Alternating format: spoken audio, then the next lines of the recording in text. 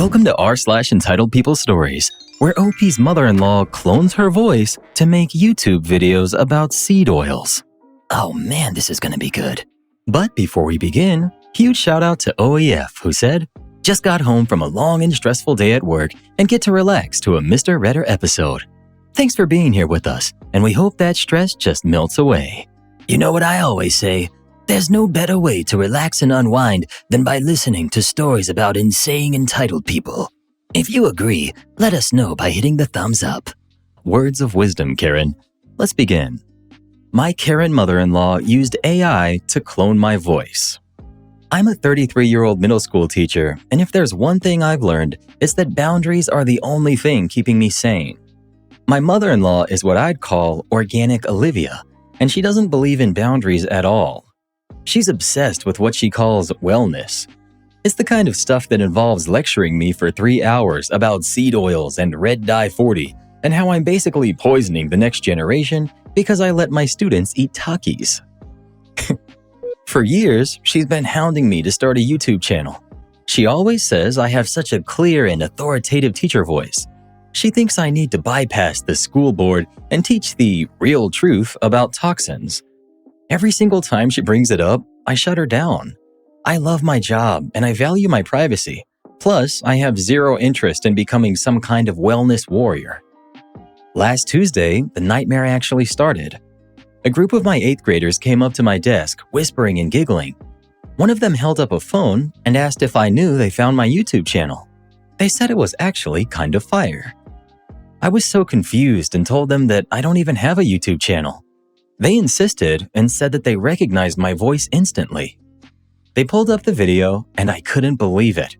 It was one of those low-effort AI channels with stock footage of kale and slow-motion clips of sickly-looking people, but the narration was me.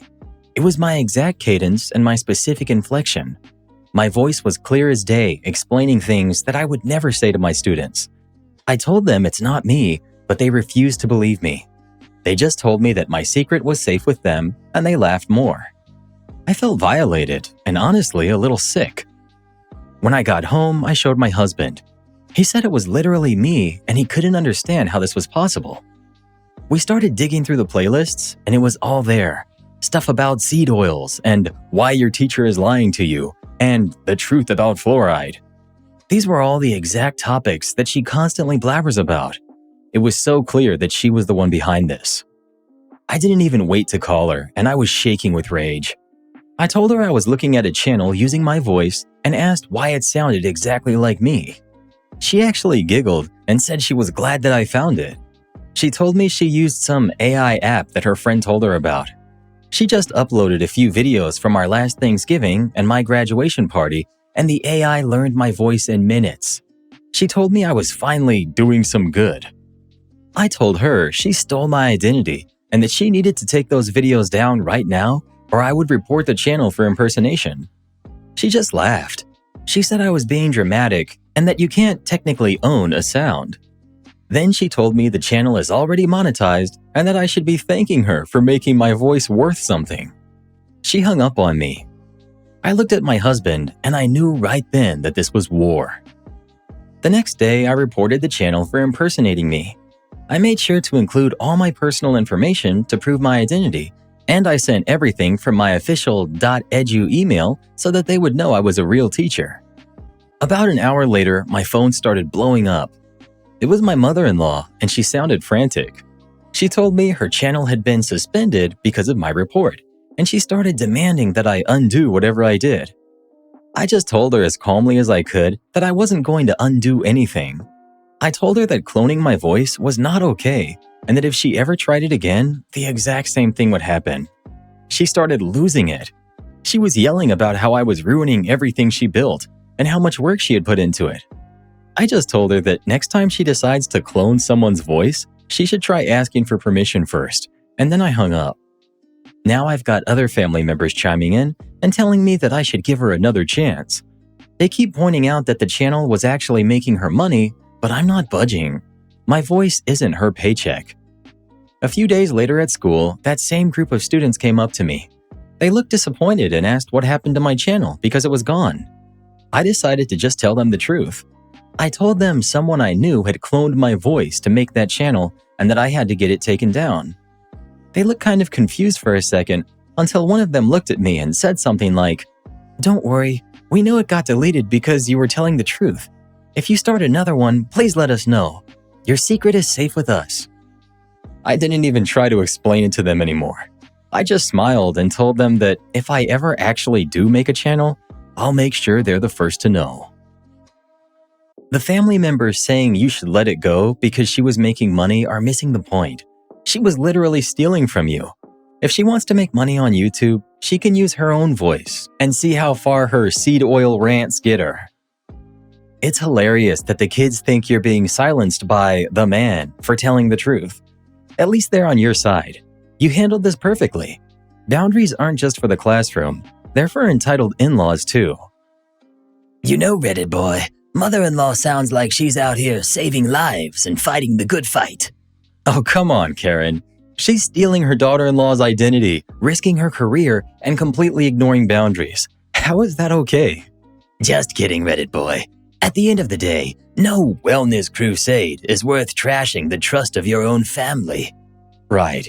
If you have to lie and steal to spread your truth, then maybe your message isn't as healthy as you think it is. Just be a human being and ask first. It's really that simple. My sister might have faked a pregnancy to steal attention at my wedding. I never thought I'd be the kind of person posting about family drama online, but the situation with my sister during my wedding weekend was so bizarre that I'm still trying to wrap my head around it. A few friends suggested I write it out on here because apparently I'm not crazy for thinking the whole thing was completely out of line. I'm 30, female, and my husband Mark is 32. We got married a week ago after being together for 6 years. We planned the wedding for over a year and tried to keep things pretty simple. Nothing extravagant, just a nice ceremony, dinner, and dancing with close friends and family. My younger sister, Claire, has always been difficult when it comes to attention. Growing up, she had a habit of making big announcements at other people's events. When I graduated college, she suddenly revealed she was thinking of moving abroad and turned the entire party into a discussion about her plans. When our cousin got engaged, she showed up and spent most of the night talking about a dramatic breakup she had just had. So I guess part of me should have seen it coming. The first strange thing happened about 3 weeks before the wedding. Claire suddenly started talking about how tired she felt and how she had been feeling sick in the mornings. At first, I thought she might just have a cold or something. Then, during a family dinner, she casually mentioned she might be pregnant. Everyone froze for a moment because she and her boyfriend had only been dating for a few months. My parents immediately started asking questions, and Claire said she hadn't taken a test yet, but she just had a feeling. From that point on, the topic kept coming up in conversations.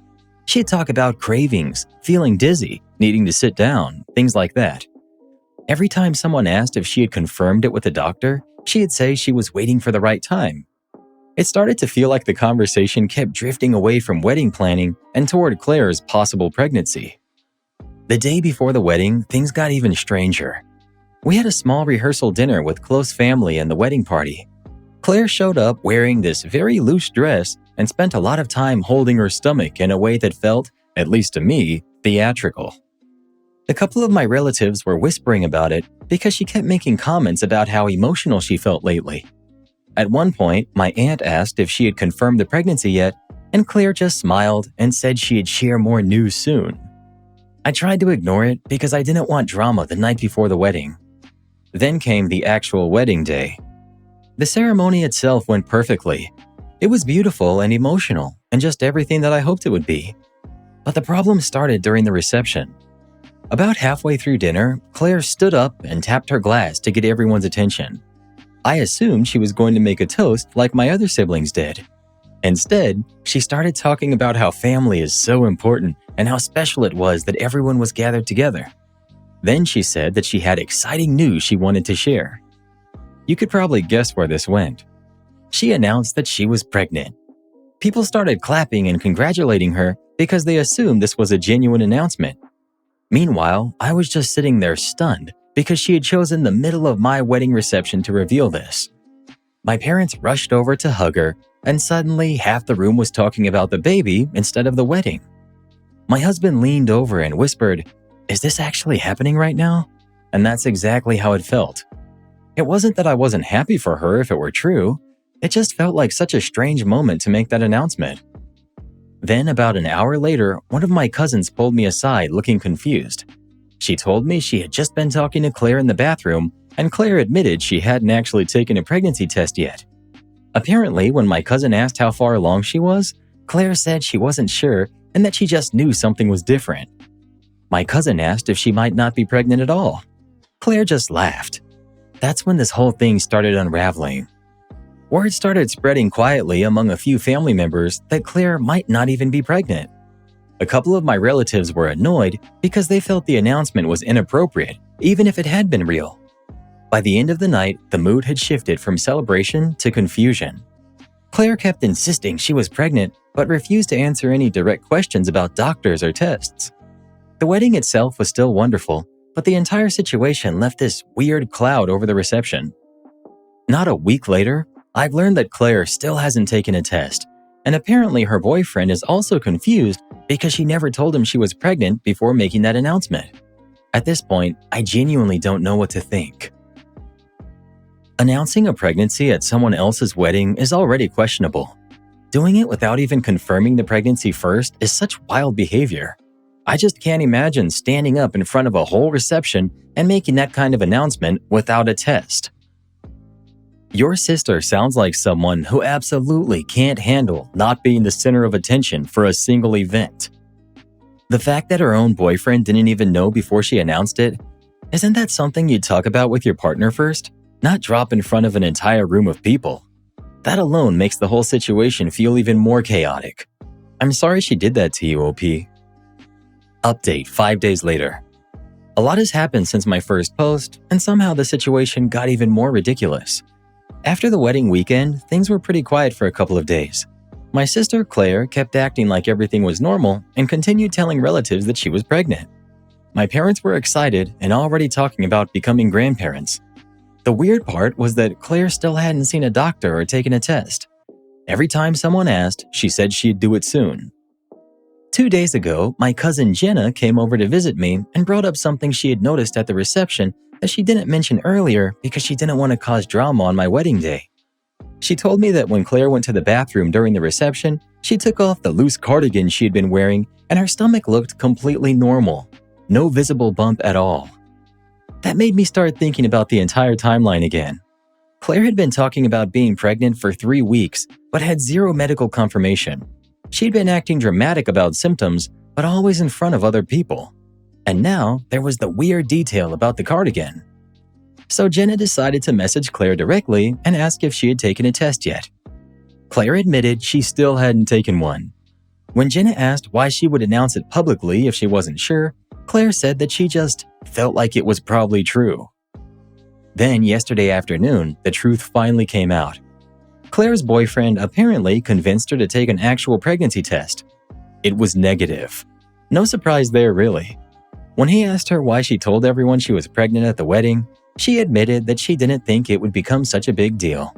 According to him, she said she just wanted to share something exciting because she felt like all the attention that weekend was on me. I really wish I was making this up and didn't have such a narcissistic sister. So she literally fabricated a pregnancy announcement at your wedding because she wanted attention? That's next level main character behavior. This goes way beyond just stealing attention. She stood up at your wedding reception and made a huge life announcement that she hadn't even confirmed was real. That's a pretty crazy thing to do. Most people would at least wait until they actually knew for sure before telling a whole room full of family.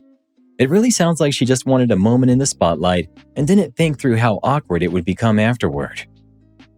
Update 2 weeks later. I wish I could say the story ended there, but apparently Claire wasn't done. After the pregnancy test came back negative, my parents confronted her about the situation. At first, she tried to say the test might be wrong and that she was still pretty sure she was pregnant. My parents told her she needed to stop telling people that because it wasn't true. Eventually, she admitted the whole thing started because she felt overshadowed during the wedding planning process. Here's the kicker. Claire said she thought making the announcement at the reception would create what she called a shared celebration moment. She said she genuinely thought it would be a fun surprise that would add excitement to the evening. My parents were furious when they realized she had never actually confirmed the pregnancy. My mom told her that announcing something like that at someone else's wedding was already inappropriate, but doing it when it wasn't even real was humiliating for the entire family. The aftermath has been messy. Several relatives who congratulated Claire at the wedding are now confused and annoyed after hearing the truth. Claire's boyfriend is apparently reconsidering the relationship because he feels like she dragged him into a lie that he didn't even know about. Claire has been texting me asking if I'm still mad and saying people are being unfair to her because she didn't intend to cause drama. At this point, I'm just exhausted by the whole situation. The good news is that Mark and I are back from our short honeymoon and focusing on enjoying the start of married life. The wedding itself was still beautiful, and we're choosing to remember the parts that mattered instead of the chaos my sister created. I do think it's going to be a long time before anyone in the family trusts Claire with a mic at a major event again. I don't really feel sorry for her though. The part that stands out to me is that she doubled down after the negative test. At that point, most people would be embarrassed and quietly correct the story. Instead, she kept insisting she was pretty sure. That's a lot of commitment to a lie. So the sister stood up at the wedding reception and announced that she was pregnant. At someone else's wedding. That's already bold. The part that gets me is she hadn't even taken a test yet. She didn't really steal the spotlight. She rented it on pure imagination. Am I the jerk for being a bad godparent to my sister's kids? Me, 36 male, and my husband Tom, 38 male, were asked to be godparents when my sister Allison and her husband Mark were expecting their first child. Tom and I took that to mean that if anything ever happened to Allison and Mark, we would step in as the guardians. That was our understanding going into it. However, over time, it became clear that Mark and Allison had a very different idea of what being a godparent actually meant. Less than a year after their first child was born, Allison became pregnant with their second. Allison and I grew up in the US, but we come from an Indian background, so the concept of a godparent is not really part of our culture. Because of that, I didn't grow up with a clear understanding of what the role typically involves. Most people I know never had any meaningful relationship with their godparents, so I assumed it was more symbolic than anything else. Before the birth of their second child, I was asked to babysit their firstborn during the delivery. At that point, I had moved for work and was now about a 2-hour drive away. I initially agreed, but I also made it clear that I'd never taken care of an infant on my own before. I asked them to schedule a few sessions with me ahead of time so I could learn the basics and feel more comfortable. They agreed to do that, but those sessions never actually happened. As the induction date got closer, I started to feel more and more anxious about being responsible for their child without any preparation. Less than a week before the birth, I backed out and told them I wasn't comfortable doing it without having done any practice or test runs first. They were understandably upset, and I fully acknowledged that I messed up there. I've apologized for that multiple times since, and I still feel bad about how I handled the situation. A few months after the second child was born, Mark and Allison started asking me to come over and babysit more regularly. Usually they'd ask 1 to 2 days in advance, and they expected me to come for an entire day or even stay overnight. Each time I'd drive about 2 hours to get there.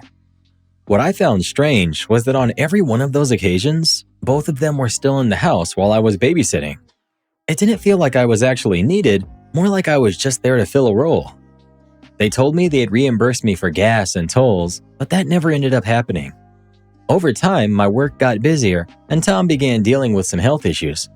On top of that, I suffered a workplace injury that made long drives physically painful. Even with all of that going on, I still made several trips to help out because I felt guilty about backing out during the birth. I was trying to make up for that mistake. Eventually, though, it got to a point where I simply couldn't keep doing it. I had to start saying no when it genuinely wasn't feasible. Every time I declined, I offered an alternative date when I could come help instead, but those dates never seemed to work for them. This past weekend, they asked to meet for dinner. They chose a place that was about an hour drive from me. Because I'm still recovering from my injury, my doctor advised me to avoid long drives when possible. I asked if we could meet somewhere closer to my home instead. They declined and said we'd just take a rain check. Later that evening, they called me and explained the real reason they wanted to meet. They said they were unhappy with my lack of involvement as a godparent and felt that I hadn't met their expectations when it came to helping with their kids.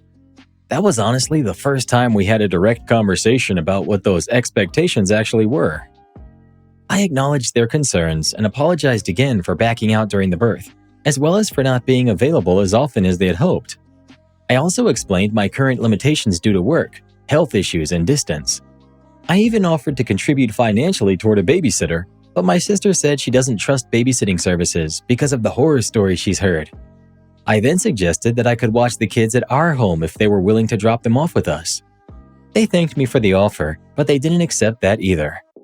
At that point, it became clear that what they wanted was specifically for me to come to them on their schedule under their terms. They then told me that if I couldn't meet their expectations, they would need to rely more on their local community for help. Because of that, they also said they likely wouldn't have as much time to meet up with us socially anymore. They were very apologetic while saying this, which I found a bit confusing since it felt more like a boundary than something that required an apology. I told them there was no need to apologize and that Tom and I understood. We weren't offended by them needing to prioritize their time differently. By the end of the conversation, it seemed like we were mostly on the same page, although they still sounded disappointed. Looking back, I realized part of the issue is that we never clearly discussed expectations from the beginning. I assumed the role would be much more symbolic or occasional, while they seemed to have expected a much more active, hands-on level of involvement. In hindsight, I should have pushed for that conversation earlier before agreeing to be a godparent at all. I still feel bad about not meeting their expectations, especially given how things started with me backing out during the birth. But since then, I genuinely feel like I've done my best to help within my limits. The only times I've refused were when it truly wasn't feasible for me to be there. Am I the jerk for not meeting their expectations as a godparent? Not the jerk. It sounds like there was never a real conversation about what being a godparent meant for either side. You assumed one thing, they assumed another. That's on everyone to some degree, but what they're expecting now goes way beyond what most people would consider normal. Being a godparent doesn't mean you're on-call childcare, especially not when there's a 2-hour drive involved. The only place you really messed up was backing out during the birth, and you've owned that and tried to make up for it. Everything after that sounds like you trying to meet them halfway while they keep moving the goalposts. Driving hours to babysit while the parents are still home, not getting reimbursed, and being expected to drop everything last minute is not what being a godparent is supposed to be. Don't beat yourself up over this. Update 1 month later. A couple of weeks ago, my sister Allison mentioned that my brother-in-law Mark had been having a difficult time due to personal trauma from his past. Hearing that, I reached out to him with a voice message just to let him know that I was thinking of him and that I was there if he ever wanted to talk. He just replied with a simple thanks. About a week later, I received a text from Mark that completely caught me off guard and left me pretty shaken. The message started as if we had already been in the middle of a conversation, which immediately confused me. Then he began bringing up things from almost 10 years ago. He mentioned a time when I'd been going through a rough period and had considered staying with them, but he had talked me out of it. He also brought up a time when I let my sister move across the country to stay with me for about 6 months for her work. Apparently, he hadn't wanted her to move at all, which was news to me because that had never been communicated at the time. All of these events happened long before they even had children, so I had no idea why they were suddenly being brought up now. Then he shifted to saying that he was in danger of losing his job and implied that my lack of babysitting support played some role in that situation. This was the first time I'd ever heard that his job might be at risk. They've always been very private about their personal circumstances, so this felt like it came out of nowhere.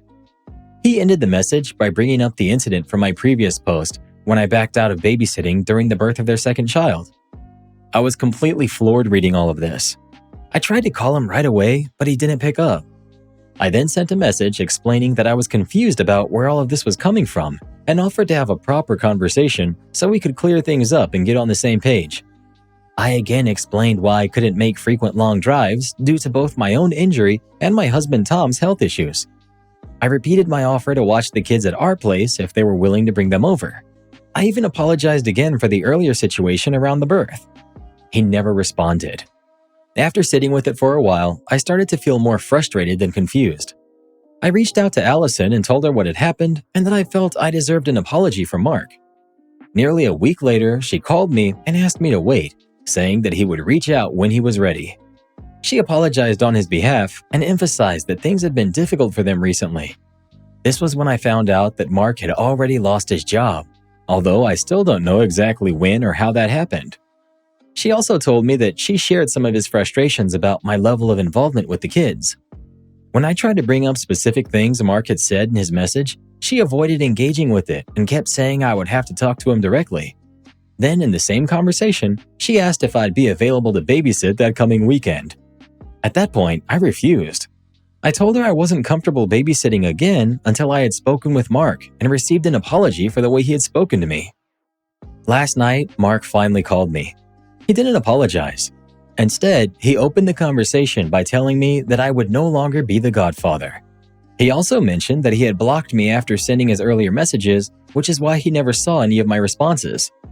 I asked him directly why he had brought up incidents from nearly 10 years ago. He said that he was simply trying to point out how far I'd come in life, but that didn't line up at all with how the messages came across. I told him that the tone of his text felt resentful, not appreciative. He denied that completely. He then started listing out a number of grievances, many of which had never been brought up to me before. For example, he said that when I came over to babysit, I didn't do enough to help and would just sit and watch TV. I explained that every time I was there, I asked Allison what she needed help with, and she repeatedly told me to relax and make myself comfortable. I also reminded him that there was a time when I had to insist multiple times for her to take a nap while I handled things with the kids. She was hesitant to leave them with me, and I had to reassure her several times before she finally agreed.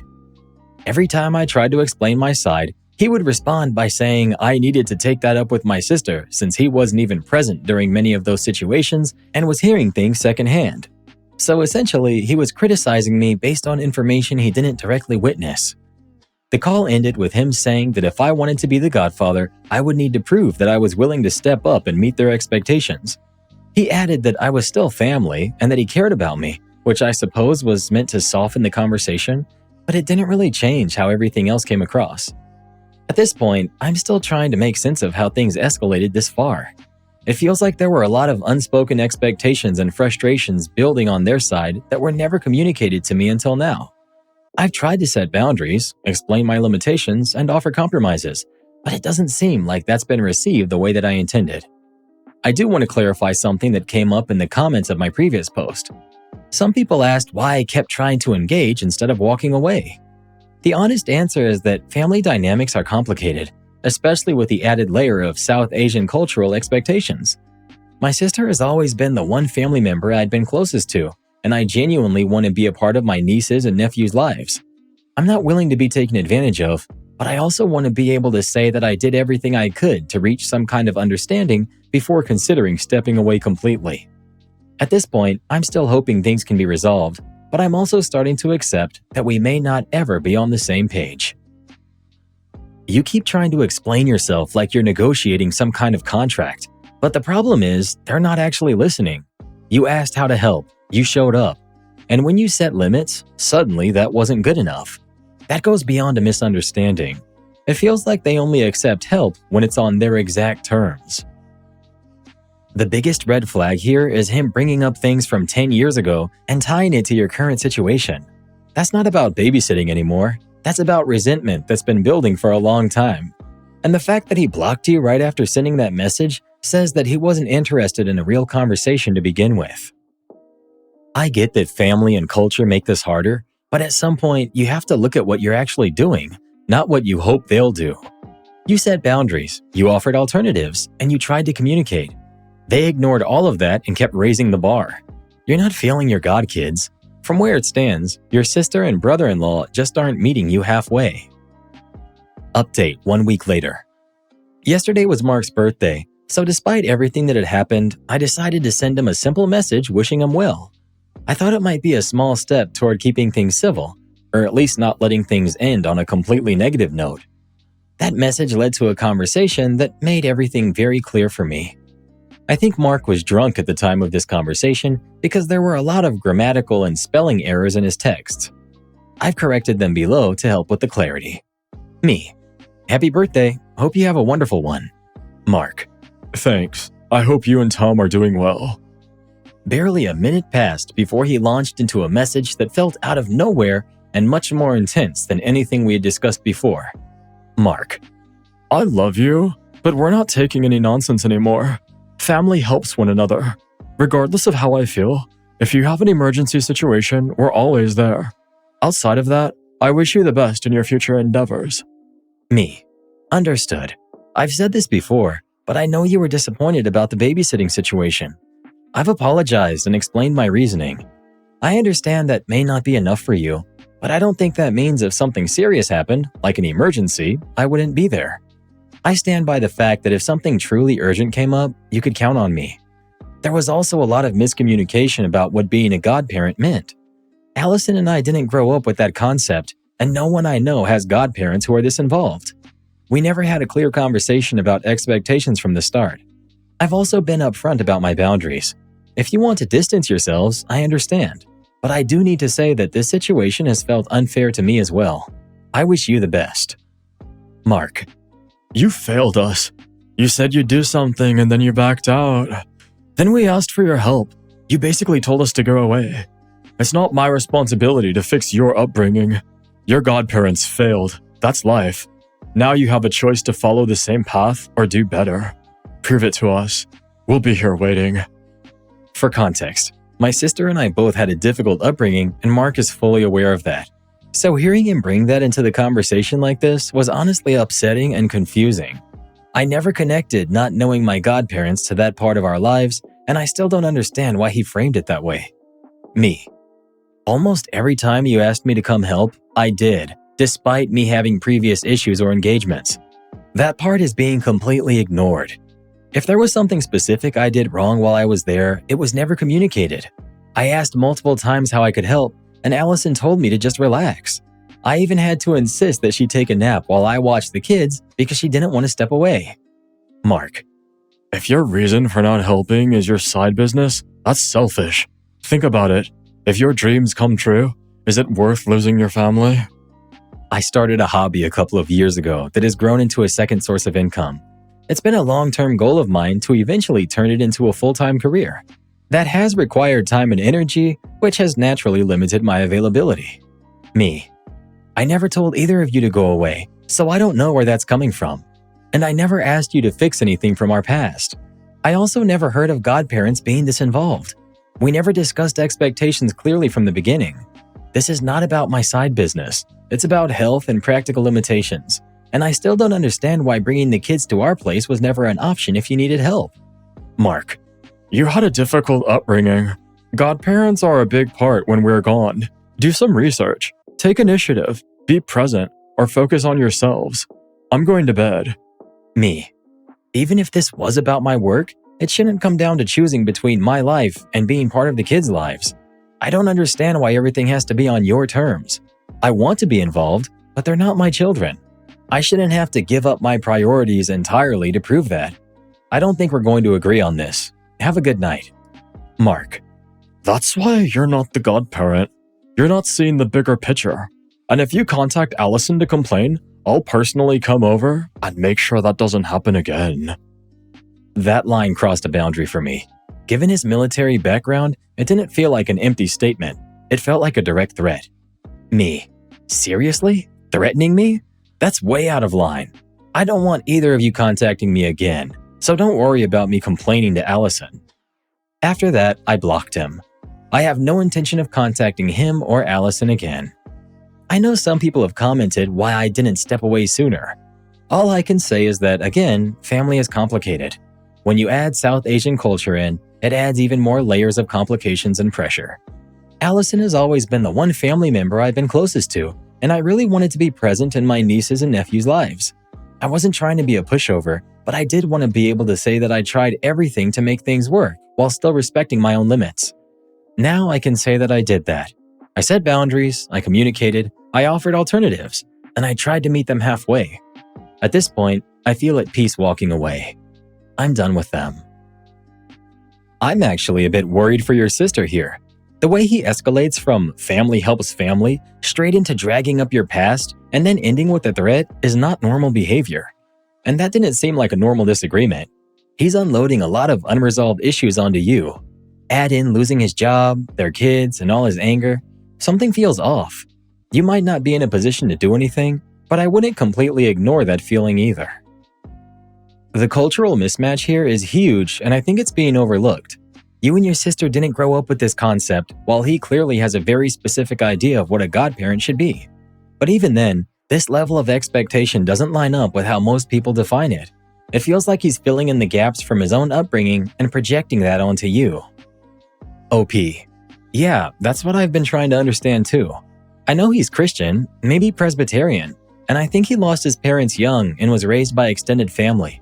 I don't know what his experience with godparents was, but it might explain why he's so intense about it. Brother-in-law turned godparent into a full-time job description with unpaid overtime and emotional blackmail. And don't forget the benefits package: 2-hour drives, 0 reimbursement, and a side of guilt. Then had the nerve to say, "Prove it to us," like he's running auditions for family membership. No, I'd prove it all right, by clocking out permanently. When people in your life keep treating you like crap, they're actually a lesson in disguise. Just like cactuses that poke you every time you get close to them. And the lesson is, get away from the cactus. Exactly. Let them remain a character from previous chapters of your life, so you can focus on writing the new ones with people who won't treat you like dirt. My wife won't stop her dangerous, reckless driving, and I don't know what to do about it. My wife had 2 kids before we got married, and they have an actively involved father. We have had 2 kids of our own. My wife is a terrible driver, but she refuses to acknowledge it. She's been in multiple accidents and even had her license suspended. Not for a DUI or anything, just because she's a bad driver. She will do stuff like reach into the back seat to deal with a kid rather than pull over or let me know that one of the kids needs to be dealt with. She got T-boned in August last year because she took her foot off the brake at a red light to pick up my son's soother that had fallen out. She didn't put the car in park. Thankfully, only she was hurt. All 4 of the kids were safe. I've had it. I told her that she's welcome to endanger herself and her kids, but that if I'm in the car or if our kids are in the car, she will keep her eyes on the road and her hands on the steering wheel. She's finally at the point in her rehab where she can drive again. I reminded her of what I said. I told her that I loved her. I said that her older kids were important to me and that I loved them too.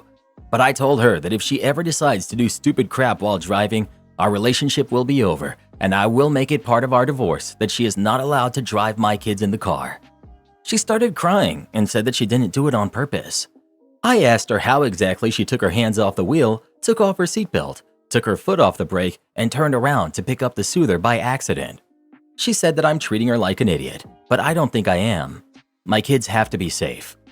Before you ask, I try and do as much of the driving as I possibly can. I've stopped drinking when we go out. I traded in my car that I loved for an SUV so that there's room for all of us. I offered to pay for Uber so she didn't have to drive if I wasn't available. She actually likes driving. Her ex and her parents are on my side. He also told her that if she ever does this again, he will go for full custody or ask that she be barred from driving with his kids in the car. Her parents have threatened to stop helping her pay her stupid high insurance premiums. She thinks we're all being unfair because she loves her kids and would never intentionally put them in harm's way. She just loses concentration when one of the kids needs something and doesn't think to ask for help. Not the jerk. She shouldn't have a license. She's endangering everyone on the road, not just her and her kids. Being harsh is required, and she is being an idiot. She's an extremely self-centered person. If she isn't capable of driving responsibly, she shouldn't be.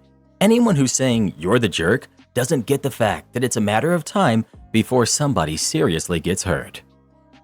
Do you know who my husband is? This is actually something that happened to me over 20 years ago, but for some reason it just popped in my head and it fits here, so here we go. When my now ex-husband was stationed at an Air Force base along the Gulf Coast, I worked in the layaway/customer service at the back of the base exchange, the BX, and I'd already been there for over a year. I was very well liked by both my coworkers and supervisors. Usually at this department, it's kind of just you walk in and get what you need, and it's usually not a super busy department.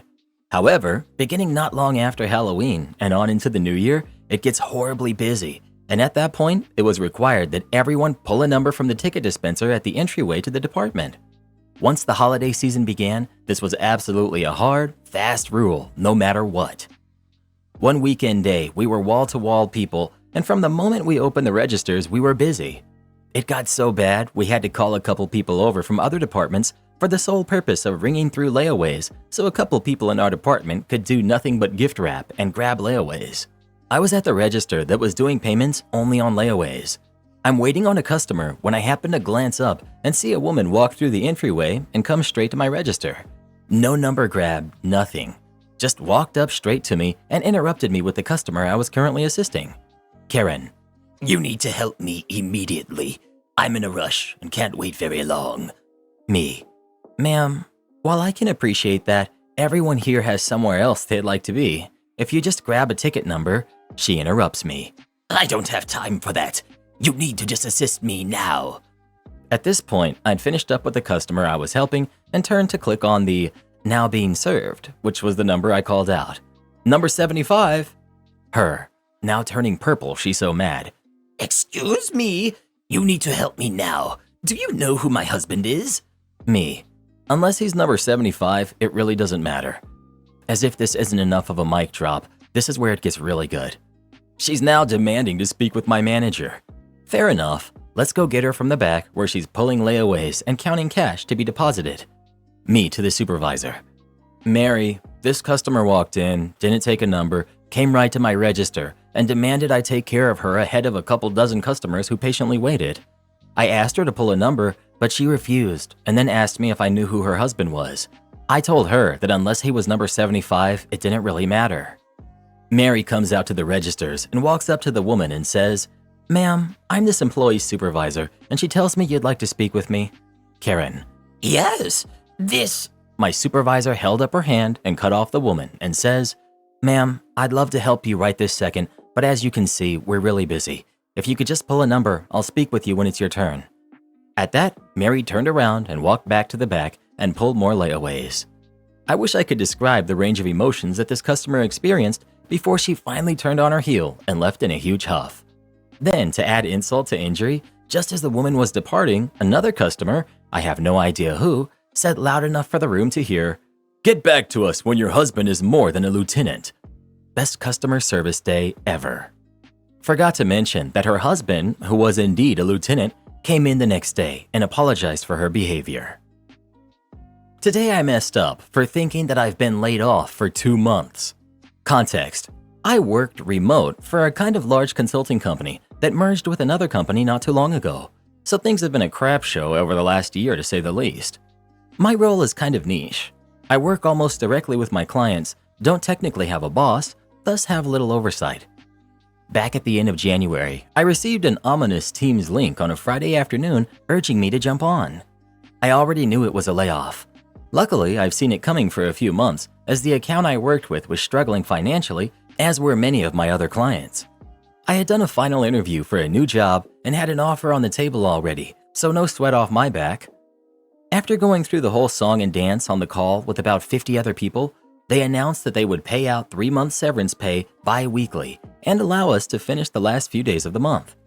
Kind of a good deal for me since I was already lined up for a new job, so I'm basically copying an extra few paychecks on top of getting a better job. So I said goodbye to my colleagues and clients over the next few days, sent my laptop back, went on a little impromptu vacation for a big golf tournament, and started my new job a few weeks later. A few odd things happened during that time. I never technically received a separation letter, just all of the email instructions and acknowledgements. But the checks were clearing, so I didn't care. I kept getting calls and texts about how my progress on XYZ project was going and things like that. Just assumed it was a mix-up. Fast forward to this morning, I get this kind of nasty gram call from an HR manager, and she starts with, Hi, you're 2 weeks behind on XYZ required annual training. This is a mandatory item that must be completed on a yearly basis without exception, and you haven't responded to my multiple requests to complete it. Why? I respond, Oh, I'm no longer with the firm. I was part of the layoffs. You must still have me on the compliance list. To which she replies, No, you weren't. What do you mean? Did you leave the company? After going back and forth trying to explain to her, she stops and says, Oh, crap, and says that she'll call me back. Turns out, I wasn't laid off.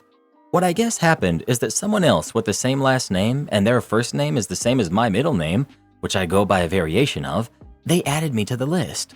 Which I don't understand how that didn't get caught, especially since the other guy, in a completely different department, knew.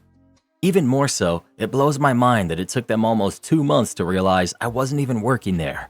My clients didn't know any better, but it's almost laughable they managed to mess up that bad. No idea what I'm supposed to do from here. Update. HR manager called me back, saying we'd have a call at 11 to properly sort this out together, and went full professional mode this time. Very intrigued to see how this goes. I consulted a lawyer friend of mine whose advice very much echoed many of the things you said on here, and that I should say as little as possible, and that my responses should be more of, I don't know, tell me what happened, as opposed to giving any interpretation from my end. My plan is this. If they ask, I'll tell them I'd love to have my position back and leave out the fact I'm already working another job. In the case they do bring me back, I'll just work both concurrently for a bit, as I'm still in training and haven't been assigned to an account officially at my new company, and I'll just wait for things to cool off before I put in an actual notice. Others have mentioned working multiple jobs. Long term, I can't do that. While the company I worked for didn't know I was gone, the client would figure it out pretty quickly if I wasn't present, and I do pretty intensive work for them, so it's not viable long term. Update 2. They owned up to their mistake and no harm, but they want to bring me back to the firm like nothing ever happened. From what I could garner listening between the lines, they realize their biggest issue isn't what happened to me, but the fact the client is still being billed for an unmanaged aspect of the project, as they so eloquently put it. So I'm pretty sure their goal is to put me back on the account in a different place, as if I was there the whole time and not let the client figure that out, which I don't feel comfortable doing, because I'm sure I'll have to sign some NDA regardless for this. Absolutely wild. I had a similar thing happen to me.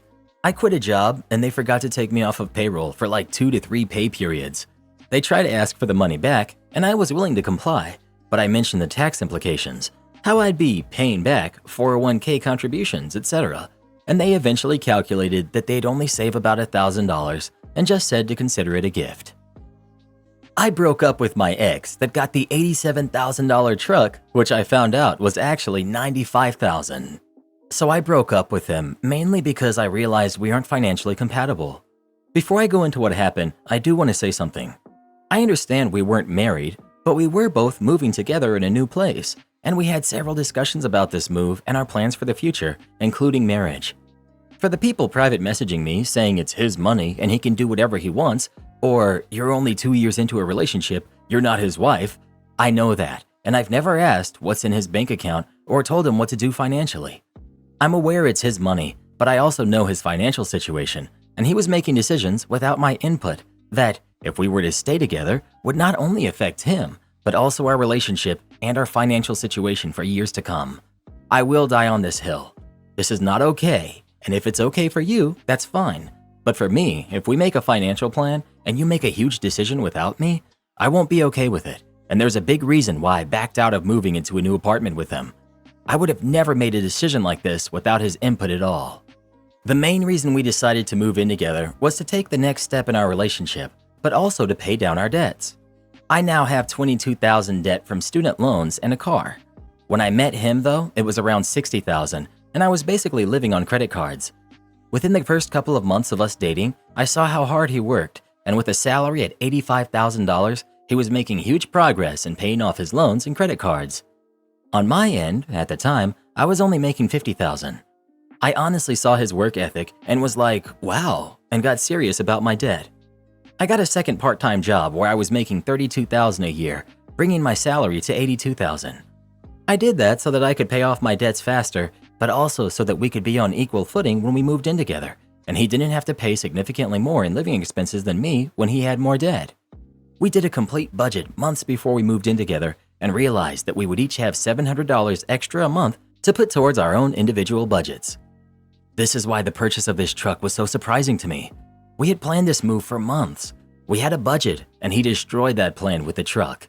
If he wanted a new car, there are plenty of cars he could have gotten that would have fit into the $700 monthly surplus he had. Anyway, for the past few days before we broke up, he tried to show me that this truck was a good financial purchase and we could still move in together. He told me that he had actually budgeted for this and he could show me how he could afford this. I wanted to hear him out, so I went to his place and he had 2 budgets. He said he had been thinking of getting this truck for some time and he had worked out a budget beforehand. He showed me the first budget, and after his truck, insurance, expenses, and his debts, he was left with $115 for the month. I noticed with the first budget, he didn't include groceries, his hobbies, going out, or even gas for his car. I asked him how $115 was enough to live off of for an entire month. I asked him how he could afford all of this and his truck, and if he planned to give up some things. He said no, he didn't plan to give up anything, and that he could make everything work in his budget. I asked him what if he had an emergency or needed gas for his truck, and he just kept saying he would work it out without explaining how. After I saw the first budget, I asked to see the documents for the car, and that's how I found out the truck price was $95,000 total after taxes, registration, and fees. He traded in his reliable 2003 Toyota and all his savings to get a loan at 14% for 72 months. His monthly payment is now almost $2,000, and his insurance is $573.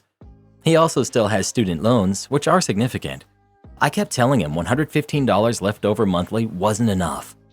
That's when he showed me his second budget, which had a combined higher monthly income.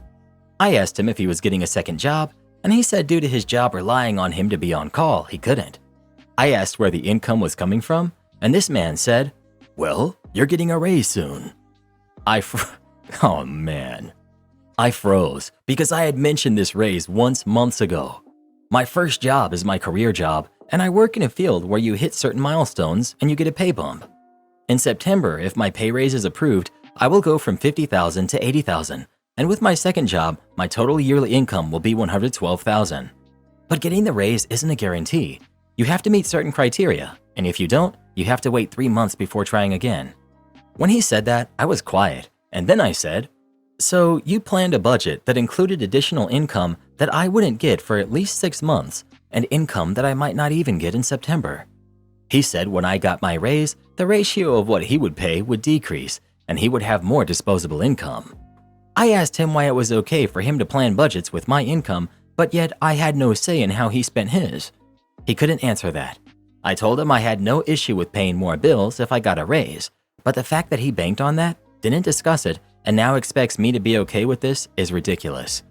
I also said there's no way I wouldn't be paying more with the first budget because he wouldn't have been able to survive on $115.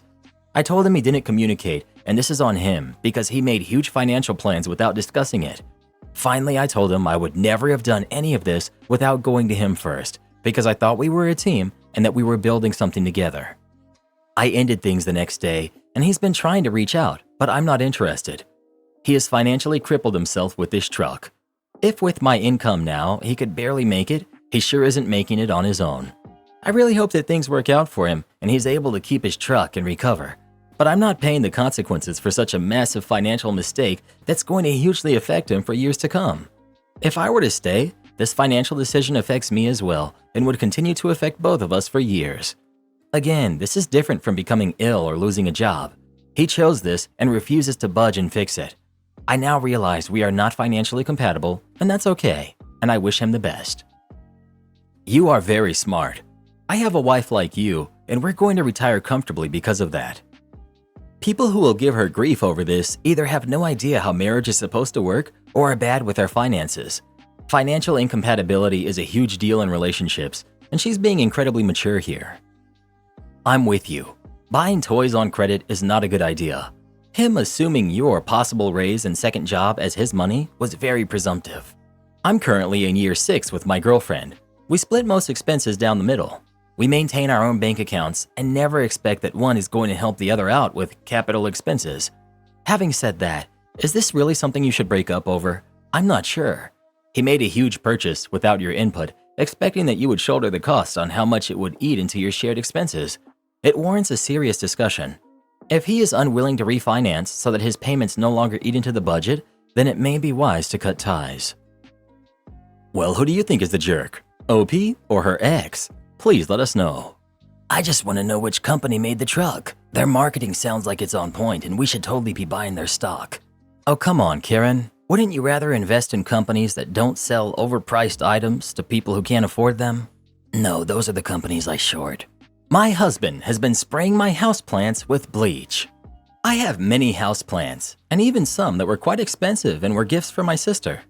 Within the last 6 months, at least a third of my plants have died. I've had houseplants my whole life due to my late mother's love of houseplants, and I know a lot about them. The death of the plants didn't seem related to lack of light, or inconsistent watering, or lack of nutrients, or even root rot. They just died very suddenly. I tried to not let it upset me too much because all plants die eventually, and it was not any of the expensive ones until now. My sister gave me a special plant for my birthday 2 months ago. It was beautiful. This morning I was crying pretty hard about it as I unpotted it and I took a look at its roots, and I was looking hard at this plant and roots to see if its death was pest related, and that's when I noticed a smell. I sniffed my potting mix and I smelled bleach. The only other adult in my house with unlimited and unobserved access to my plants is my husband. I wasn't able to talk to him for several hours, but when I could speak to him, I very calmly, but very directly, asked him if he had done something to my plants. He denied it at first. I said that I smelled bleach in the potting of one of my plants that my sister had got me, and that the only person who could have put it there was him. That was when he caved.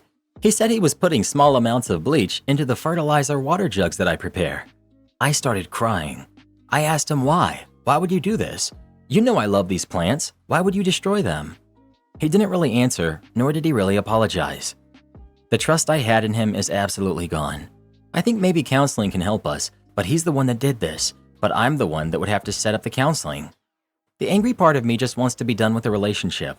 I know that might seem overboard, as we are married and we have a kid, but I just don't know what to think at this point. Edit. The townhome we live in is mine and my sister's, our inheritance from my mother. My husband has an office/den/gaming room that's his own personal space, and there are no plants there. There are also no plants in the kitchen. I'm not a plant hoarder. Like, he has room for himself. I also have a sunroom, and that's where most of the plants are. He has no reason to go in there. It's not access to our backyard or anything. I saw some people saying maybe he's sick of bugs, but I do not have a fungus gnat problem.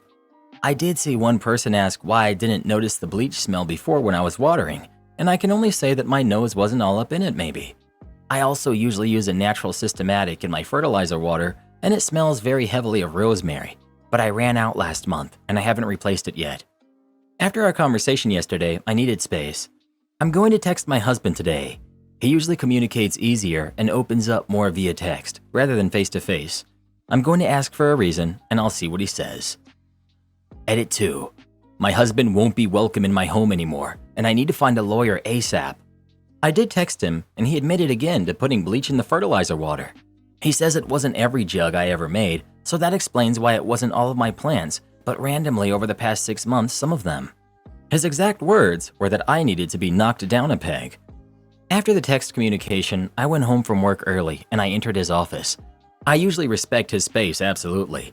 I don't even go in there to grab dirty dishes. I don't know what I was looking for, but the hundreds of comments saying he was working up to something else had really worried me. I went in there and saw that he had taken a bunch of the toys that we had got my daughter. I bought her that dollhouse for her 4th birthday last year and she loved it. She takes good care of her toys, but something always ends up missing, and it's always my husband who notices it. He lectures her about keeping track of her things and how he won't let her play with her dollhouse if she keeps losing things. When I hear this going on, I always step in and I ask him to take a break. I assumed he was losing his cool. I've told him this is not cool and it's not how you're supposed to deal with your kids. But now I see that he's been stealing the stuff and stashing it away and pointing out that it was gone so that he could act like that. My sister and her husband's dad came over this afternoon and they've changed the locks. I've texted him to tell him he isn't coming back and that he can come on Saturday morning to grab his essential things, but that my brother-in-law and another man would be there to watch. Am I wrong for rejecting a woman who once rejected me? I, male mid-20s, spent most of my childhood and early adulthood focused on education. I'm not naturally gifted, so I had to focus and work hard, as my parents encouraged me to. Things finally slowed down later during college, and I found myself being more social. There was a girl, Nat, in my social circle whom I liked, so I asked her out. She laughed when I did, but she said it was just so unexpected, and that's why she laughed. Still, it kinda stung. She declined and said she wasn't dating at the moment. Spoiler alert, she was definitely dating, just not me. But whatever, she said no and I moved on. I got a good job out of my hometown, partly based on good school performance and connections through internship. Two of the guys from work, let's call them Tony and Steve, mid to late 30s, hung out with me a lot and got me to come out of my shell more. They told me to start coming to the gym with them because they were tired of looking at my beanpole frame. I had a lot of fun and improved my body drastically. Now, Tony and Steve were a couple, so whenever we would go out, they'd be really good wingmen and really get me out of my shell. I'm still a bit awkward, but much more comfortable in social situations now that I've got some experience. This happened over the course of like 2 years. I wound up asking my job to work remotely to be closer to my family, health and money issues back home. And I got approved as long as I traveled back to the office quarterly for important meetings and stuff, so now I'm back home again. I ran into Nat at the grocery store a few weeks ago. Turns out she's raising a kid on her own now and generally doing well for herself. We ran into each other again at a mutual friend's party. This is when she asked me when I was going to ask her out again. I said the thought hadn't really crossed my mind, and she seemed offended, like, why not? I said I'm not interested and thought that was that. I did kind of remove myself from the conversation quickly after that. Well, apparently that wasn't okay to do. Nat came and found me again and demanded to know why I'm not interested because you were 2 years ago. I told her that that was 2 whole years ago, and she lied when she rejected me, so I haven't thought of her that way ever since. She said a normal person would be over that, and then said it's because she's a single mom, isn't it? I mean, honestly, I've no interest in dating single mothers because I'm literally just now dating around. I don't want to have to deal with all the stuff that comes with a situation like that. But more to the point, I'm not attracted to Nat anymore. I just simply don't see her that way. Am I crazy here? Like, why are her friends blowing me up because I don't want to date her? Tony and Steve are telling me that I don't owe her anything, but some of my friends at home are telling me to at least give her a shot. I haven't really talked to my parents about it, but my younger brother is saying that I should try, and my older sister is telling me to trust my gut. I don't understand why or how this got to be such a big deal. Bro, listen to your friends. Tony and Steve seem like good people who actually care about your happiness. Good bros are hard to come by. You guys listen to your homies, homie. You saying that you're not interested is enough. It's pretty pathetic that she's now harassing you and having other people harass you just because you don't want to date her. That would make me more turned away by her.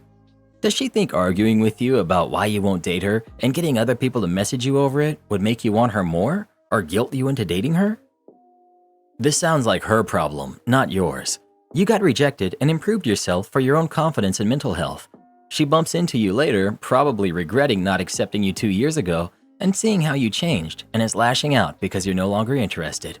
You've dodged a bullet by the sounds of it. Karen Aunt demands to live with me because she needs a caretaker. Growing up, my 23 female aunt, who's now 45 female, was child-free in the sense that she actively wanted nothing to do with kids, and she would avoid coming to events where kids would be there. She would tell my brother and I that kids were dirty and scream and annoy everyone until they learned to act like adults, which I guess isn't wrong, but still, it was hurtful for us to hear that as we were growing up. What I found the worst about my aunt was how she used to talk about my mom, her older sister. My mom has been single since my dad abandoned us for his affair partner. I've overheard my aunt commenting that my mom's selfish for having kids and she got around, so our dad probably isn't even our real dad, which is why he left my mom. When I was 10, I finally told my mom about these comments. She refused to keep us in the same room as our aunt, and we've really had no relationship with her. When I was 11, my aunt moved from the same neighborhood as my mom and grandparents to a house out in the country about 2 hours away, and I had no real contact with her for the next 7 years. When I was 18, my aunt started trying to reestablish a relationship with me, but I kept my contact with her low. I've been working for a few years, and I've saved enough to rent my own apartment. This year, my aunt was hit by a car and has had a whole slew of health problems. Because of that, she's been needing to visit the hospital frequently and will need to start physical therapy. Her house is really far from most health facilities, and because she lives alone, she hasn't got anybody to take her back and forth every day. She doesn't have the money to buy a new house in a more convenient location, and she doesn't want to sell her current house because it has lots of land for her dogs, and she wants to continue living there when she gets better. The rest of my family lives in the city and can access all sorts of health facilities much easier. My brother lives at college. My grandparents have moved in with my mom, who's still angry at my aunt and refuses to talk to her. That leaves me. Because I was hesitant and not outright rejecting contact with my aunt, she thinks she still has a chance to live with me. There's two major issues with this. One, my aunt has 2 dogs that she adores, and I don't want to take care of them while she's still recovering. And 2, I don't really like my aunt, and I don't want her living with me. I'm afraid that a relationship would cause a divide in the family.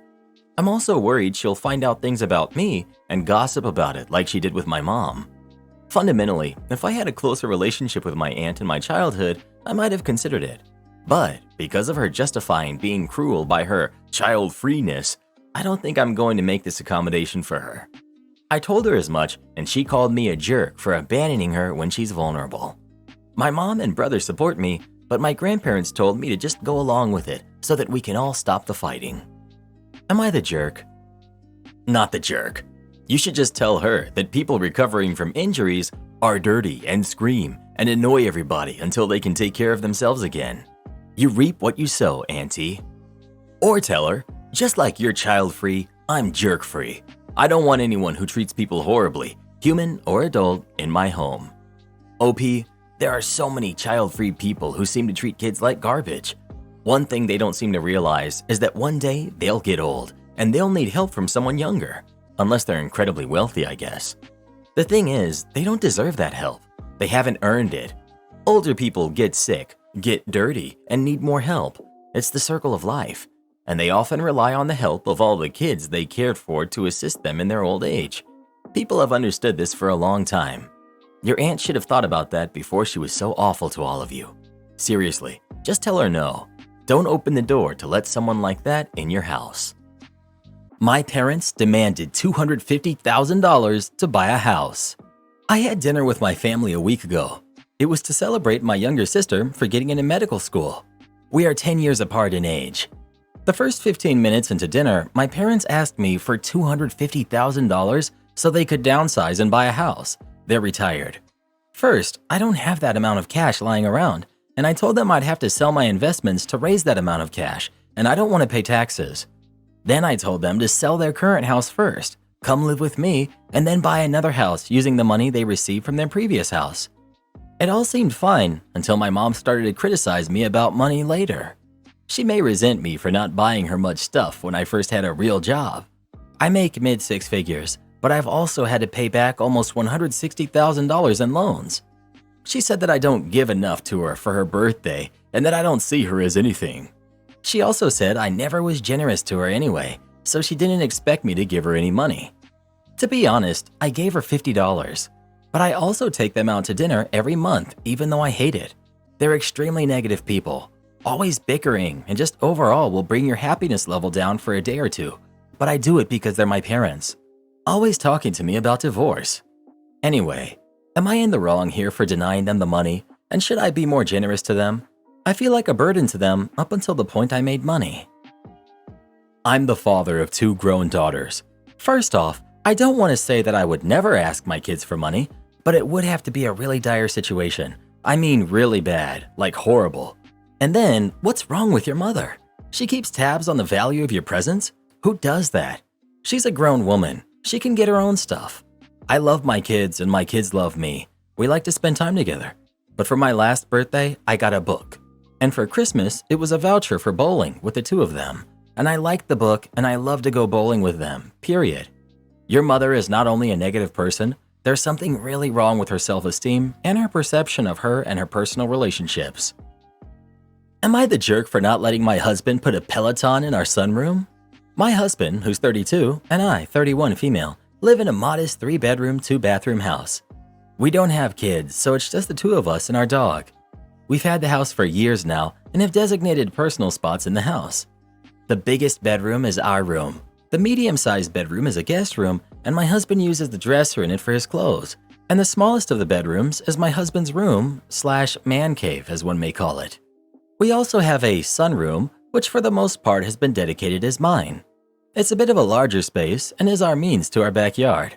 We use it a lot for entertaining, but I took control of the decor and the vibe of the room. About a third of the room I have made into a little yoga/Pilates studio. I have plants everywhere and all of my equipment is coordinated to the decor. A great little zen spot if I do say so myself. And the other 2/3 of the room has a sofa and a table and the door to the backyard. My husband's family has a traveling Peloton bike. It's been with his parents, then to us, then with his brother, and now it's traveling back to us. I personally don't like it, but my husband thinks it's a good workout. Anyway, he says he's going to put it in the sunroom. I told him no and said he could put it in the guest room, his room, or the garage. He says that the sunroom has the most space for it and it's the nicest room in the house, so it will be nice for him to work out in there. Now, for those of you who have seen a Peloton bike in person, they aren't the sleekest. It's big and clunky and it's black. And one, it doesn't fit the bright, light, natural sanctuary I made the room to be. And two, the space he wants to put it in is awkwardly right in the middle of the room, blocking the path to the back door. And since we've had it before, I know what it looks like and the inconvenient space that it takes up, which is part of the reason we gave it away the first time. It's not like I said he couldn't put it in the house at all. I gave him other options. So, am I the jerk for not letting my husband put a Peloton in our sunroom? Why does your husband use the guest room dresser for his clothes? OP. He uses the dresser in the guest room because that's what he wanted to do. He had the option of putting a second dresser in the master, a dresser in his room, or using the guest room, and he chose the guest room. And as for me decorating the room, that was me elaborating on our dedicated spaces. He designed his man cave and picked the furniture in the guest room for that matter. I designed the sunroom and we did the rest of the house together. Info. Where was it before and why can't it go there again? OP. It was in the guest room. He didn't like it in there. He wanted it in the sunroom because he thought there was more space and he liked that he could crawl off the bike and almost immediately get fresh air in the backyard. At the time, I did not have my yoga/Pilates set up. Not the jerk. He has a room designated his man cave. Why can't it go in there? It sounds like you've divided the house. He has the man cave and you have the sunroom. Offer him to take the sunroom if you can have the man cave and switch the furniture. See what his reaction is then. Not the jerk. This isn't about what's the best use of this room. It's about where are we allowed to have our own spaces. He's spread out to 2 other bedrooms. He even has an entire room to himself, the man cave. You want a space for your communal living. That's having friends over and having a yoga space. Yoga is often a group activity. Update. For anyone who cares, he put the Peloton in the sunroom.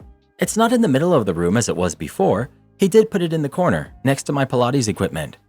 I asked why he couldn't put it in his room, and he said that there was no room. I asked why he couldn't put it in the guest room, and he said he would, but we need to clear stuff out first.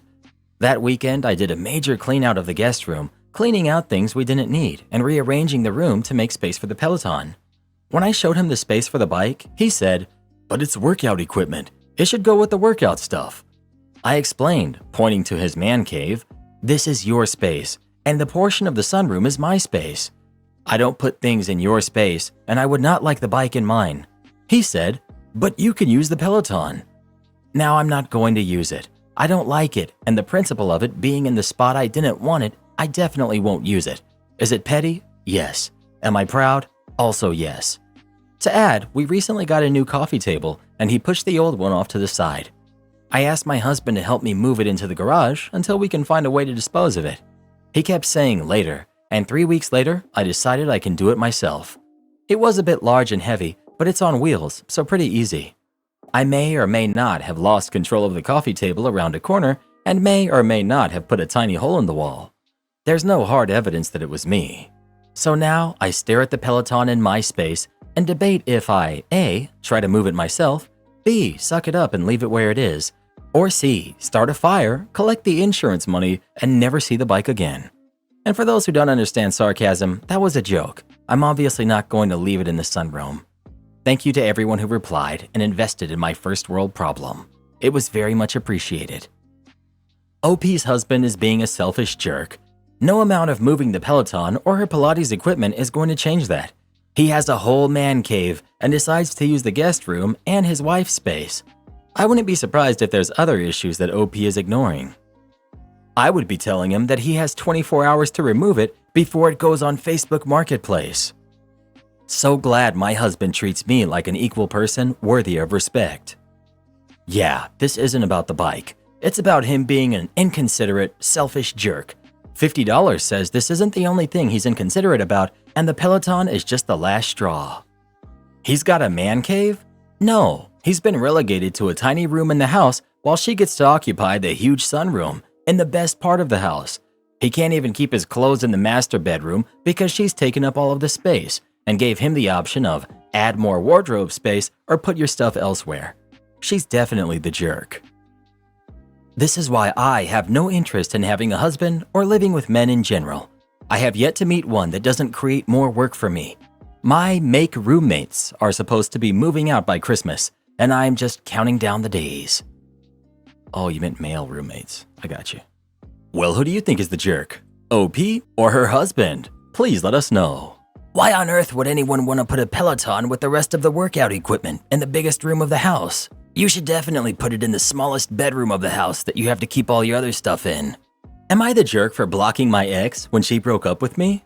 I'm 19 male. My ex-girlfriend, who's 20, of 3 years, broke up with me Sunday night over text. She told me that she felt like my lack of ambition was holding her back, and she needed to move on with her life because she felt like I didn't value her. When she sent me that, I just sent, okay, and I blocked her, and I fell asleep shortly after. I did not block her friends, and I had loads of messages yesterday morning when I woke up. They were asking me to unblock her and talk to her. My sister, who's 20, is also friends with my ex-girlfriend, and she told me that my ex was hurt by my sudden blocking and that she still wanted to talk to me for closure and wanted to make sure I was okay. I told my sister that I was okay and that I didn't want to talk to my ex, but would like it if she could tell her I appreciate her checking on me. My sister was not happy with this and told me that it was a hard decision for my ex and she just wants to talk to me. I again told her I was fine and that I'd rather not. My sister then told me that I'm acting insanely calm for being broken up with someone that I was with for 3 years. I again told her I was fine. She asked if I cried, and I told her that I didn't, and I just fell asleep listening to music. My sister told me that she's concerned about my lack of emotion and told me that my behavior isn't normal. I told her I'm not obligated to cry over anything, and I think it's weird that she was acting like I was. My sister once again told me that it wouldn't hurt to have one conversation with my ex because she was still worried about me and wanted to stay friends. I once again told her that I was fine and didn't want to talk to her. She told me that my lack of compassion is psychotic. That ticked me off, so I just started ignoring her, and she eventually left me alone. This morning when I woke up, my sister sent me a bunch of text messages again, so I just blocked her. And because of this, she went and told our parents, and they're upset with me for blocking my ex without communicating first. They said that we've been together long enough, and they thought of her as a second daughter. I was just aggravated at this point and told them that I'd appreciate if they mind their own business, but they didn't stop, so I told them that I wouldn't hesitate to block them too if they continue, which caused them to stop. They apologized to me and told me that they didn't mean any harm, but just felt like it was a little inconsiderate of me to just block her without talking about it first, but they won't press me to talk to her if I don't want to. She says she doesn't want to date you, and then she's mad when you cut contact? She can't have it both ways. She dumped you. She chose to end it. She's a huge jerk for making her inability to deal with her emotions about the breakup your problem. Like, why should you babysit her emotions when she dumped you? Not the jerk. Your girlfriend said she was done with you. You told her okay. Your girlfriend doesn't need closure, and how you're handling your breakup is none of your sister or your family's business. Am I the jerk for breaking up with my girlfriend because she's friends with a guy who cheated with her? My girlfriend has this male friend. Let's call him Mike. Mike is recently divorced. The other night I was hanging out with some of my girlfriend's friends. My girlfriend wasn't there, by the way. One of her friends brought up Mike and how the divorce has been hard on him. Another friend said that it was his own fault for hooking up with my girlfriend. I was like, what? I asked for more details, and it turns out that Mike hooked up with my girlfriend while he was married. His wife found out, and then they divorced. This happened about 1.5 years ago. I've been with my girlfriend for about 1 year. I talked to my girlfriend the next time I saw her. I took a couple of days to digest the information. I did text her that I needed some time for myself, and I'll talk with her when I'm ready. Next time we meet up, I decided to break up with her. See, she was still close friends with Mike, and they hang out regularly, both group and one-on-one. I wasn't crazy about it, but I figured I should trust my girlfriend until now. I realized I was too uncomfortable with their friendship now, as well as the fact that she never mentioned this to me. She asked why, and I told her the truth. I told her I don't like that she's friends with Mike with this new information and that I wasn't going to tell her who she can be friends with, but I'm not going to be a part of this. My girlfriend yelled at me and said that if I had asked, she would stop hanging out with Mike. I still decided to break up, but to be honest, I don't think my girlfriend would take me back even if I changed my mind in that moment. I guess my question is twofold. Am I the jerk for my reason to break up with her? And am I the jerk for not asking her to cut off Mike or giving her a chance to? It's a bit late now, but I'd still like to know. Your ex-girlfriend is a home wrecker. Move on and find someone better. I can promise you right now, if you had began with, I know what you did with Mike, if you want this relationship to work, you need to cut him loose, she'd have thrown a fit and said that you're controlling and insecure. You took that whole conversation out of the equation and dropped her, hence her insistence that she would have dropped him as a friend if you had asked. You dodged a bullet, my friend. The fact that she was willing to hook up with a married man is ample evidence that she'd do the same to you as well. Neighbor threatens to sue me. I played a reverse Uno. I recently moved into a neighborhood in Michigan. One of my neighbors, we'll call him Bob, came over to introduce himself. He told me that he has a special needs son that lives with him. The son is in his 30s with significant mental disabilities. Bob first asked if I would mind keeping dangerous things out of my yard, like not leaving chainsaws or something unattended. That's pretty reasonable. But then he proceeded to tell me that I needed to keep my garage door down at all times, or I had to lock up anything dangerous if I wanted to keep them up, like all gasoline, sharp tools, fertilizers, etc. Oh, also any beer or other drinks, like in my garage fridge. I also need to keep my door locked at all times, or else his son may wander into my house. Then Bob tells me that now that I've been warned, if his son gets into anything, I'm now liable to be sued by him. And I told Bob in no uncertain terms that he was to control his kid. And if that his kid came into my house and broke stuff, I'd absolutely sue him and he'd absolutely pay. Later, I met the other neighbors and recounted this tale. They all got the same lecture from Bob when they moved in, and they just said, "Okay, Bob," and ignored it. They all think I handled it wrong and that I should have just let Bob think that everything was good. They think I'm being a jerk to Bob by not letting him believe he didn't have anything to worry about. Not the jerk. That kid is Bob's responsibility, not yours. I will suggest putting up no trespassing signs and cameras. I would go a step further and send Bob and his son an official notice of trespass. I'd also inform Bob that I'd be contacting the authorities should his son be wandering alone without a caretaker.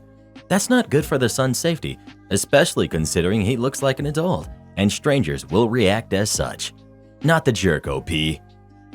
Stepsister destroyed my books, gets her trip canceled. I'm 16, female. My dad married my stepmom 2 years ago. She has a daughter who's 16 called Bianca. Bianca and I don't like each other. She thinks I'm a spoiled brat and that I have a princess complex because both my parents came from money and I always get what I want. This is by no means true at all. While my parents bought me lots of things, I have a part-time job and keep my grades up to earn everything I ask for. One of the things I love the most are books. Fantasy, romance, crime, mystery, I love them all. My mom and I share this hobby, so we're always buying books and reading them together. I also have a Nintendo Switch and a TV in my room. Aside from my laptop and my phone, those are my most prized possessions. My sister is always asking to borrow my things, clothes, makeup, my Switch, or my books.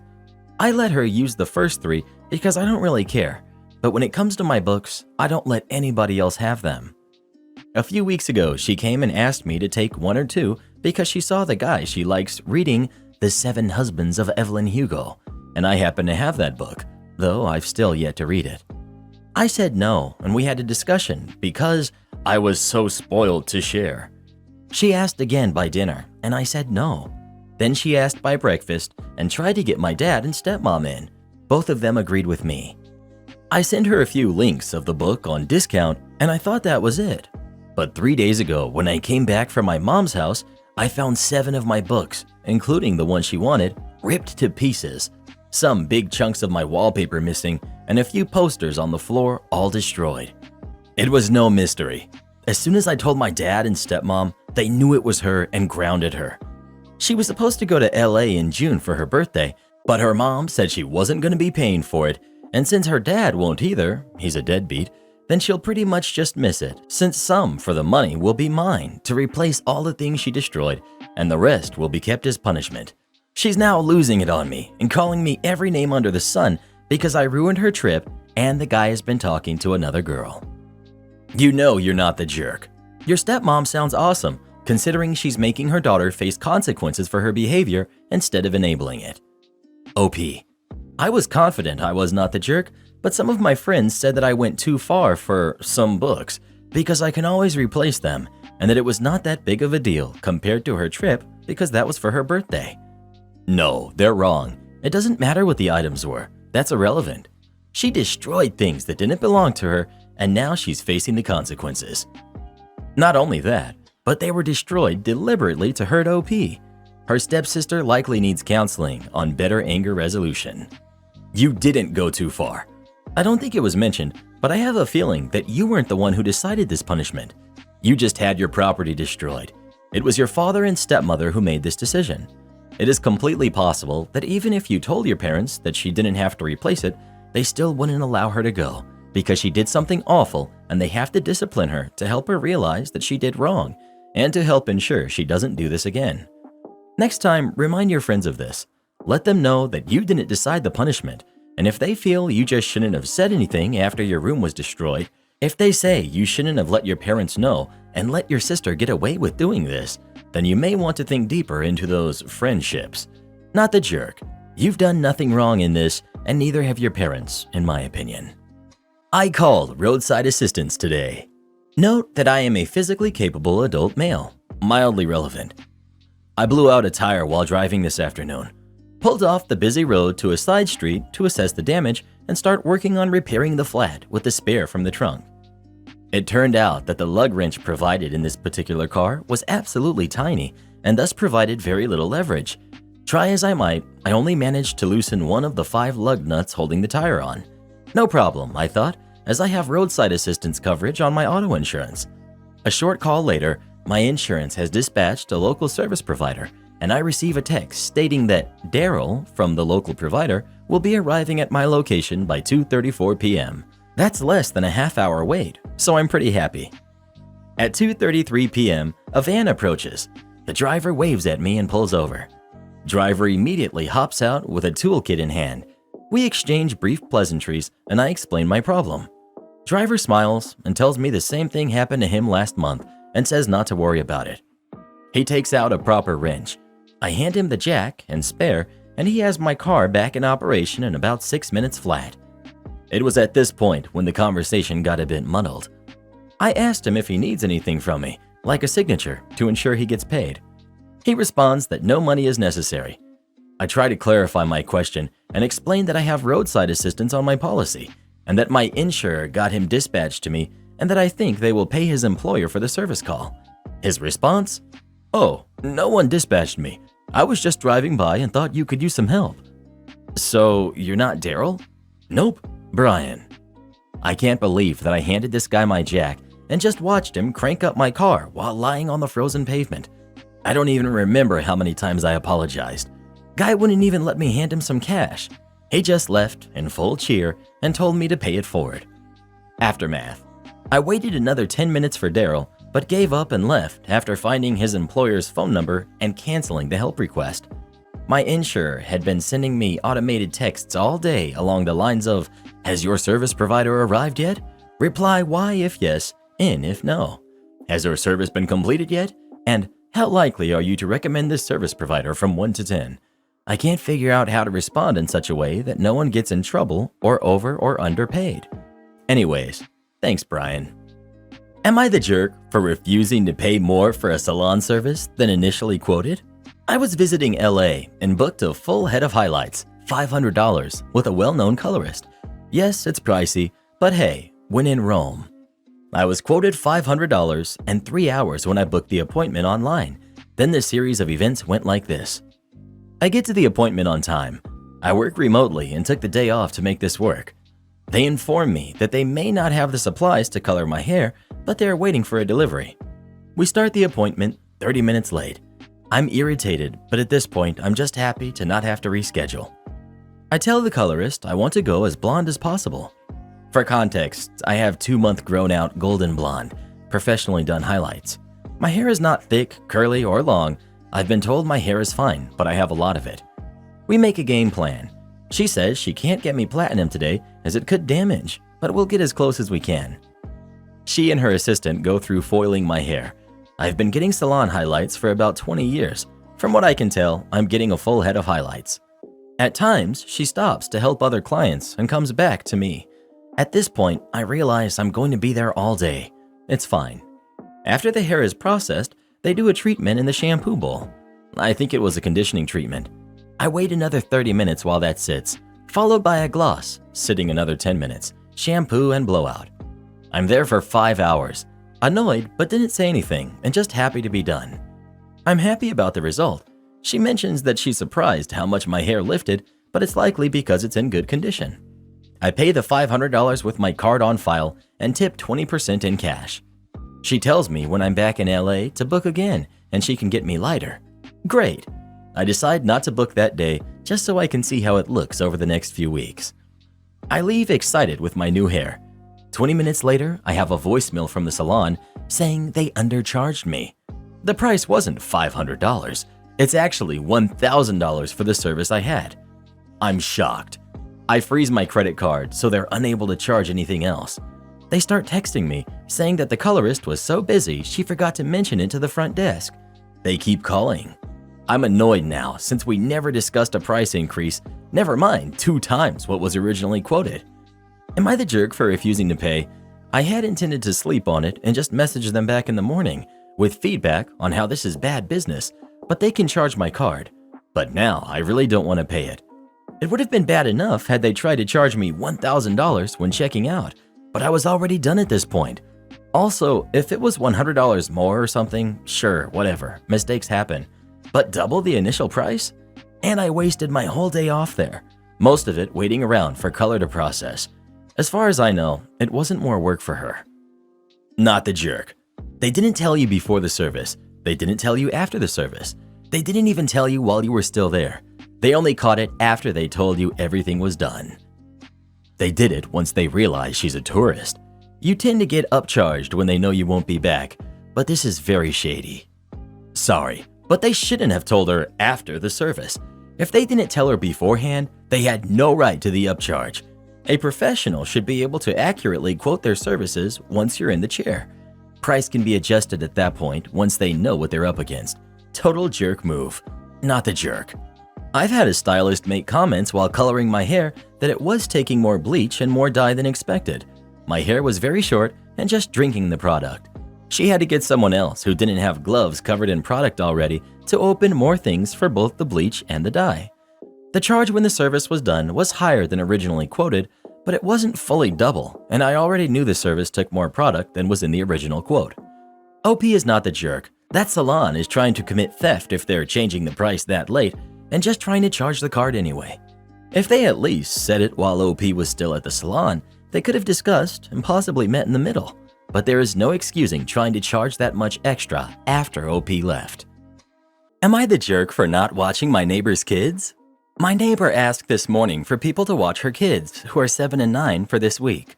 It is spring break, so they're out of school. She had a sitter lined up, but things fell through at the last second, and she can't take time off work all week at the last second without being fired. A number of our neighbors agreed to watch them for certain periods of time, ranging from a few hours to a couple of full days, so it seems like she's mostly covered, but just has Friday afternoon left to go. My immediate next-door neighbor, a retiree who's watching her kids today, chimed in that OP works from home on Fridays. You should ask her to watch them. She tagged me in the comments. Then the mom replied by tagging me again and saying that would be great and she'd really appreciate it. I said, I'm sorry, but I can't watch them. It quickly turned into the inquisition, why not? Am I going into the office on that day? If I'm going to be home, then what's the problem? If my house isn't childproof, I can watch them at her house. So what's the problem? Firstly, I don't want to. It isn't just that I know nothing about kids, which I don't, but also I'm actively uncomfortable around them. More importantly, I will be in my home office actually working. I can't supervise them. I don't know how much active supervision 7 and 9-year-olds need, but my house is full of expensive things. I also have zero childproofing and couldn't even tell you for sure where all my chemicals and pest control products are kept. I have an enormous dog who's clumsy, excitable, and has never been around kids except from a distance on walks. And I can't just watch them at her house instead because I need to be in my home office working. It isn't the kind of job I can easily do on a laptop screen. I use a 45-inch monitor at home. I explained this all briefly in response to questions. My house is the opposite of childproof. I can't go to her house because I have to be home for work. I didn't mention the part about not liking kids. The neighbors are all piling on and commenting negatively, saying it's just excuses. That if they worked from home or wouldn't be at Disney World or didn't have a softball game, whatever, they'd absolutely watch her kids for her. I'm tempted to comment, what's stopping you from taking her kids with you to your softball game if it matters that much to you? But I haven't. I'm not going to watch her kids either way, but I need a sanity check here. Am I really that big of a jerk for not stepping up and watching a neighbor's kids for a few hours? Or have I just moved into a hive of mama bears who all have the same mass delusion? Edit. This is all happening on a neighborhood Facebook group where people do things like post about lost dogs, ask if anyone wants their old couch, or ask for recommendations for plumbers, and they ask each other for small favors. I've asked before if someone would let my dog out to use the bathroom when I was unexpectedly late getting off work. I've agreed to sign for someone's delivery while they were at the office, things like that. It caught me off guard when my no wasn't accepted, and I got the sense from the questions and comments that if I didn't satisfy them with my reasoning, then I'd be iced out going forward if I need someone to sign for my package. As if babysitting random kids for hours is the same level of favor.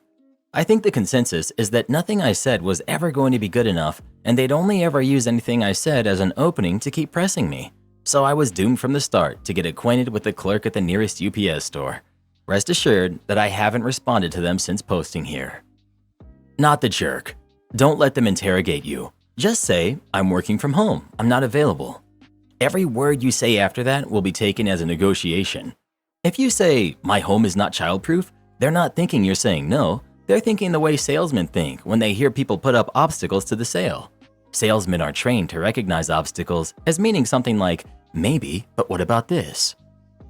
Not the jerk. My only explanation of why I couldn't look after them would be, I'm working, possibly followed by, I'm working, if the first wasn't sufficient. People need to get their minds around the fact that work from home does not mean you have nothing to do. I found pictures of a guy hugging all over and kissing my wife of 11 years at a music festival last year. She left her Mac open one day, and we've had a bit of a bad spell here lately. Happens from time to time since we both work stressful jobs and have a special needs kid. When things are good, things are great, and we've only been having issues for the past 12 months or so. Really nothing before then, but minor arguments and small fights about nothing. Over the past few days, I've brought to her attention that I'm not really sure how I feel about this, and I'm not sure how comfortable I am moving forward until I feel better about it.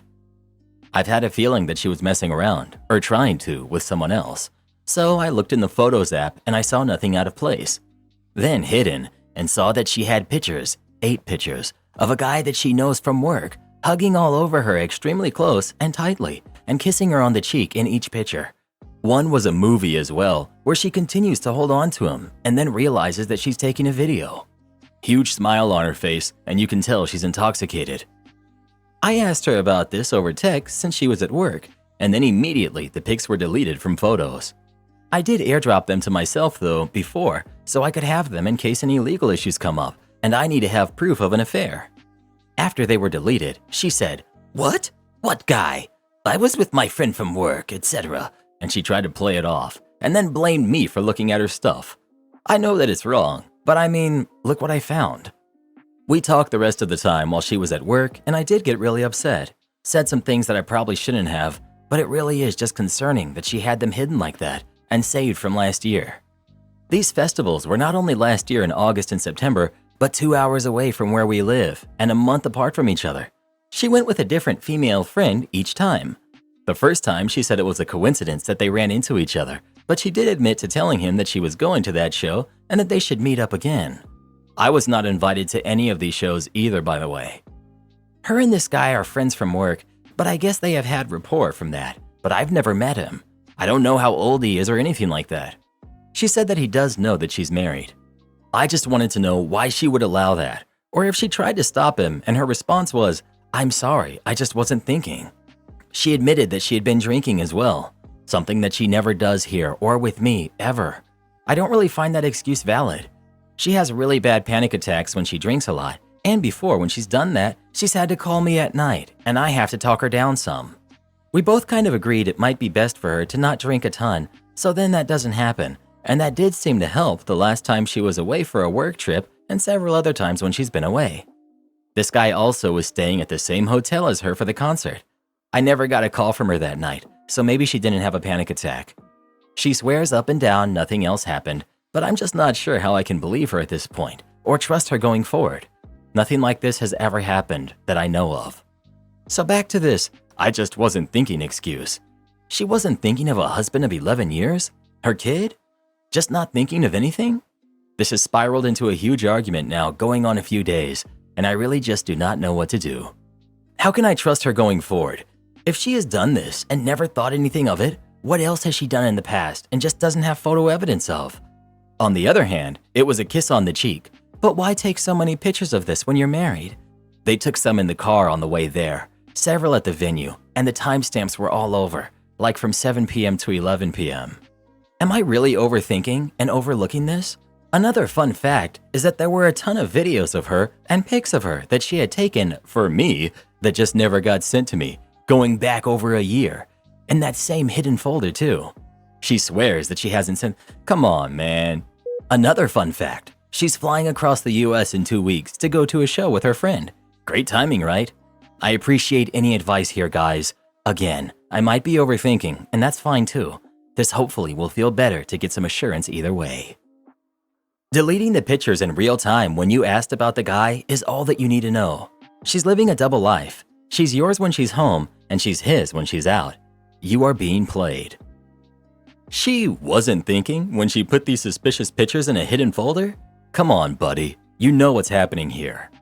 I stopped reading when you said that she immediately deleted the pictures in a hidden folder when you asked about the guy. There's nothing else we need to know. She's cheating. Well, what do you think? Is OP's wife cheating on him, or is this all in his head? Please let us know. My wife is not the mother she told me she would be, and now I don't know what to do anymore. We've been together for 12 years, married for 8. We always had great dynamics. She told me she wanted 2 to 3 kids, and I was always more cautious due to my troubled childhood. This was a constant topic in the past. We talked about names for our future kids. We had 3 girl and 3 boy names chosen. When our first child was born a bit more than 4 years ago, I somehow opened up. Being a father made my life full. Everything seemed to be going great, and I was instantly ready for another baby. I helped 50-50 even though I was working after 4 weeks leave, changing diapers, waking up at night, going for walks. However, she stopped wanting more. Even in the first 2 years of raising our baby, it was obvious she did not like motherhood. She could not sit down to play. She would rather pursue her hobbies. I would have to go on sick leave to care for her because she was kind of burnt out after a week of being alone with our daughter. I'm working from home all the time. I even play with her during non-video meetings. I thought it could be depression, but my wife was cheerful, has hobbies, goes out with her friends. But if she has to be with the kid for 2 to 3 days due to a cold, then misery comes. Important to note here is that my wife and I are both working in the same field. She's much smarter than me, but she's lazy. She would do the bare minimum. Whereas I love this field. I do research and train myself, and because of this, I earn 3 times as much. She could do much more with her brain, but she doesn't care, which is fine, but she still demands that I go on sick leave with our daughter. I would point out that her salary would not support our lifestyle, and we could cook instead of ordering, but she does not want to. I feel horrible. My only support is my daughter, her smile and laughter. I could not put her through a divorce since I was from a broken family. I'm jealous of the other mothers who love to be with their kids. Update. She wasn't always like this. Even she says sometimes she can't play with our daughter because it's hard. She also works from home, but when I'm on sick leave, she's untouchable. I feel like she's escaping from interacting with her daughter when she has a chance of sinking into work. I never pressured to have another baby. I only said I'm ready when someone asked personally. But I always tried to put on my game face and say, "We're not sure," when others asked. I will look into PPD, but it seems like she can handle our kid in small doses, and she's happy those times. For example, after kindergarten, she can play with her a bit, but she never proposes programs with her. Unfortunately, some women don't know what kind of mothers they're going to be until they have kids. She may have meant what she said about kids when she said it, and then simply found the reality much more different. Or if she had a difficult pregnancy or birth, she may be carrying some resentment of her own. Have you two discussed counseling at all? Because it seems like you're on different pages about a few things. Your daughter just brought the issues to the forefront. I'm surprised no one has brought up that you said that your 4-year-old daughter is your only support. That's not healthy. You are their support. They're not yours. You're not their friend. You're their parent. This mindset is not healthy. You're setting her up for a difficult life. I understand you, but for a woman, it's not, oh, I'll just get pregnant and give birth, and then they're okay and like they were before. Pregnancy and hormone changes affect women for years after pregnancy. And just because she's doing hobbies and meeting friends doesn't mean that she's not struggling internationally. All over the world, right? And yeah, okay, it comes naturally to you, but you weren't the one pregnant, giving birth, and going through postpartum. Almost every single woman is traumatized by their birth, and postpartum is not just for a few months, but years. A lot of mothers experience not feeling okay or like themselves for years until they feel some sense of self again. Talk to her, and don't call your own wife and mother of your kid lazy. Just because someone could do something doesn't mean they have to. Also, unfortunately, some people just don't like toddlers. Ask her if she needs something. Go to her and ask for an honest conversation without judgment. Yes, you love your daughter and spend a lot of time with her, but do you still love and take care of your wife? Go out with her, get someone to watch your kid, surprise her. You guys need to work on your relationship. You sound bitter, and I bet she notices that too. Update. On Friday, I brought our daughter to her grandparents. Then I asked to have a chat with my wife. I told her how I felt, what I see, and I asked how I can help her. I offered that she should take some time off, a couple days alone or with a friend of hers, and she said that's a good idea. On Saturday afternoon, while I went to pick up our kid from the grandparents, she seemingly packed 2 big duffel bags worth of clothes and went away. 2 bags are missing and a lot of her clothes, so it's easy to do the math. I called her without success, but at least she answered my messages about at least saying goodbye to her daughter, to which she replied, "It's not about her." It's been some days now. My daughter asked where mom is a couple of times, and I keep telling her things like, she can't come home now, but she loves you, but it feels like I'm lying to her face. I can't sleep, can't eat, even my in-laws have no info on what's happening with my wife. I will talk to a lawyer tomorrow and start documenting everything as a friend of mine told me. And to answer a couple of questions, I'm not just playing with my daughter. I take her to kindergarten. I take her home too every day. I plan weekend activities, vacations. I take care of her more than my wife does. I plan date nights for my wife and I while grandparents came over, or we brought our kid to their place. So there's that. Keep safe.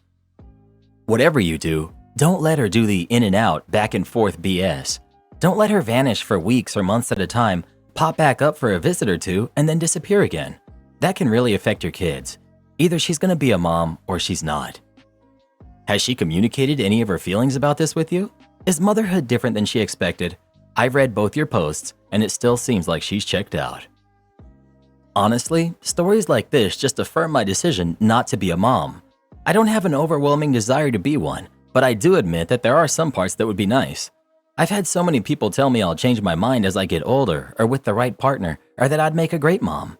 But I'm honestly more worried about being like this mom and not wanting a kid after having them, or even worse, resenting a kid their whole life. For me, I'd rather regret not having kids than regretting having one and leaving them like this. Wow, I see so much of myself in the wife. Thank goodness I never had kids. I hope OP sues her for child support and gets on with his life as a single dad, because she's out and should stay out. Same, I couldn't be a mother. Thank goodness I live in an age where I don't have to be. I'm glad I always knew I didn't want to have kids. I can't imagine the devastation of getting there and discovering it's not for you. And then what? Now you just have to keep being a parent, whether in spirit or monetary support. Today I messed up by falling in love with my coworker. For some background and context, I, 30 male, and my ex-wife, 28 female, separated last August after she had cheated on me one too many times. I should have left the first time, but it is what it is. A few months later, I think I'm ready to step out of my comfort zone and try my hand at getting back on the horse. Around October, I reached out to a coworker of mine who works with a woman. I'll call her A. She's 28. asking if A was single, as I had an instant crush on her from the moment I saw her. She relayed that A was indeed single and I should shoot my shot if I was interested. So I did, and A gave me her number. Now, I was originally drawn into this woman by her beauty. We work in different departments, but we have the same job title. I had some casual conversation here and there, but we didn't work together closely, and I knew nothing about her other than she was the sister of someone I graduated with. Back to the beauty part. She is undoubtedly the most beautiful woman I have ever seen in my life. Subjectively, I don't think any woman could hold a candle to her in that department. Something about this woman just made my insides melt into a pool of jelly. I didn't even have that feeling with my ex-wife. It was so intense. I started our conversation owning up to the fact that I had a thing for her for a long time. The friend who gave me the advice to shoot my shot had mentioned that they have a shared music playlist, and she has some good music tastes. So I asked her about her music choices, and we started a blend playlist on Spotify that updates daily, which is the dopest thing I've heard of. Within the first few days, she asked what my intentions were, as she wasn't into hookups, and she wasn't necessarily wanting a relationship. I told her that I understood and respected it, and that if she wanted to continue talking, I wouldn't be opposed. After a few months of talking, we realized we had the same music, movie, and humor taste, so our conversations were absolutely seamless.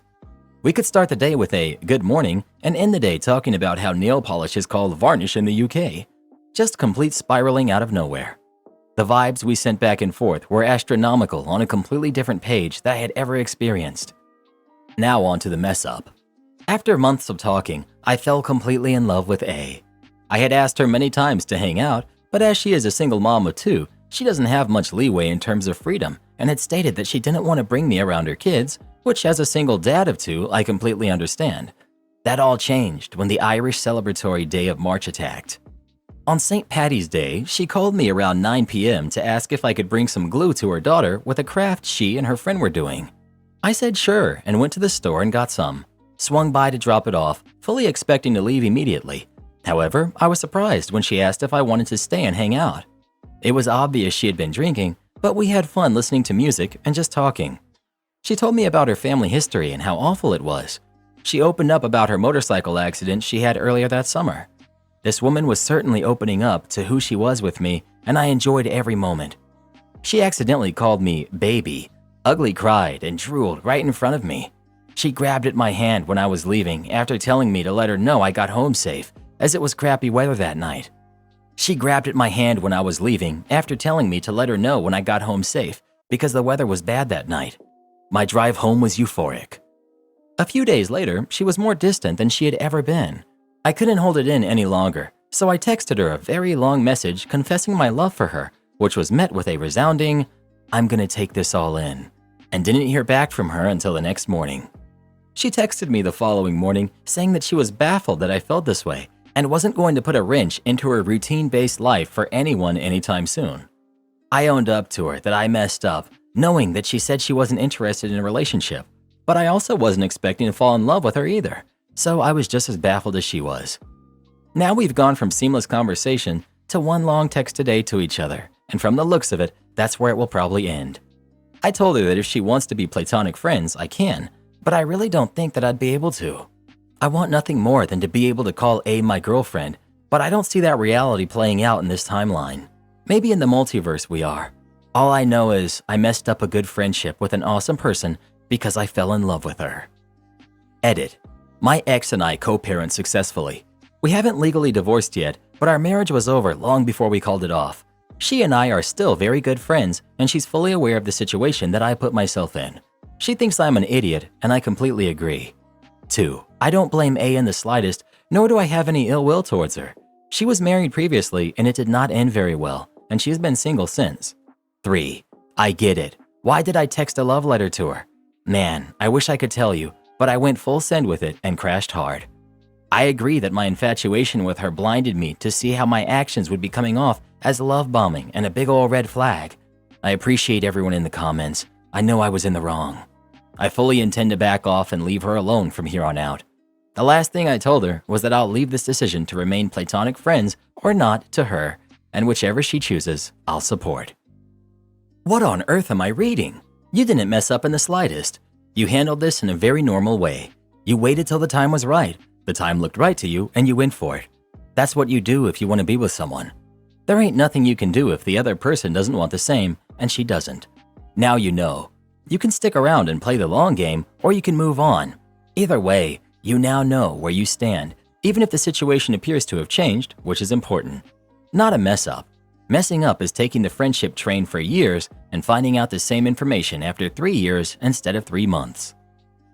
You played your cards wrong. You were too friendly rather than being direct and showing, not telling, her that you wanted her right from the start. And so instead of her now being your girlfriend, you're in the friend zone. But to be honest, she's a single mother with 2 kids and doesn't want a relationship. Either that was her bluffing because she wasn't that interested from the start, or it's a red flag. Your best bet is to now tell her that you're not interested in being friends and move on. Do not reach out to her at all. If down the road she reaches out to you, then great. But until then, no more communication. Good luck either way. I fell in love with my coworker 8 years ago. She also wasn't interested in love. We've been inseparable for 8 years now, and I call her my fiancé. Only time will tell, but nothing stops true love. Good luck, my man. Support her and love her platonically. Let her make the first move if and when she gets there. Don't do what I do and have hope for years on end. You're in the friend zone. It's great when the conversation is fun and back and forth, but it never seems to go anywhere. Well, what do you think? Did OP mess up or not? Please let us know. Say it again for all the people in the back. Real life is not a romantic comedy. Karen keeps eating my microwave dinners, and I've had enough. About 6 weeks ago, I, 21 female, moved in with my friend John, who's 22 male. John and I have been very good friends for almost 2 years now after I befriended him at work. 6 months ago, he met this girl, Kat, who's 19. He told me about her the day after he matched with her on a dating app and took me to her workplace to meet her. She seemed very lovely, and I was so happy for him. Since then, John is always inviting her to every friend outing, so I got to know her. We have lots in common, and for John's sake, I wanted to be her friend. However, I think that, in the nicest way possible, she's a bit rude. She does art, and half the time John compliments her work, she says, "You hate it, don't you?" Or times we hang out with other friends, we've had to go home early as she was bored, and John was our ride home. She hasn't done anything to me personally, but I just don't like her much. I'm happy John has found someone who he cares for, but having to stand by and watch how she acts sometimes rubs me the wrong way. Here's where the issue comes in. Yesterday, John and I were at the supermarket to do our food shop. Normally, we would buy our food for the week and maybe a couple of simple or frozen meals to save for Sunday. However, Kat has been coming over for dinners a few times a week, and she has a very limited diet. She refuses to eat anything other than fast food or simple or frozen meals. She likely has her reasons for eating specific food, and in case it's due to an ED or something similar, I don't want to make things hard for her or pry into something that isn't my business. The time where it became an issue for me is how John has now wanted to buy backup meals for her in case she doesn't like what we're cooking. This would make sense, as before she has been eating stuff that was part of our weekly meal plan. The problem is, John wants me to financially contribute to these extra meals for her. When I spoke to John about this and said how I'm not happy paying half for her meals, our weekly shop cost is just split in half as we both eat everything, he got quite agitated. He called me selfish for not wanting to help her just to save money. I know frozen meals aren't the most expensive thing in the world, but John is in a much better financial situation than I am. And while I can pay my share of the bills and occasionally have outings with my friends, I don't want to be dishing out extra money for meals for a girl I have no real connection to, as these small amounts do add up. In my eyes, if Kat doesn't like what we're cooking, she could come over on a different day, or John could buy backup meals for her out of his own pocket. I feel like a jerk, but I don't think I should be paying for an extra person's food. If my boyfriend had a similar situation to Kat, I'd see it as my responsibility to provide for him and his diet, and I'd never expect John to pay. Am I the jerk for thinking this way? Do any of you have any advice? Not the jerk, but it's time to take a financial and social step back from John as he navigates his new relationship. He can't expect you to help finance the fact that his girlfriend eats like a kid and needs backup meals. That's their expense alone, and perhaps separate shopping is now in order as you two no longer have the same joint priorities. On the flip side, I also wouldn't continue to rely on John as a ride if you constantly want to stay out with friends later. It honestly sounds like your life paths are just splitting at this time, and it's best to acknowledge that and adjust expectations of each other accordingly before bitterness sets in. I'd also get ahead of any rent or living concerns sooner rather than later. If she's sticking around, it may be time to start planning an exit strategy. Nanny bought books for my daughter and expects me to pay her for them. My daughter Ruby is 12. Recently, she's gotten into the original Star Trek show, as well as The Next Generation. Ruby is also a big reader and has started to collect a few of the old Star Trek books that she finds in used bookstores and thrift stores. These books usually cost anywhere from 50 cents to a couple of dollars. My nanny, Tessa, who's 22, hangs out with Ruby most days after she gets out of school. Tessa has been our nanny for over a year now, and she and Ruby get along great. Tessa is big into thrifting and will often keep an eye out for the books that Ruby wants. This is not typically a problem, and Ruby always pays Tessa back for the books using her allowance. The problem occurred when Tessa went on a family vacation out west. Apparently, she went thrifting during this trip, found some books for Ruby. She texted Ruby asking her if she wanted the books, and Ruby said yes. Well, Tessa returned yesterday with a stack of about 35 books and told Ruby they cost $50. Ruby doesn't have this much money and told Tessa. Tessa then asked me if I would cover the cost. I said no, as Tessa had never even asked me about buying Ruby the books, nor was I aware of the conversation between the two of them. Tessa got upset, and I asked Ruby to show me the text, which made no mention of price or even the amount of books she was buying. Tessa only said that she found some books for Ruby. Ruby is on the spectrum and does not read between the lines. You have to be very literal with her. Previously, Tessa has never bought Ruby more than 1 or 2 books at a time, so I told her that she should have clarified with Ruby regarding the amount, or double-checked with me before purchasing, and that I would not be paying the $50. Tessa said she could not return the books because they came from the thrift store. I stood firm in my decision and reiterated that she should have asked me first. Tessa left, and Ruby is very upset. I know Tessa is a student and does not have a ton of money, so am I the jerk for not paying Tessa for the books? Edit, because some people are asking. I am a single parent to Ruby, and while $50 will not make or break the bank, it is definitely an unexpected expense. I provide Tessa with an extra amount of money each month to spend on whatever she wants to do with Ruby, movies, the mall, etc. If she wanted to spend this fund on books for Ruby, that would have been totally fine, but she had already used it up. Edit 2. I definitely didn't expect this post to blow up overnight, so I'm going to add a bit more context. For those of you who are asking how can I afford a nanny for Ruby and still have $50 be a large unexpected expense, I do not pay for Tessa's services. Because Ruby is on the spectrum, she is entitled to benefits from our state, including care. The agency I work with pays Tessa. I'm not involved in that process at all. Update. I appreciate everyone's input. I've seen a few comments hinting to me about the fact that I don't support my daughter's reading habit. Please know this is definitely not the case. We're both big readers and frequent patrons of our local library. I'm always supportive of Ruby getting new books.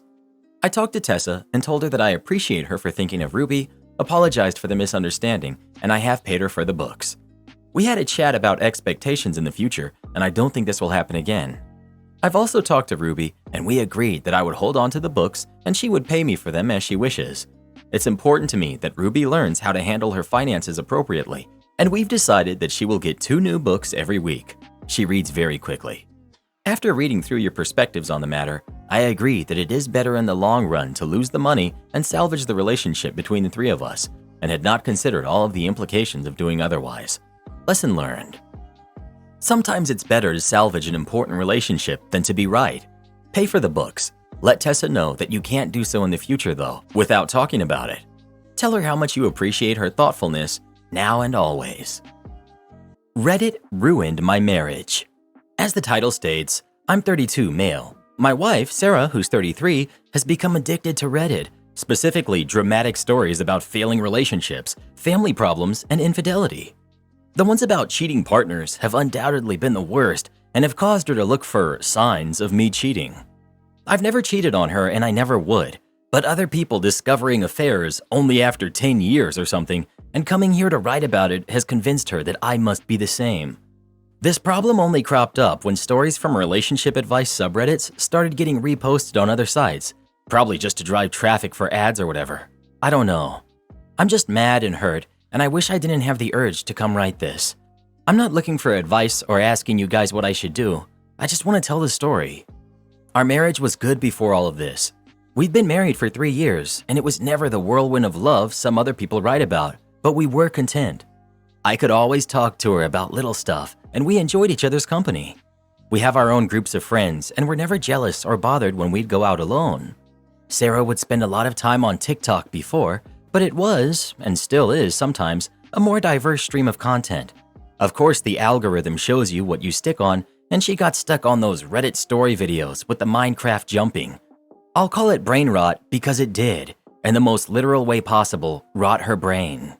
At first, my wife's consumption of this content was nothing more than a passing curiosity like anyone else's. They're fun. Everyone loves drama, I guess. But Sarah fell hard into the rabbit hole, and I would hear those videos playing constantly for what seemed like days. And after she got over watching those shows, she would just read the stories here.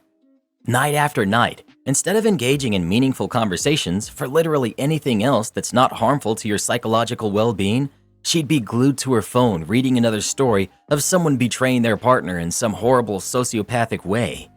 She'd tell me about them constantly, something she read or was reading, and she got excited when she saw there was an update posted about some anonymous person's life.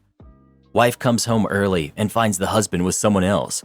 Husband sees a raunchy text message on the wife's phone and discovers an affair. Ex is not so much of an ex after all. You know the stories.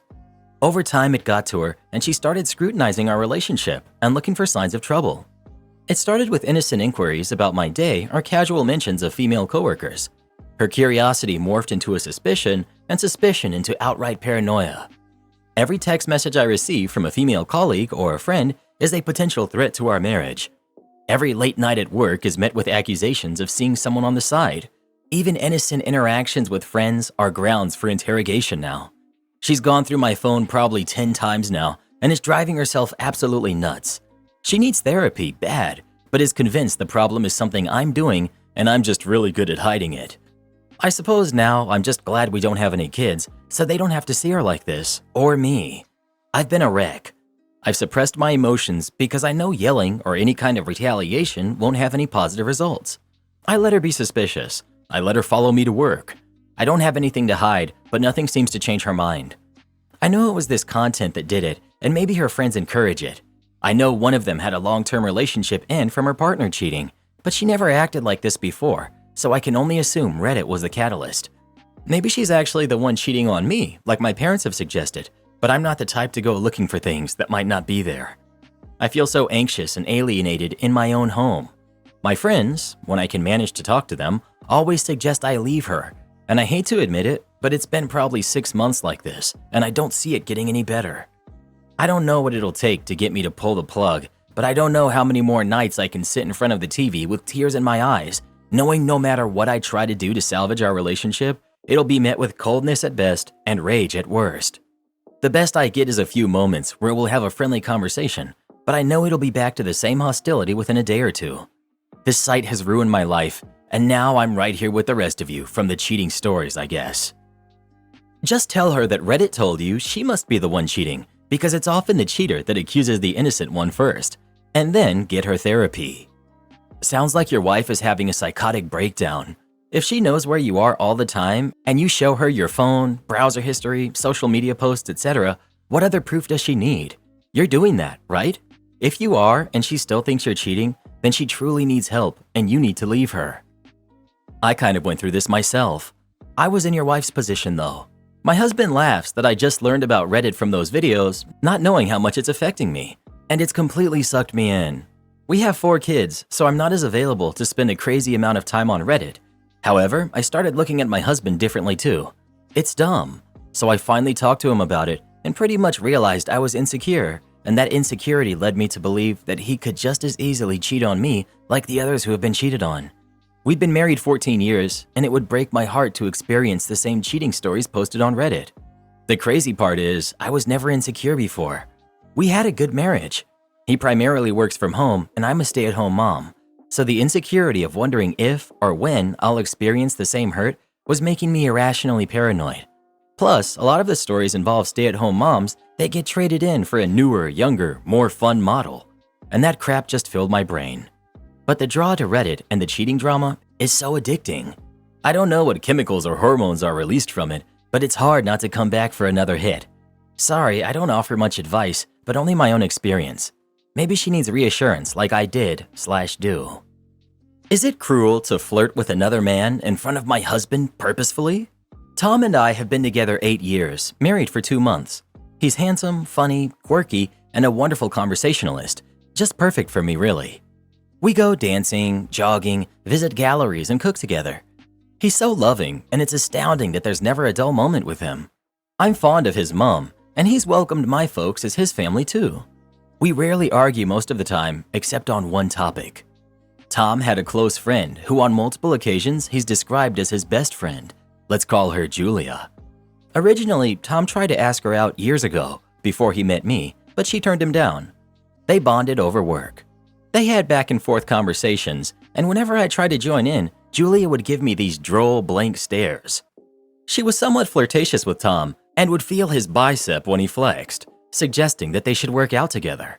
She also made somewhat insensitive comments that have really upset me. Whenever I tried to bring this up, Tom hand-waved it as banter, that I was overthinking, insisting that it was in good faith, but I was never so sure. I tried to chat to Julia one day when Tom left the room, and she just muttered, "I hate small talk," and started scrolling on her phone. Another time I was talking to her, she just muttered, throughout the entire conversation in a very bored tone and demonstratively yawned. The final straw was when she escalated her behavior from immature jabs to a prank that was primarily done to humiliate me. It was so bad for me that Tom and I had to go to marriage counseling for it. He also more or less stopped talking to Julia because of it. At first, he was really defensive and kept claiming Julia's behavior is primarily just edginess that I'm misconstruing as having more sinister intentions. But the marriage counselor has pointed out that his repeated invalidation has weighed on our marriage and its impact will take a while to be lifted, and that the primary way to heave that weight will be to trust my impressions if I believe that something is up. After a particularly heated counseling session, he was agreeing with a lot of the talking points our counselor was making, but he was still insistent that Julia had no feelings for him. I said that given her past behavior, it's very likely she holds some sort of torch for him regardless of whether she admits to it or not.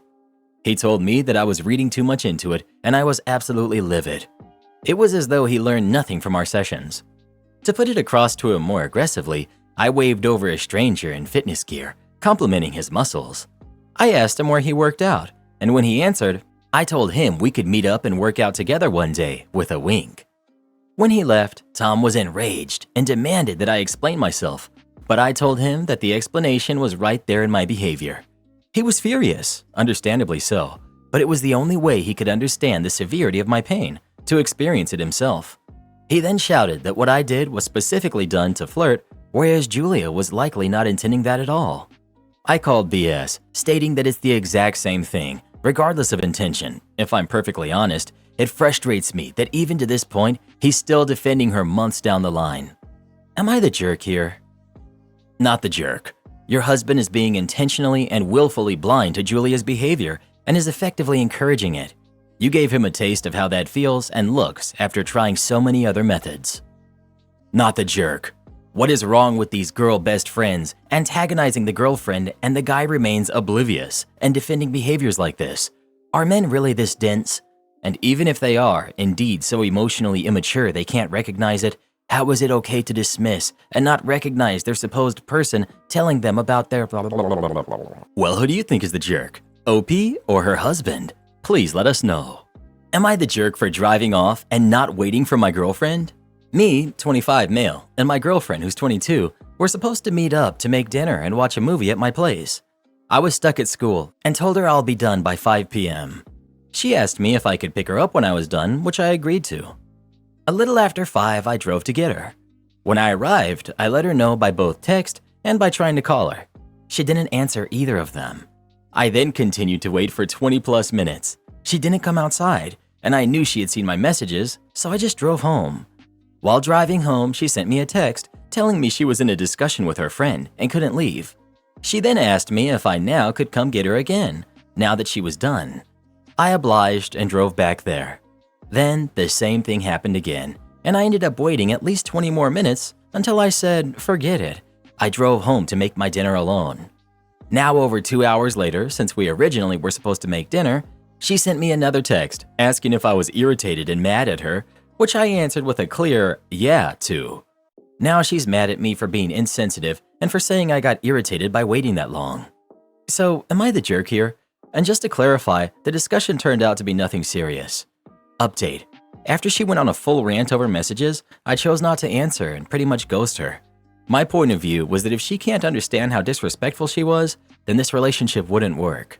Since then, she has tried to call me a couple of times, and I answered one of them where I calmly explained to her my point of view, and I asked her point blank if she could elaborate on why I am in the wrong here, which she couldn't. After that point, I just said that I need less stress in my life, not more, and I've ghosted her since. This was approximately 2 hours ago. Some of you have asked about how long we had been together, etc. I don't want to go into full detail, but the relationship is somewhat new, and we haven't been dating for more than 6 months. Not the jerk. I do hope she's your ex-girlfriend. She has unreasonable expectations and treats you like dirt. I was ready to skewer you, but not the jerk. That's incredibly inconsiderate behavior to not even let you know what's going on, expecting you to come back and then to do it again. Are you sure she isn't just trying to make you break up with her? Not the jerk. I wouldn't have driven back in the first place, but I also have very little patience for people disrespecting me like that and thinking it's okay to waste my time. Then again, my dad's rule was 10 minutes. Things happen, so you get a bit of a grace period, but 20 minutes? He'd be long gone. I'm that way too. Am I the jerk for still not forgiving my fiancé?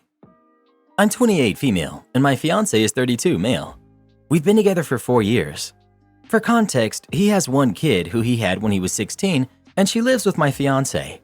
After he had her, at 20, he got a vasectomy as he didn't want to have any more kids. I never really wanted kids. My mindset was if I have one, I have one. If I don't, then I don't. So I got pregnant.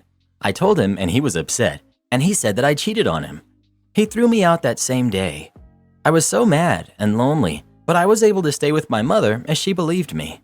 I lost a lot of my friends and got a bad reputation at work, to now I work from home. My mom was able to talk him into doing a DNA test at 18 weeks, and he was the father. He was begging me to take him back and go live with him again and let him make it up to me. He's been doing very well of doing that since he set up a whole nursery and goes to every doctor's appointment, everything. I really want to forgive him. I really do, as he seems like he would make a great father, and his daughter is so excited for her little sister, and she just wants to plan. All I do is just remember how when I had my morning sickness, my mother took care of me, not him. How when I needed to go to the hospital, my mother took me, not him, and he didn't even come to see me. I don't know if I've been breaking down so much because of this. I just don't know if I should forgive him and try to put it past us. My best friend said I should just let the past be the past and focus on the baby, while my mother thinks we should just break up if I can't forgive him. So, am I the jerk for not forgiving him? I'm going to address some of the main questions. One of them was, how did he tell your friends? And that was because he had their information due to us planning a wedding, and some of them were mutual. The second question I got, which someone did text me about, was what did my stepdaughter say? For her, it was confusing as she had her dad telling her that I cheated, so mainly believed him as that's her dad. Some of you asked how many weeks I was, and I'm 27 weeks now with my daughter. Also, a lot of people ask, do I live there with him? And it's a no, I live with my mother, but I had stayed at his house some nights. So the update, I had a talk with him, and to summarize it, I told him that I do understand why he was so upset, and to a certain extent kicked me out, but I told him what hurt is that he didn't even give me a chance to explain, and he was certain that I cheated on him. Then he told a bunch of people without solid proof that I did cheat. We agreed that for now, we will not be together, and maybe later in life, but that we could date or see whoever we wanted. I also gave him back his ring. We did agree to keep this out of court for now, as I don't want or need his money. I talked to his daughter and told her she could see her sibling when she wanted to as well, as long as she at least texted me the day before. I really hate when people don't go through the courts and get things in writing. Not to mention, they don't get child support. That money isn't for you, it's for the baby. Put it in a trust for them once they turn 18 or whatever. That's because they're still naive and thinking the other party won't do them over and have faith in the system. Sometimes it works out, other times it doesn't. It's basically a gamble, and she probably thinks that just because he wasn't a good partner, he would be a good father. Yeah, I really hope she doesn't leave it to chance and goes to the courts. To the women who want to keep things out of courts, No. Unless he's writing a check for at least $2,000 a month every month, take him to court. He needs to support his kid. OP's fiance jumped the gun, but at the same time, chance of a pregnancy after a vasectomy is fairly low, especially the longer it's been since the surgery. He should have verified, but I kind of understand when you're looking at odds below 1 in 10,000. Am I the jerk for telling my mother-in-law that she shouldn't keep asking her son for money? Mother-in-law has asked for money since the first day I met her. She was a stay-at-home mom for most of her life and had 4 sons with 2 different men. Both ex-husbands have passed on, so now she reaches out to her sons for money. Boyfriend, who's 31, and I, 29 female, live together and have been together for 2 years. In that time, he has paid her cell phone bill regularly, given her 500 euros, sent her random amounts between 50 to 100 euros, bought her things for her home, toaster, new comforter, etc., and even bought her food. Many times she doesn't even say thank you, maybe twice. Boyfriend and I are comfortable, but not rich. I'm a freelance tutor and he's a security guard. We are tight, but we make do. For a year, mother-in-law has been pushing him to agree to give her 50 euros monthly. She thinks if each son gives her 50 euros, then she can have 200 euros a month. I don't understand the need for this extra money. The government helps pay for her apartment and she gets SS and pension. Between her 4 sons, they pay for her home goods. Another son pays for her hair and nail appointments, way more frequently than I even allow myself to go to the salon, and I don't get my nails done. Another takes her out to eat. No matter what she receives, she insists on more each time. Yesterday was boyfriend's birthday, and today is mother-in-law's birthday. Because they're so close in days, and we both work today, we brought her a birthday cake last night to celebrate both birthdays together. She had nothing prepared for boyfriend, not even a card, but was happy to accept the cake. Things were actually okay until we finished eating and she brought up money again. She said she complained to her friend how she has 4 sons and only one of them helps her. So untrue, as I have a record at this point of everything everyone, myself included, has bought her. She said her friend would be calling the sons because 50 euros to you guys is nothing, but to me it's a lot. I calmly asked, "Mother-in-law, when you decided to have 4 kids, what was your plan for when you got to this age?" She said, "Oh, I didn't have one." I said, "Okay, and why do you think 50 euros is nothing to your son? How can anyone say 50 euros is nothing to anyone with the cost of living these days?" She said, "Yes, but would you let your mother go hungry?" I said, "No, I wouldn't, but your sons haven't let you go hungry." I added, "I'm actually really surprised that on your son's birthday, when he brought you a cake on his birthday, came to your house, and you didn't even get him anything, not even a card. You're comfortable sitting here making him feel bad for not giving you money?" He didn't stop me, so I kept going. "At 31 years old, do you think your son and I don't want to start our own family? But we know we can't do that economically, and we don't want to burden our kids with that in the future." She lost it. I'm banned from the family now. Boyfriend is 100% on my side. Am I the jerk? Not the jerk. Having kids is not an investment. You build a family knowing the risk, that if your kids can't support you, you'll support yourself. I understand some cultures might see it differently, but having kids does not equal financial security in your days when you're old. She sounds very selfish, and it seems like the reason she had kids in the first place was to secure her retirement. She needs to find a way to either get more money or budget better with the amount of money she already has. Not the jerk. Sounds like you just won the lottery by being banned with your husband by your side. Hopefully this will help him feel less guilty for not giving her another euro. Karen demands I clean her apartment. I got her evicted instead. I'm 30, female. My husband has a sister, Anna, who's 29, who lives in an apartment my husband gifted me, with her boyfriend, Rick, and her daughter, who's 9. Anna doesn't work, and Rick has some on and off jobs, and they're always struggling financially. I mention this because my husband sometimes helps them out with money, which is why a couple of days ago, I went to the apartment to drop off some cash. I only intended to drop off the cash and go, as Anna and I don't really know each other, but she opened the door and immediately ushered me inside. Her baby was crying, so she asked me to wait while she tried to get her to sleep. So I waited in the living room with Rick, who was doing some kind of remote work. I could see the apartment was a mess, but as a person who finds it near impossible to keep a room tidy without a baby, I knew I wasn't in a place to judge. That said, I did want to get on with my day, so I was just lingering in the room hoping she'd come back soon. Anna came back after 10 minutes with the baby still crying, and she said she was going to try feeding her. At this point, Rick complained about the noise because he was working. I told Anna I'd be leaving too, but she started asking questions about depositing the money to a bank. I tried to answer her questions, but really I didn't know all the answers and said she could call her brother and he could tell her what to do. I could tell she was trying to keep me there, but between the crying and Rick getting annoyed about various things, I just wanted to go. Anna then followed me to the door and asked me if I would mind watching the baby while she showered and maybe tidying up her house a bit. At first, I thought she was joking, but Anna said she was indeed serious. She could use the help. I told her I was definitely not the help, and she needed to tell Rick to do it. She said he was sick of the apartment being a mess, and that she hadn't showered in 2 days, and that I had to do this for her. I told her once again I was not going to clean her house for her, and she demanded a reason, to which I said I didn't owe her one. Rick then came into the hall and said it wasn't like I had a job, I could afford to stay and help. Anna called me an evil, stuck-up gold digger and a few other words that I can't type out, and I eventually left. After I left, I called my husband and told him what had happened, and he was livid. He told Anna she had to vacate the apartment within 3 months and that he would subsidize her moving at the rate he currently was, which means she will have to move to a smaller apartment in a less upmarket area. Anna and Rick have now involved my husband's whole family, who said I could have just helped out for 10 minutes and avoided all of the unpleasantries. My husband is on my side, but I still feel bad that his whole family is giving him grief over this, so I don't know if maybe I do owe them an apology. You're not the jerk.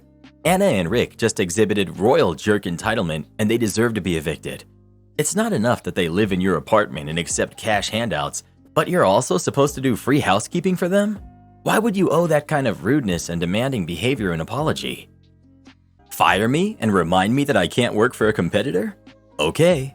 Many years back, I used to work for a medium-sized private tech company that does work for both government and private organizations in the education market. At the time, the founder was a wonderful guy who fostered a family atmosphere in the company. He treated us like we were his kids, and we loved him like a first, second, or third father, depending on how many fathers each person grew up with. Sadly, as in so many cases, things changed. The owner suffered a near-fatal accident and wasn't able to continue running the company. Everyone was devastated, but his family vowed to keep things going. However, they weren't as business savvy as he was and eventually had to hire someone else to run things. And as leadership changed, I think he went through 3 or 4 CEOs while I was there, the company became more and more corporate. Still, the employees continued on because we still believed in what we were doing. Now, I was a salaried, exempt employee. This was before changes in local labor laws formalized who could and who could not be exempt from overtime. It was generally an 8-to-5 job, but with bursts of unpaid overtime when things got crazy. I loved my manager, who acted like a big brother, and he always had our backs, and I had plenty of friends amongst my coworkers. My job was to handle the technical implementation of one of our bigger and longest-lasting government clients. I knew the system inside and out and did my best to ensure that the client had their expectations met while trying not to melt our systems. It was interesting work, and I learned a lot about both the tech we used and how the client's operations ran. Eventually, we got a new CEO who brought in their own top-level staff, and this bunch was as micromanagey as you can get. Our manager did his best to shield us, but cracks were starting to form. One by one, they started nitpicking and going after various employees, many of whom had been with the company for years, and my turn had finally come. Came back from lunch a few minutes late with my coworkers because there had been an accident? Noted. HR warned me about watching a video on my computer at work. Sorry, didn't know client presentations were off limits. Walked into the office half an hour late. My carpool buddy, who was pregnant, had morning sickness in the car. Yeah, that wasn't pretty. And just like so many others in this subreddit, they conveniently ignored any unpaid overtime worked throughout the year. Eventually, they built up enough evidence that I was called into a meeting with HR and my manager. When I walked in, I knew it was bad because my manager looked simultaneously outraged and sad. I was told that, due to my numerous infractions, that I was to be terminated immediately. Part of me was expecting this, since it had already happened to several others in much the same way, so I wasn't too surprised. As part of my termination, they reminded me that, per my original employment contract, I was not allowed to work for another company in the same educational technical service field, example, one of our direct competitors, for 5 years. A standard non-compete clause. I could of course work if it wasn't related to education, or, important for later, if it wasn't a private company. This was written back during the original owner's tenure, so it wasn't as strict as other non-compete clauses were. So that was that. My carpool buddy was given permission to leave early, or she wouldn't have had a ride home later, and my service with the company ended. My coworkers were surprised and upset, mostly because the company's reasons weren't that good, but also because the annual updates for my client were due in a few months. I had finished most of the work, but there was still stuff that needed to be done. And you'll probably all call me stupid, but I freely, emphasis on free, made myself available to my coworkers if they needed help. Why? Because I still liked all of them and my manager and didn't want them to suffer due to the actions of upper management. So where's my malicious compliance? Well, I tried to find a new job in a different tech sector, but it was slow going because much of my knowledge was so education focused. However, one of the client managers I used to work with had found employment several years back with, you guessed it, the government client that I had been in charge of. And they just happened to have the perfect job for me, helping to implement a technical system that would replace what they had outsourced to my former employer. And since they aren't a private entity, it didn't violate my non-compete clause. So I was hired, and a few years later, my former employer was informed that their services were no longer needed. I was told by the rest of the implementation team that if it wasn't for all the knowledge I brought with me, it would have taken twice as long to get things done. And my old employer? They're still around. However, after losing roughly 40% of their revenue, they've unfortunately had to downsize quite a bit. I did manage to pull a few of my old coworkers in with me, and the rest found other jobs where they're more appreciated and better paid in many cases. Oh, and I'm salaried, non-exempt. Yay for paid overtime, part of a union, and as a final bonus, my commute is much shorter. Life is good. Break my bumper and try to get me fired? You'll be sorry. This happened yesterday, but is carried over into today. My son is learning to drive, so sometimes I'll finish up at work early and pick him up so that he can drive home. Yesterday, the parking lot was fuller than usual, and this minivan kept driving around looking for a spot. They finally decided to squeeze in between me and the curb, adding up barely 2 inches from my passenger side mirror. Their kid comes out, and this guy starts gesturing at me because obviously there's no way anyone's getting in either of our cars from the passenger sides. He rolls the window down and he motions for me to do the same. The moment I do, he begins to go off on me loudly and very aggressively, saying that I should move from my spot so his kid can get in his car. Keep in mind, I'm in a parking lot, in a small car. He's in this big minivan squeezed into this non-space. I just rolled my window back up and ignored him. Then I feel a thump and look in my rearview mirror to see him walking back to his car. It legit felt like someone ran into me lightly. I didn't dare get out as I'm already a bit intimidated, and dude is obviously a bully after screaming at me to move for the past 5 minutes through a closed window. The guy pulls ahead, his kid gets in, and they leave. I get out of my car and I go around to the back, and I see a massive crack in the bumper of my brand new car right in the center of what looks like a boot print. This is my first new car ever, barely a month into my 2-year lease, and this happens. I get a quote, and it's nearly $4,000 to fix the bumper as it needs to be replaced. It was kicked so hard, it actually broke some clips that held it on too, and this was the recommendation of the dealership as it was very loose. Unfortunately, as a leased car, this has to be fixed ASAP according to my contract. I go back to the school in the hopes that I can get some identifying info on this guy to file a report and recoup costs through their insurance. We can clearly see the front of the van, but not the back where the license plate is because of how he's parked, ironically blocked from view by my car. Fast forward to today. I get to work and my boss calls me into her office. There was a complaint made yesterday about how rude I was and that I was most likely driving under the influence. My boss is awesome. She knows full well there's no way I would do any of that, so she just gives me a heads up and that's it. It's almost 10 a.m. and I just answered a call. It was him, asking if disciplinary action has been taken yet. I interconnected my line to my boss's, so I had a witness, and the conversation was interesting. He had no idea it was me, and I was asking for details from the encounter. He gives them, not realizing I filed a police report the day before that wasn't likely to go anywhere as I had no license plate number or name.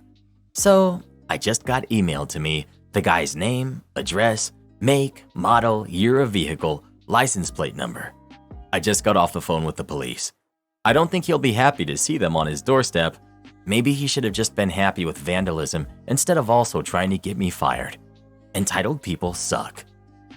Karen insults my dog, so I gave her a piece of my mind. My husband and I were on vacation and we brought our senior dog because we take her everywhere with us. She's a sweet 14-year-old poodle mix. She's having joint issues, so when we take her on a city trip, we put her in a dog stroller so that we can walk around. So we were navigating a busy sidewalk, and this woman, her friend, and their 4 kids, they stop. This woman points at our dog in the stroller and says, "Oh, heck no." She starts laughing, pulls her friend over, they and their kids surround the stroller. The woman goes, "Are you for real? This is not a kid. These are kids," pointing at her kids. As if I was cosplaying a parent by having a dog in a stroller. I'm child-free by choice, and parents like this are so rude. It's like the world revolves around their kids, and how dare I put my old dog in a stroller? Strollers are just for kids. So I told her to buzz off and get out of my way, and I pushed the stroller forward to move on. She then starts yelling, "How dare you speak like that in front of my kids?" I kept walking, and she left us alone. But it ruined my day, and I can't stop thinking about it. I think she's an idiot, but was I wrong for speaking like that in front of her kids? I was so ticked off. I don't want to be rude in front of kids though. Am I the jerk? And for the jerks who said that I need to walk my dog because dogs need to walk and not be treated like babies, we do walk her, but she can't go far. She's turning 15 next month, and she stumbles and falls, especially when there's a big curb or when the ground is uneven. We wanted to walk around a new city, and we couldn't leave her at the hotel. Most hotels do not allow you to leave a dog in a room unattended. We brought the stroller so we could walk as much as we wanted to and sightsee, and she could still go with us. And for the jerks who said they hate people like me who put their dogs in strollers, you're the jerk, and I give 0 hoots what you think. Not the jerk. That woman was very rude, and you gave what you got. She had no reason to bother you. Calling her friend and kids over to ridicule you and your dog was beyond rude and would have upset anybody. Hopefully, she'll think twice before stopping and insulting strangers on the street again. This reminds me of a similar situation when I was walking my girlfriend's 9-year-old English bulldog, which is close to the max lifespan of the dog. He was breathing heavily, and this bitter old lady shakes her head and says to me, "Wow, tired already?" And I said, "Funny thing, I was just thinking the same about you." You can imagine the look on this boomer jerk's face. Am I the jerk for telling my mom that she doesn't get to make the rules? I, 17 male, live with my 3 brothers who are 15, 13, and 10, and my ma who's 40. We're not very well off. I pay almost half of the rent. I pay for groceries more often than not, and I juggle having a job, going to school, and raising these 3 kids, one of whom is disabled. I say raising because my ma, between having 2 jobs and basically never being home, doesn't contribute. She's gone by 8 a.m. and usually not back before 10 or 11 p.m. And the past year, she's been home even less, getting home later and later. I'm pretty sure she goes out drinking. The fight went like this. My ma came home last night a bit before 9 p.m. for once, instead of 11 or later as she's been doing. My brother, who's 15, came out of his room to say hi, and 13-year-old brother was already on the couch reading something for school. So she hugged both of them and said hi, and said she'd stop by the gas station to buy us all something and gave us all a candy bar, which was cool of her. Then she asked where my 10-year-old brother was because she wanted to say hi to him. Now, I've practically raised these kids on my own for years now, and I do my best. On the very rare occasion my mom comes home early, she usually just goes to bed. I have my 10-year-old brother go to bed at 8 p.m., which I don't think is unreasonable, and I let the other 2 stay up until 10 because they're older. We all eat dinner at 6, get home from school around 4, and have a pretty clean routine altogether. Now, my mom was asking where he was, so I told her he was asleep. She asked why, so I told her it's past his bedtime. She told me he didn't have to go to bed that early. I told her he did. She told me no he didn't. She said that we could all stay up until 10. I said that doesn't work, and she told me she's the parent and it does work.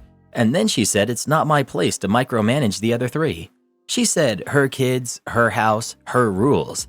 And then she exploded that I could stop being such a control freak because it wasn't my place to do that, or to have signed up my 13-year-old brother for soccer, or to have repainted the fence, or to have taken my 10-year-old brother to the doctor a few weeks ago, or any of the things that I've been doing without asking her.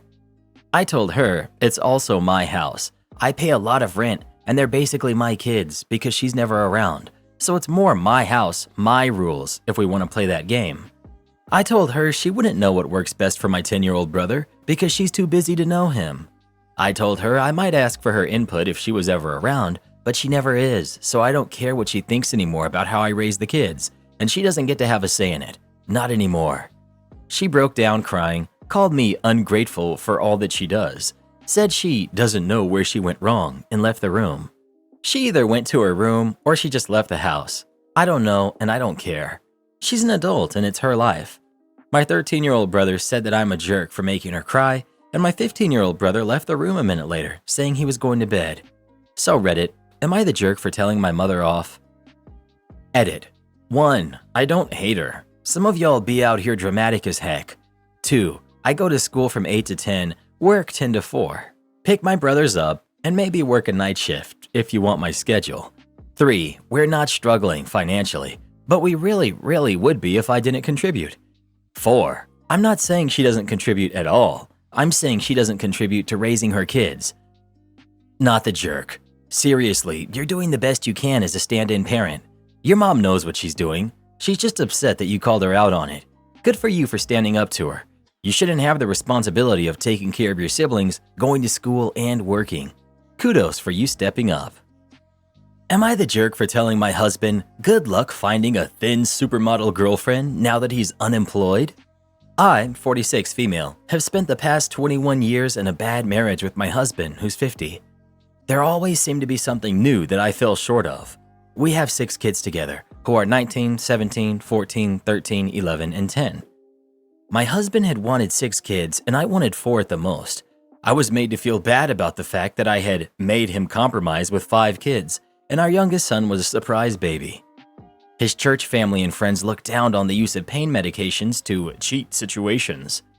He refused to consider any form of outside childcare for our kids and insisted that I do not work. I felt pressured to be the perfect housewife who never made the same dish twice in a week, ever.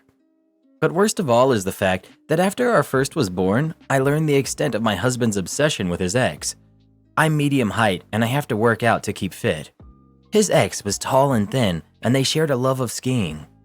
They broke up when she was 23 and he was 24, and he's always in conversations with friends, describing the ideal beautiful woman as that 22 or so year old who is tall, super thin, and super athletic.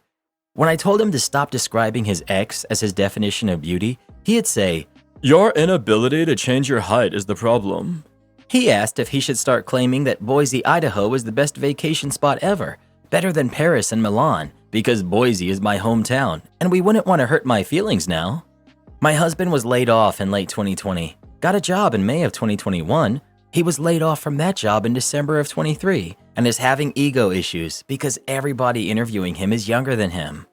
I had the opportunity to provide childcare for 2 neighborhood kids, but he shot the opportunity down, saying that the money I'd make is insignificant. I tried to help him manage his job applications. That's where the big fight happened. He ranted that there's no way a 36-year-old knows close to what he knows about the industry, so there's no way he's going to waste time being interviewed by a mid-30s idiot recruiter. And then he started saying that this would be easier if I had some earning potential. I was angry because he wanted a traditional dynamic, and now this.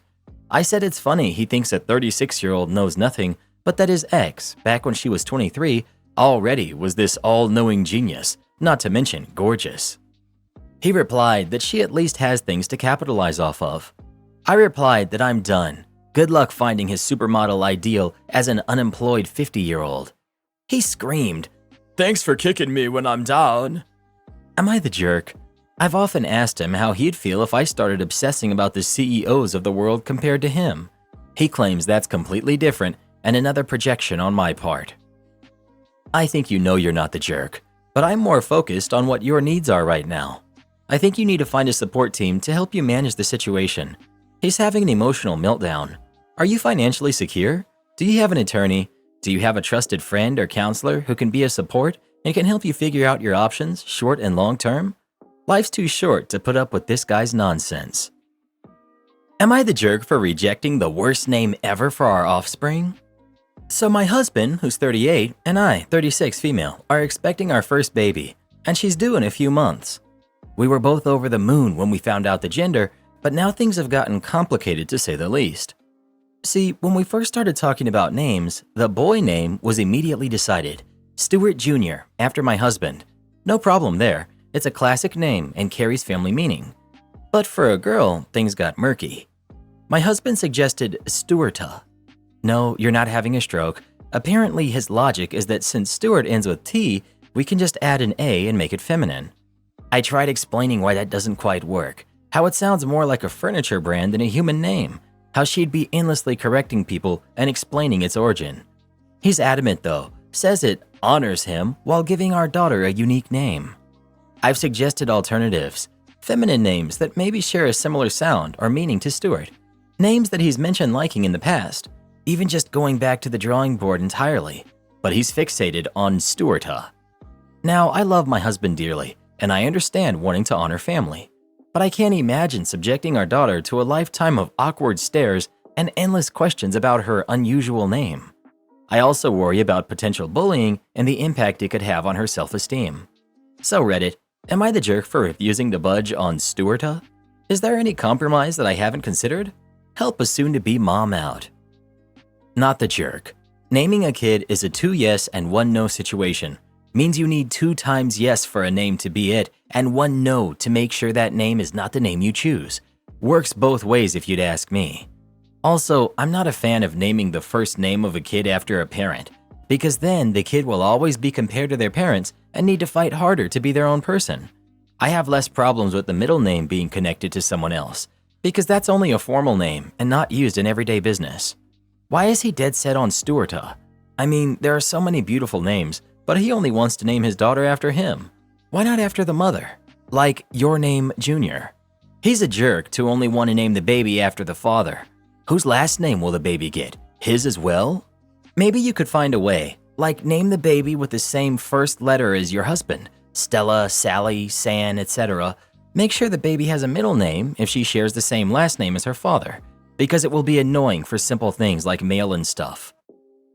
If he gets to pick the last name, you get to pick the first name. Fair is fair. And why is he so egotistical as to require that a daughter be named after him? Yeah, why can't the kid be named after the mom?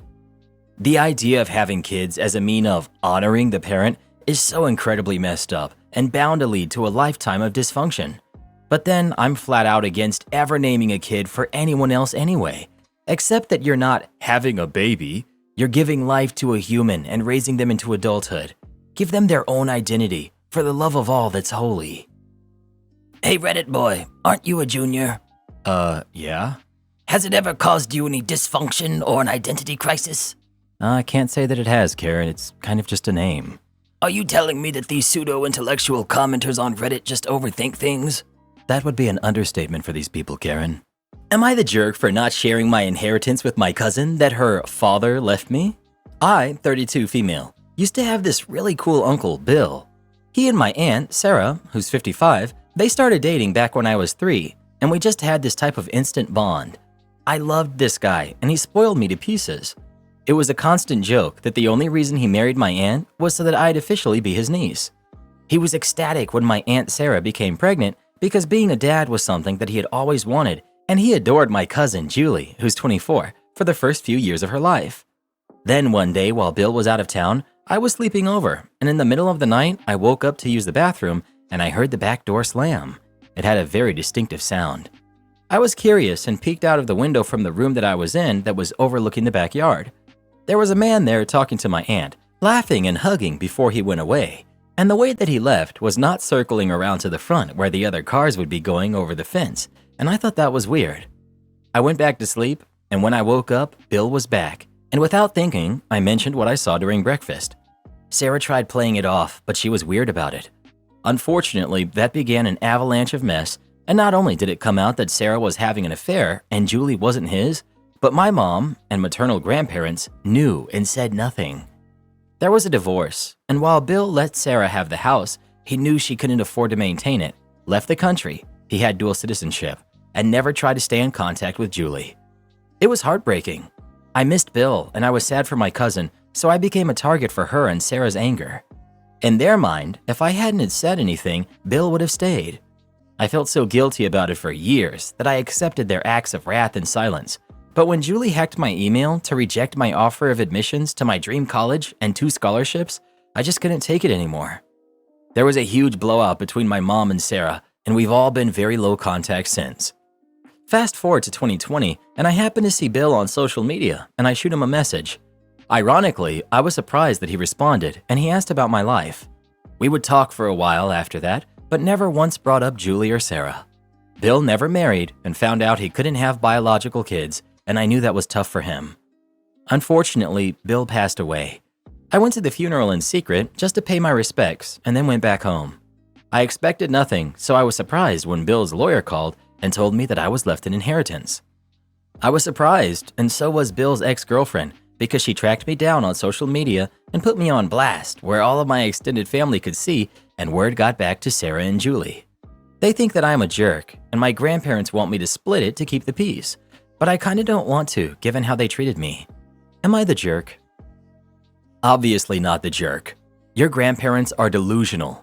They did nothing to keep the peace when those two were trying their hardest to ruin your life. You don't owe anyone a thing. Don't dishonor Bill like this.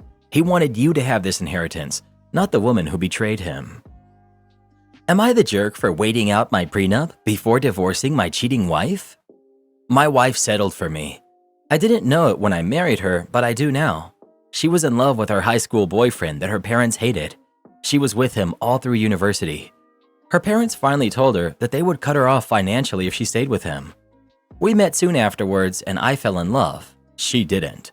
Once again, this was a surprise to me. We had a prenup that her parents insisted on. I was in it for the long haul, so I had no problem with it. I basically got nothing if we divorced before we were married 10 years. After that, it was an even split as long as I was not the cause. She was hooking up with her old boyfriend our entire marriage. I found out after we were married for 8 years. I was angry and depressed. I had spent 8 years supporting her and her career. She has a much better paying job than I do. It's high profile and she deals with our government a lot. I decided that I could handle 2 years of infidelity.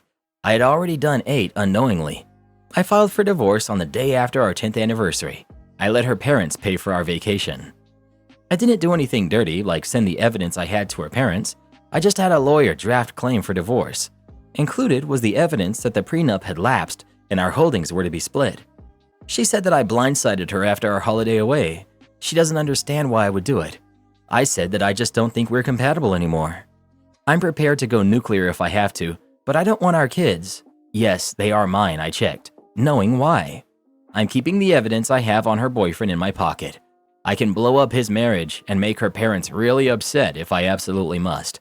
I just prefer to end things with me in a decent financial position to take care of the kids. Am I the jerk for what I did?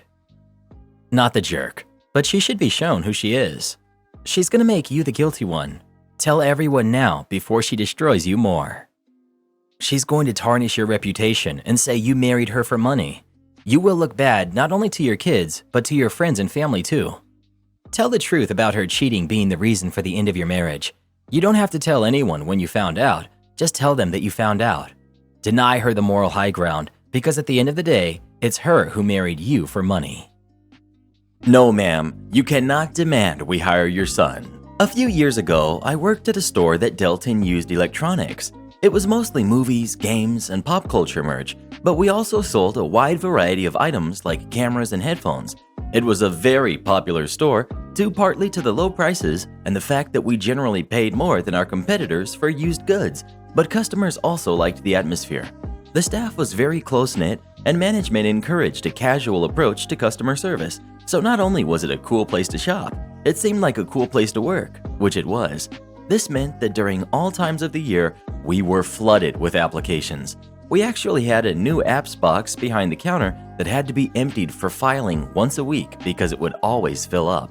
As a retail establishment, we did have a moderate turnover, but the store was small and only had 11 to 15 people employed there at any given time, so we only occasionally picked up new hires. This didn't stop people from applying, especially recent graduates who were hoping that the cool video game store would be their first job. I was working the front counter at the time Entitled Mom walked in the door. This happened a while ago, so the conversation is of course paraphrased. She approached me, and I smiled and greeted her. Me: "Hi, how can I help you?" Entitled Mom: "Hi, can I speak to the manager?" Me: "Oh, of course, but he's currently in the office on a call." He was. "Is there something I can help you with before he's available?" "My son turned in an application a month ago, and he hasn't heard anything back." Me, apologetic: "Oh, I'm sorry, ma'am. We get a lot of applications, to the point where our employment manager can't call people back if they aren't accepted for an interview. This should be mentioned on the application, but I'm sorry if your son wasn't told that. However, we keep applications on file for 6 months, so if a position opens up, we could still possibly consider him for employment." She huffed and rolled her eyes, giving me a sarcastic laugh. "That's ridiculous. Are you guys prejudiced against hiring boys or something?" I blinked at her. I was one of the 2 girls employed at this location, compared to 11 guys. Of the 4 people visible behind the counter, I was the only girl. Me: "Ma'am, I'm one of the only girls that works here." Entitled Mom seemed to notice this and began to splutter a little because she was getting flustered. She continued laughing sarcastically through her sentences. "So what? Are you prejudiced against hiring hard workers?" I honestly didn't know what to say. I was trying not to laugh because it was such a weird response. Me: "No, we just have a lot of applicants, and the chances of getting picked are low. It's not personal. But if you'd still like to ask the manager about it, I can go see if he's finished on the phone." Entitled Mom, huffing, still laughing. "No, never mind. This is just ridiculous. I'm taking my business to your competitor." She stomped away. After she left, my coworkers and I just looked at each other and started laughing. We chatted about it for a little while, and when the manager came back from the office, we told him about the encounter. He basically said what I said, that it was one application in a sea of many, and it wasn't personal. Honestly, if you come into a store and demand the manager to hire your kid, it's probably only going to hurt their chances. Nobody wants to deal with someone's crazy parent hovering around the business all the time. Speaking of cool stores, what's your favorite store of all time? Please let us know. 3 words: Bed, Bath, and Beyond. Isn't that actually 4? Am I the jerk for not forcing my kid out of the house at 18? My child's father and I have very different parenting philosophies. He very much believes that kids need to be out of the house at 18 and self-supporting, and there is no relying on mom and dad. I definitely don't have that idea. My family doesn't have any kind of "you need to be out of the house by X age" ideas. I didn't move out for the first time until I was 21, and I lived with my parents off and on after, until I got my current place almost 20 years ago. It's not anything to do with gender, and it's not a "you can mooch off of us forever" dynamic. The kids are expected to be working or in school, but it's not a huge deal for them to live with parents unless they're addicts, make really terrible decisions, or are just lazing around. My family doesn't produce many kids due to late marriage and low fertility, and family dynamics are just different when you know you're only having 1 kid versus families with potentially unlimited kids. My place is a 2-bedroom that is set up as a roommate situation.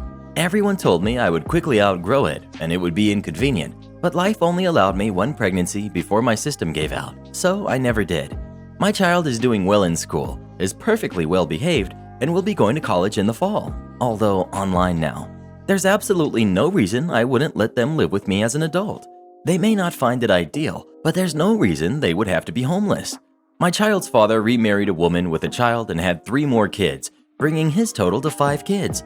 He has a typical 3-bedroom. We have monthly family meetings, and at the most recent one, he brought it up, I guess trying to scare them, and started talking all this crap about them finding their own place soon, and life wouldn't always be this easy.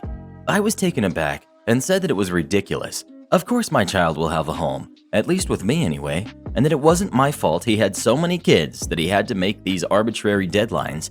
He was enraged that I was undermining him and letting my child hide behind me and from adult life. We left soon after. My family is telling me that I should have been less blunt about it and just kept things on the down low, because I basically just said their father was a jerk with no authority. I mean, if the shoe fits, but I suppose I maybe could not have thrown his opinion out so bluntly. Well, who would you agree with, the mom or the dad? Please let us know. I don't know how to email. Can't you just do it for me? Our store allows customers to email their print jobs to a server which will then send back a code straight to their inbox and allow them to input it on the machine for quick and easy printing. All of this is fairly obvious. We have signs posted everywhere, not to mention we tell everyone how to do it when they ask us. This is a self-service option. Any order placed with me, a full-service employee, is done online or in person, and it's obvious you are expected to pay more for that service. We explain this to every customer. Not only that, but once you get to the machines, it is printed clear as day on how to follow the steps, what the email is, and how to input the code once you get it. The steps are simple. Press your option, print, put your card in, select how you are printing, by USB or email, put in your USB or your code, then print. However, if you've ever worked retail, you know just as much as I how people don't read. Regardless, for the sake of customer service, I swallow all these thoughts down and try my best to help. A woman comes in and tells me she needs to print from her email. I tell her how, and she is almost immediately angry. Lady, I don't know how to use email. Can you just show me how?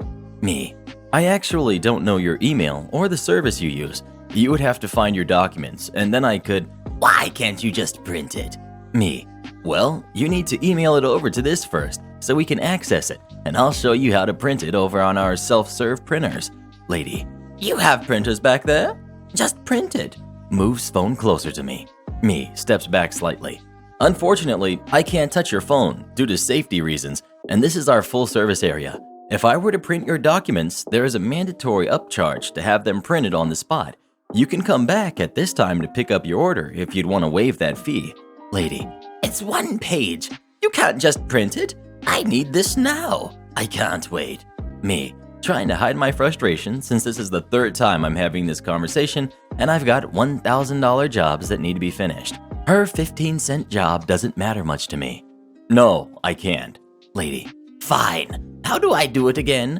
Me, I tell her. I can't get it. Something's wrong. Me, looks to see that she's getting an error that she's not signed into her email. You just need to enter your password. I don't know my password. Me, stammers. I don't know your password either. What good is that? My phone service just changed, and my husband needs these documents printed, so now I don't have access to the right email. But I need these documents. Me, well, you can just hit reset password and follow the no, because it's gonna try to text me the code, and I don't have the same phone service. Why don't you understand? It's so simple. Me, trying not to hit her. Ma'am, we are not your phone company. Neither are we your email service. You are using our self-serve area. I've done everything I can for you, but this is something you will need. She goes to interrupt me, but I raise my voice so she can't. To solve. If you can't access your documents, there's nothing I can do. I can't print what's not in front of me. I can't pull it out of thin air. Lady, your job is to help me. And your job is to have your documents ready to print. Now I have other customers I need to help. When you get your documents ready, I'll be glad to help you. At this point, I just ignored her while she sat there and shouted every so often, It's still not working. There was nothing I could do. Every avenue I tried to go down to help her, she blocked off. Besides, I had a line of 6 or 7 behind her. I'm only one person, and I can't sit there for half an hour to play IT. That's simply not my job. She ended up calling the manager over, who spent nearly 2 hours with her, only to find out those documents weren't even in her email. She threw a fit, but I was so busy I didn't get to hear it. Have you ever had a customer drive you absolutely crazy? If so, what were they doing? Please let us know. I don't see why they couldn't have just printed it for her. Am I the jerk for refusing to babysit unless paid full price? I, 19 female, have extensive experience with kids, worked at a preschool for 3 years, have babysat for over 300 different families, have Montessori training, fully certified in CPR and first aid, etc. For this reason, I typically charge more than the average college babysitter would. Parents know that when they pay for me, they pay for a higher level of care, so price usually isn't an issue.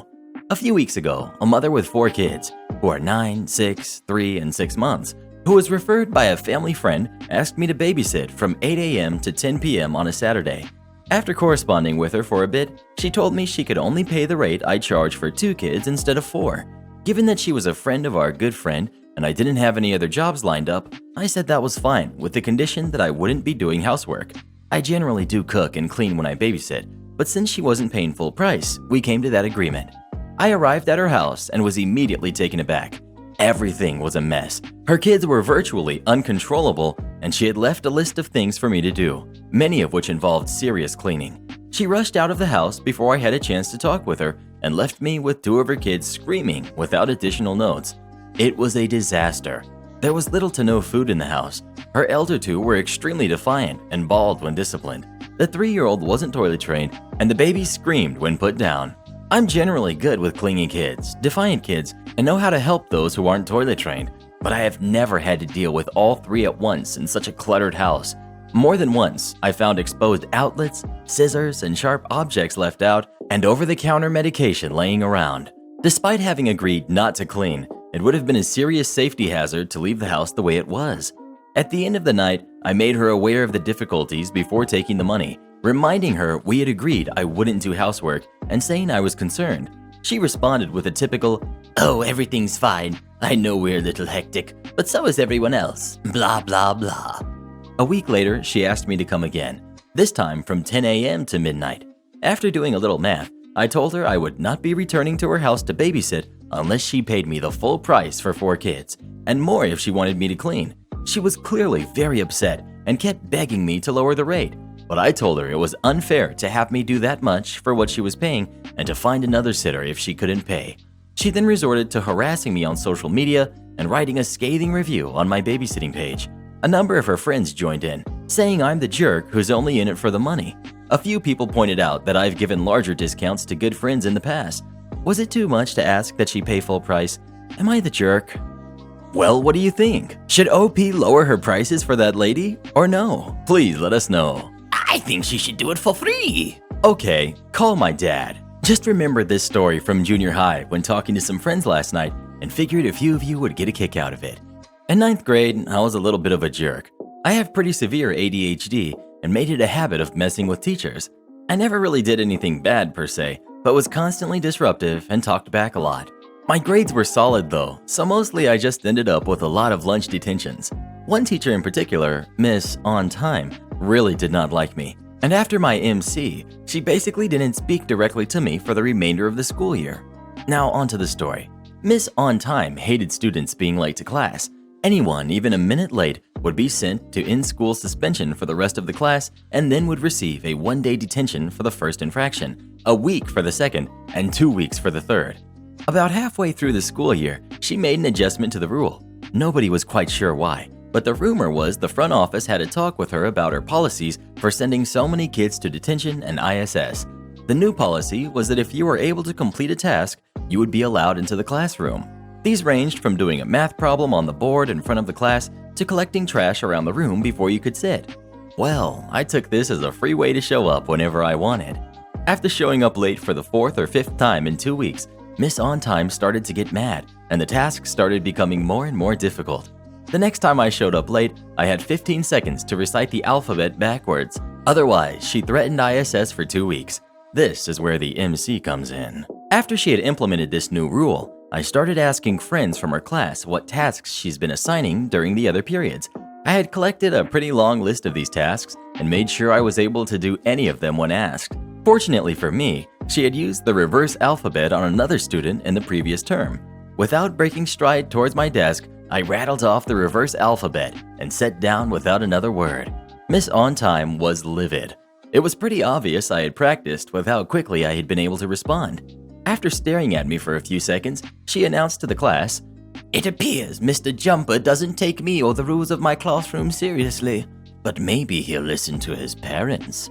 She called me up to the front of the room, put her phone on speaker, and asked me to call my dad. Everyone in the room was oohing and eyeing at me as I made my way up. Called up my dad, and this is the basic summary of how the call went. One important thing to note is that Miss On Time never let my dad know he was on speaker in front of the rest of the class. Miss On Time: "Hello, Mr. Jumper. This is Miss P, and I have Jib Jumper on the line, and he has something to tell you." Dad: "What'd you do, Jib Jumper?" Me: "I was late to class. The rule is you have to complete a task to not get a detention. Miss P told me to say the alphabet backwards, and I did. Then she had me call you." Dad: "Miss P, is what Jib Jumper saying true?" Miss On Time: "Yes, but he's leaving out that he's been late 5 times in 2 weeks and has a disrespectful attitude. Dad, is that true, Jib Jumper? Me, it's true, I was late, but I finished the task every time. I'm just following the rules Miss On Time put in place. I don't get how that's disrespectful. Miss On Time. Don't lie and act like that. You know you were being disruptive and disrespectful for ignoring the— Dad, cutting off Miss On Time mid-sentence. Now wait a second. You're calling him a liar, but you put the rule in place that he could do a task to get out of detention? Miss On Time. Yes, but Dad, and he completes the tasks as requested? Yes, but then what's the problem here? It sounds like he's following the rules you established for your classroom. Don't call me at my office again unless he actually does something worth calling me for. And then he hung up. I just walked back to my desk without saying another word. Miss On Time just stood there for about 30 seconds with a look of pure outrage on her face. Most of the class was trying to suppress giggles. I'll never forget the crap-eating grins on my 2 friends' faces as I walked past them in the aisle. Speaking of detention, have any of you ever had detention? Or how about in-school suspension? I know I did. Please let us know. I feel sorry for her, having to deal with such rotten little monsters. Am I the jerk for sharing the news that I'm pregnant with a girl and devastating a former friend? I, 36 female, was best friends with Georgia, 36 female, when we were both 5. Even from an early age, Georgia competed with me on inconsequential things. The level of our friendship varied throughout the years of college and slightly after, but we became best friends again in our mid to late 20s. Georgia and I got engaged around the same time. Once I announced, she set her wedding date 2 weeks before mine and picked the same vendors I had, then wore a white dress to my wedding, just to give you an idea. Whatever. We both started trying to get pregnant at the same time. She got pregnant on her first try and stopped talking to me because it would have been too awkward. I was going through extensive infertility treatments that didn't result in a child that she never asked about. My husband had a psychotic break, and my once loving marriage spiraled in every way. I reached out to her for help, and she said she was too busy with her baby. She never contacted me again, and I didn't reach out either. I was fine with the outcome, learned to never keep a friendship like that again, got out of my marriage, and went on to find a wonderful man who is now my husband. My husband and I also had to go through fertility treatments, and we are cautiously optimistic with our chances of bringing home a baby, as I'm now 8 weeks pregnant through IVF. We haven't told most people, but I happened to run into an old family friend, Judy, in my hometown, and ended up sharing the news. I also shared we were having a girl, which we know because of genetic testing. Apparently, the small town gossip still runs deep, because the next day I got a scathing email from Georgia about how she heard from Judy that I was having a girl and demanding to know why I was rubbing it in her face, because I know she had 2 boys now, and her 3rd pregnancy is also a boy. And they've been waiting for their girl, and she's in therapy because she hasn't gotten one yet. She went on to accuse me of always trying to one-up her. I wasn't going to write back, but decided to try to be the bigger person and just said, "I'm so sorry that the news you heard from Judy was difficult for you to hear. I was simply sharing news of my life and had no idea you were struggling with this. I was so pleased to hear from your email that you've gotten the large family you always hoped for, and I hope you and your husband can make peace with the beautiful family you created." My email was then shared to all our former mutual friends, and several emailed me to tell me what Georgia had done and that they stood up for me and are so happy for me. But one friend, and Georgia's mom, emailed ripping me a new one about how callous I am. I'm used to being gaslit from my ex-husband and am now questioning if I somehow am the jerk for casually sharing our news and not thinking about any potential repercussions. Have you ever had a friend who turns out they weren't really your friend at all? Please let us know. Oh, I've had too many to count. Not the place to skateboard. This was about 10 years ago when I was the manager of a video game store. We were right next door to a place that sold hair care products in a box mall setup. We would have an issue with the local school kids skateboarding on the sidewalk in front of our store, even though there was a skate park about 3 blocks away. A few times, a kid would not be paying attention and would run into an elderly lady leaving the neighbor's store. The worst one, the poor lady was knocked over and broke her wrist. The neighbor's store manager and I talked, and we agreed to ask kids to stop skateboarding the second we saw it. We would also let them know about the skate park. 99% understood and would go to the skate park, but this is a story of the 1%. I was putting out stock on a quiet morning when I saw a kid go whizzing by on his skateboard. I stopped and watched for a minute to see if he was passing by or not. Sure enough, he's going back and forth. I popped out of the front store and advised him about the skate park, and we don't allow skateboarding on the sidewalk due to accidents. He shrugs me off and walks away. 10 minutes later, he was back with his friends. I advised them again. They shrugged me off. I got a call from the neighbor store manager. She said she told them the same thing, but they told her to buzz off. I then went to the front door as one of my regulars was coming in. I told the regular I would be a moment. He didn't care. I stopped one of the kids again and told him he can't skateboard here. Same spiel as always. Due to some accidents, we don't allow skateboarding here. You are going to have to leave. There's a skate park 3 blocks north. Kid shrugs at me and walks back to his buddies. I go back to my front counter because the regular was ready to buy his game. We finish the transaction and he walks to the front door. I see him stop at the door and pause for a minute. My immediate thought was he was watching for the kids and didn't want to get hit. He then whips the door open but doesn't go through, and I hear this loud bang. He turns to me and says, "Hey Rob, you're right. Accidents do happen when you skateboard in front of your store," and then proceeds to walk out. I grabbed some paper towels and walked to the door. The kid was laying on the ground crying, his nose bleeding all over his shirt.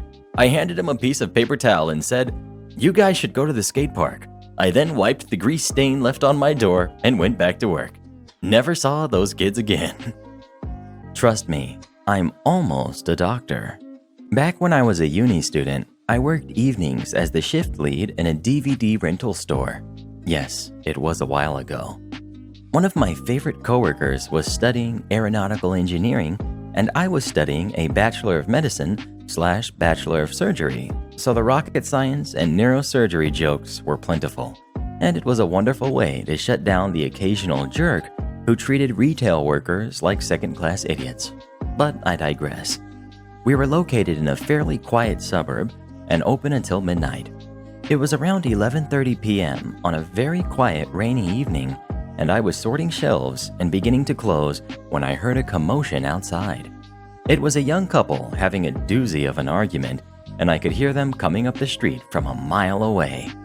Bored, curious, and mentally grabbing popcorn, I drift to the front of the store and start adjusting stock there, trying not to be too obvious with my rubbernecking.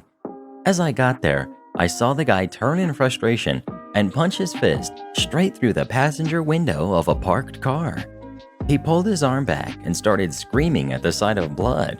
His girlfriend was also screaming and standing there with a shocked expression on her face.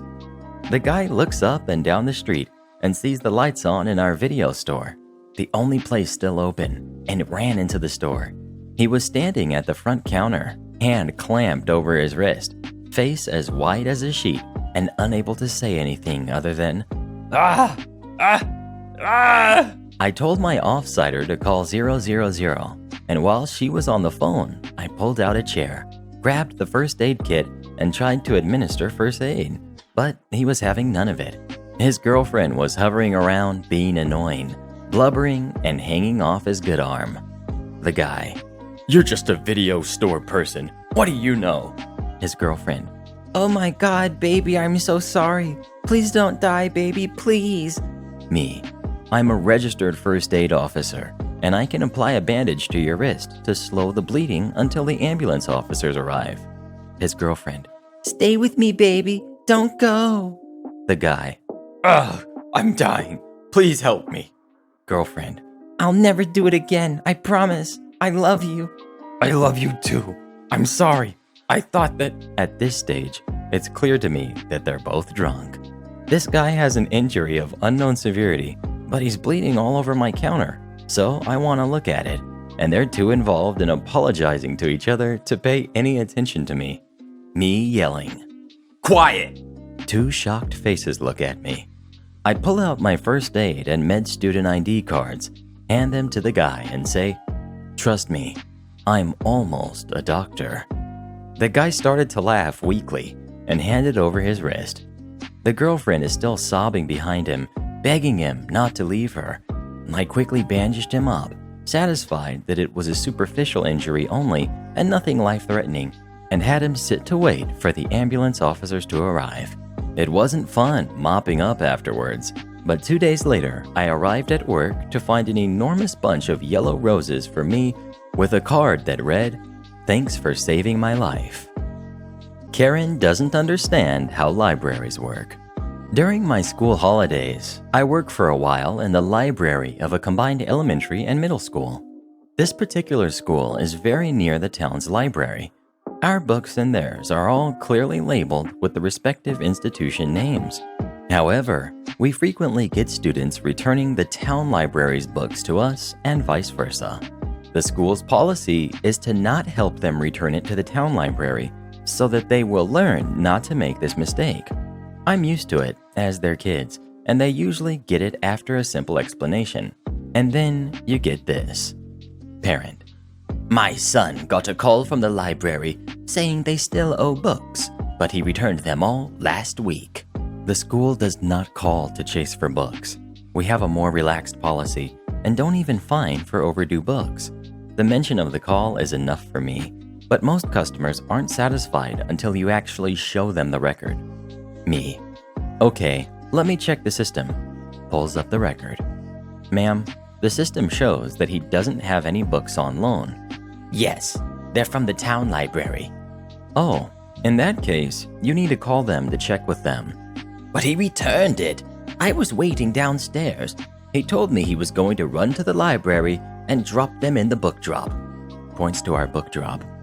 He returned the town library's books here? Yes. So why are there still books on his account? Ma'am, our system is different from the town library system.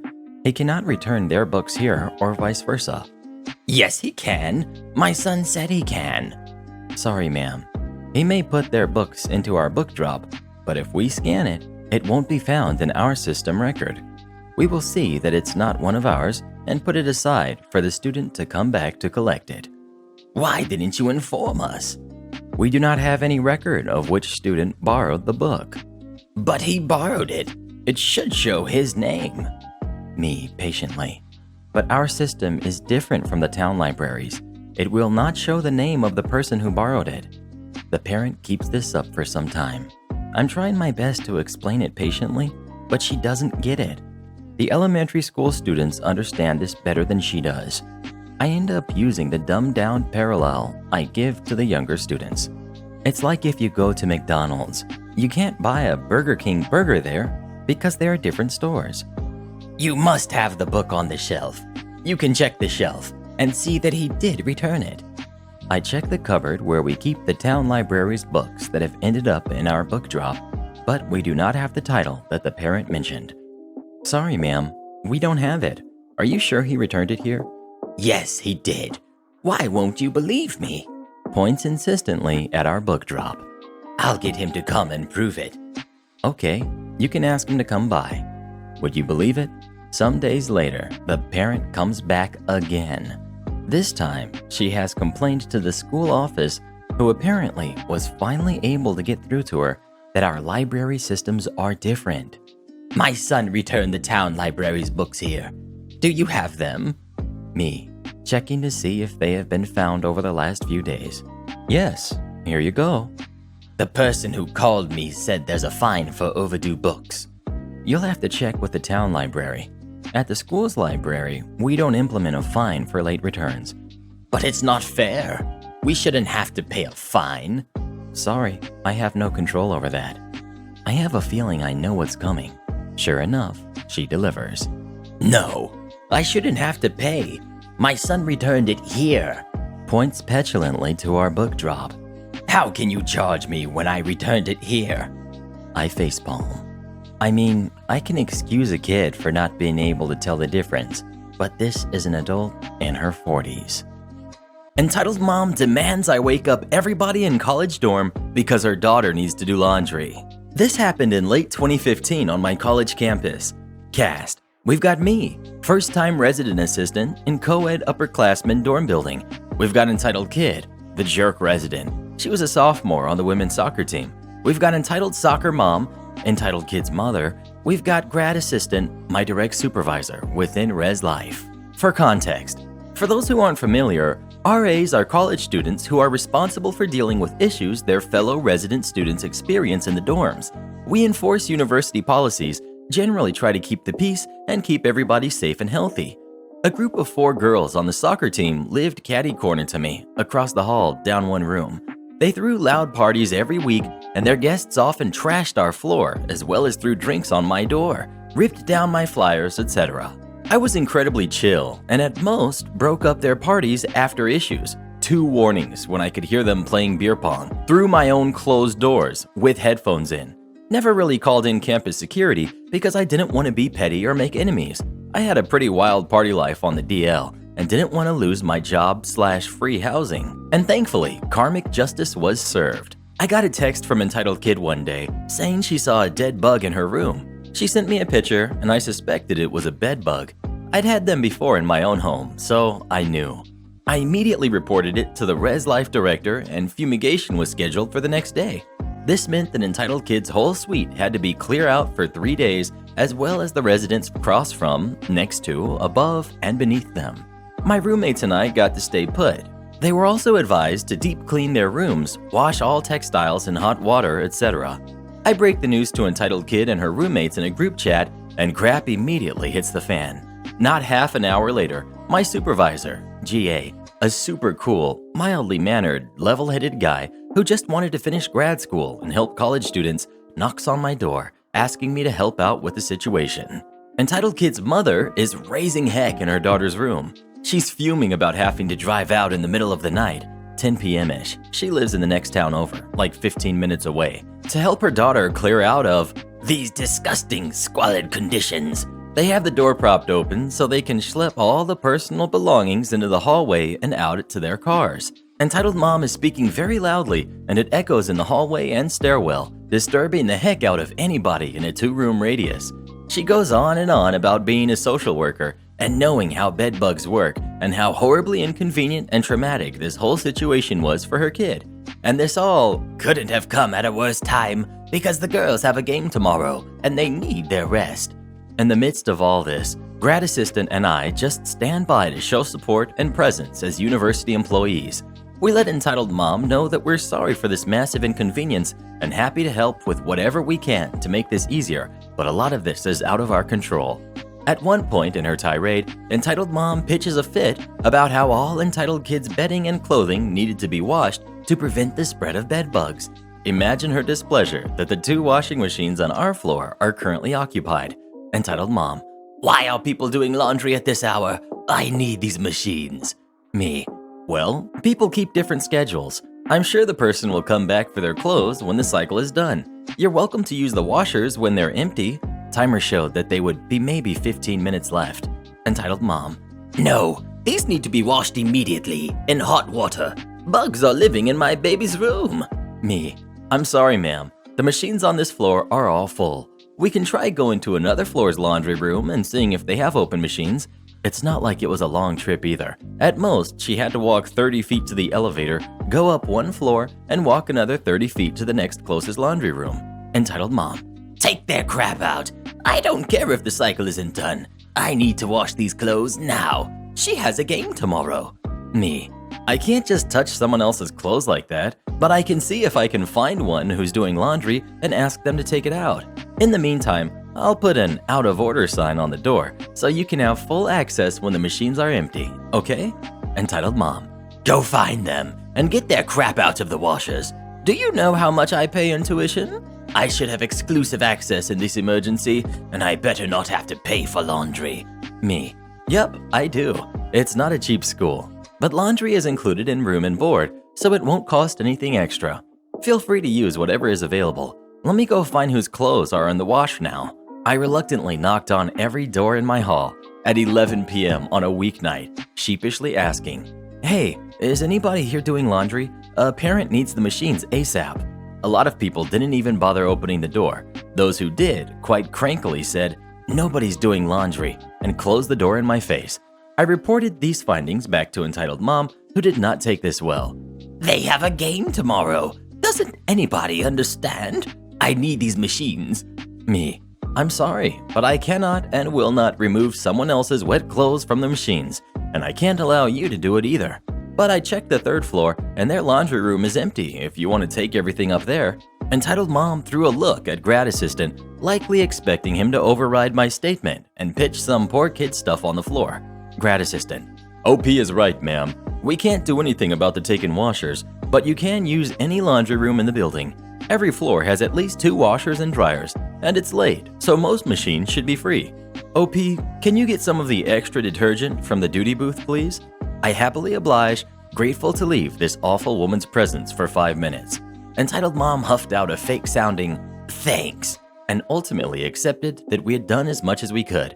She was much more preoccupied hauling all her daughter's stuff out in industrial garbage bags. I gave her a couple Tide Pod samples as a consolation prize and retreated down the hall to my room. The next day, I ran into GA on campus and he thanked me for handling everything so well and apologized for that woman being so crazy. I said, honestly, I'm not even mad. Those jerks got bed bugs and I don't even have to move out of my room. Karma if I've ever seen it.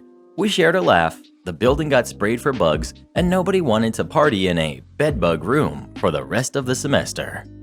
Speaking of bed bugs, have you or anyone you know ever had bed bugs? If so, how did you get rid of them?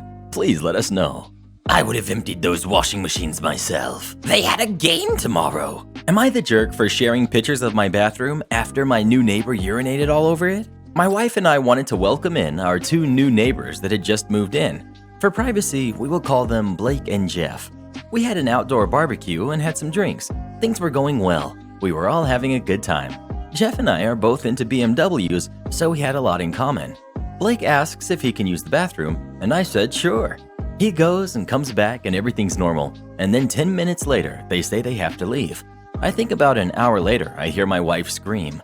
I go check the bathroom, and someone urinated everywhere. The seat was dirty. The drywall was dirty. Our carpets were wet. I get people miss, but this was deliberate, and there was no attempt at all to clean this mess.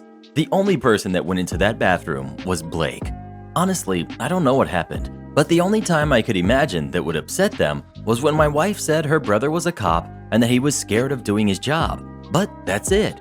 My wife talked to Sally and told them what happened with our neighbor. Sally didn't believe it, so my wife sent Sally the pictures and then it got shared by everyone in the neighborhood. Blake and Jeff didn't even deny it. Jeff messaged me that just because we had a conflict doesn't mean I need to go tell the entire neighborhood. They said that as a male couple, they face enough backlash and now don't feel welcome in this neighborhood because we needed to snitch. Like, what the heck? We had no problem with them. We wanted them to feel welcome, so we invited them over in the first place. And then they pee all over our bathroom. I don't even get it. Like, what the heck? We never had any beef or problem with them and they do this. I'm just confused. When we tried to respond to their text, it shows never delivered, so it looks like they might have blocked us. I don't know. I don't see myself as a jerk for sharing with neighbors because how in any world is that okay behavior? Do you think it was okay for OP to share those pictures online? Or should he have kept it between them? Please let us know. I just want to see the pictures.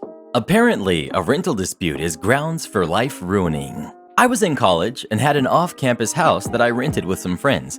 The 2 previous years, I had found someone to sublet my place over the summer, which offset some of the costs of housing while I was working my summer job. In spring of 2010, I was looking to do the same thing. At the time, I was working at a store loosely affiliated with the university when I got a call from a parent who thought she was calling someone from the university.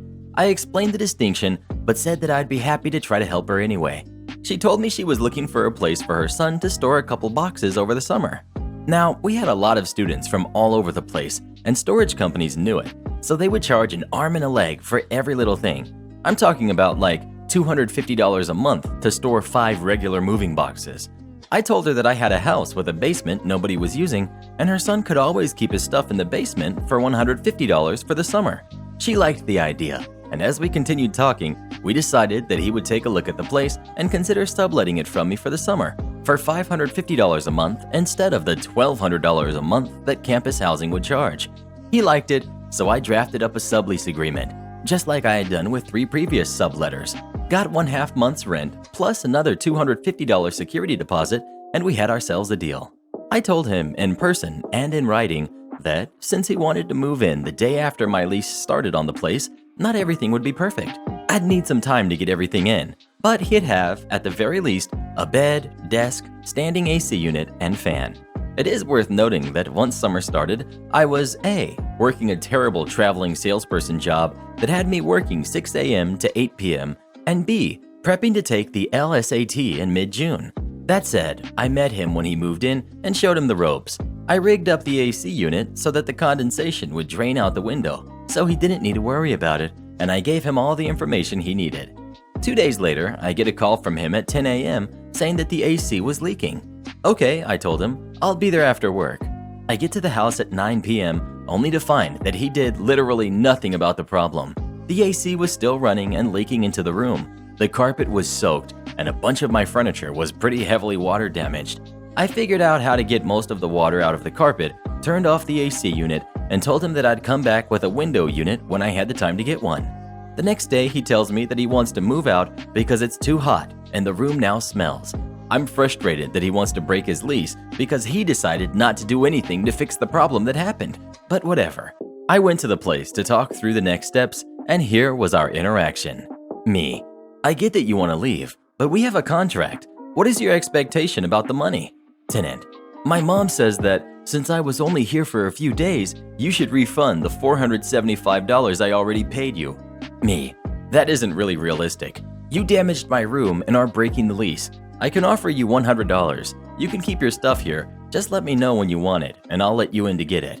Him: well, I can't really say if that's okay. My mom wrote the check. Me: I didn't sign the contract with your mom. I signed it with you. Your dad witnessed it. Him: but it's not my money. I don't know if this is okay. Me: like I said, my contract is with you. It doesn't matter who pays me. The payment is on your behalf. Him: okay, I'll see what she says. He took my check and gave back my key. I thought the matter was over. It wasn't. Within an hour, I got multiple calls from both of his parents. One was from his dad, who told me he was an attorney and would sue me for the $375 I stole from them. The other was from his mom, who told me that she was going to 1. Call the school and have me expelled. 2. Call future employers and have any job offers rescinded. 3. Sue me and make me pay back everything and more. 4. Have me arrested for theft. It sounded crazy, so I had some friends and family listen to the message. Specifically, I had 2 attorneys and a judge listen, and all of them laughed, telling me to just ignore it. So I did. Worth noting, all of this went down the day before I took the, not making excuses, but I got a 156 on that exam and basically gave up on the idea of going to law school as a result. I was not thrilled with the situation, but I thought they were just blowing off steam. Oh boy, were they not. 3 days later, I get a call and an email from the Office of the Vice Provost for Student Behavior. I was working, so once I heard this sternly worded message that I needed to call back, I was terrified. Was I really going to get expelled over this? I call, and I learn that apparently I had presented myself as an agent of the university. I didn't. Told my tenant that my house was sponsored by the university. I didn't, and it wasn't. Stole hundreds of dollars from the family. Nope. Was stealing the tenant's stuff. I thought I was just being a decent person by letting him store his stuff without charging extra. Oops. After explaining, the person on the other end clearly recognized that I was representing things accurately. She even told me that I was relatively reasonable for writing that check for $100, as I really didn't have to, given the damage that was done to my room. She also told me what she had told the tenant's mom. This was a dispute between a landlord and a tenant, and it had literally nothing to do with the university. The tenant apparently wanted to pick his stuff up, so I went back to the house that night and he took it. But it wasn't over. In September, I got another email, this time telling me to appear in person. Again, I got nervous as heck. Once I walked in, the person rolled her eyes and said that she just wanted to have me come in so she could tell this tenant's mom she talked to me so that the woman would stop calling. Apparently, she had called no fewer than a dozen times. But it still wasn't over. In December, my parents got a handwritten letter informing them of the tactics I was using to bully and intimidate the tenant and his parents. As with other letters, emails, phone calls, and miscellaneous threats, I ignored them. No lawsuit came. They lived across the country, and there's no way that a small claims court would have me reimburse $375 and pay $1,000 for round-trip airfare and hotels. I honestly would have been impressed if they decided to sue me on principle. The matter finally went away without the ruining of my life, my expulsion from school, rescinding of any job offers, or, well, any other consequences. But yowza, was that a bonanza of crap. Have you ever had an issue with your landlord? Or how about a tenant? Please let us know. Oh, I've had issues with just about everyone. Am I the jerk for snapping at my husband this morning because he made fun of my weight? Okay, some backstory. It's relevant. So, I have gained quite a bit of weight in the past 2 years, and unfortunately, I do weigh quite a bit more than I used to. I wish I could say that it's due to baby weight, but the truth is that I lost almost all of the baby weight, and the weight I did gain was due to a pretty heavy depression I was going through due to the fact that the past 2 years have been incredibly unkind to me.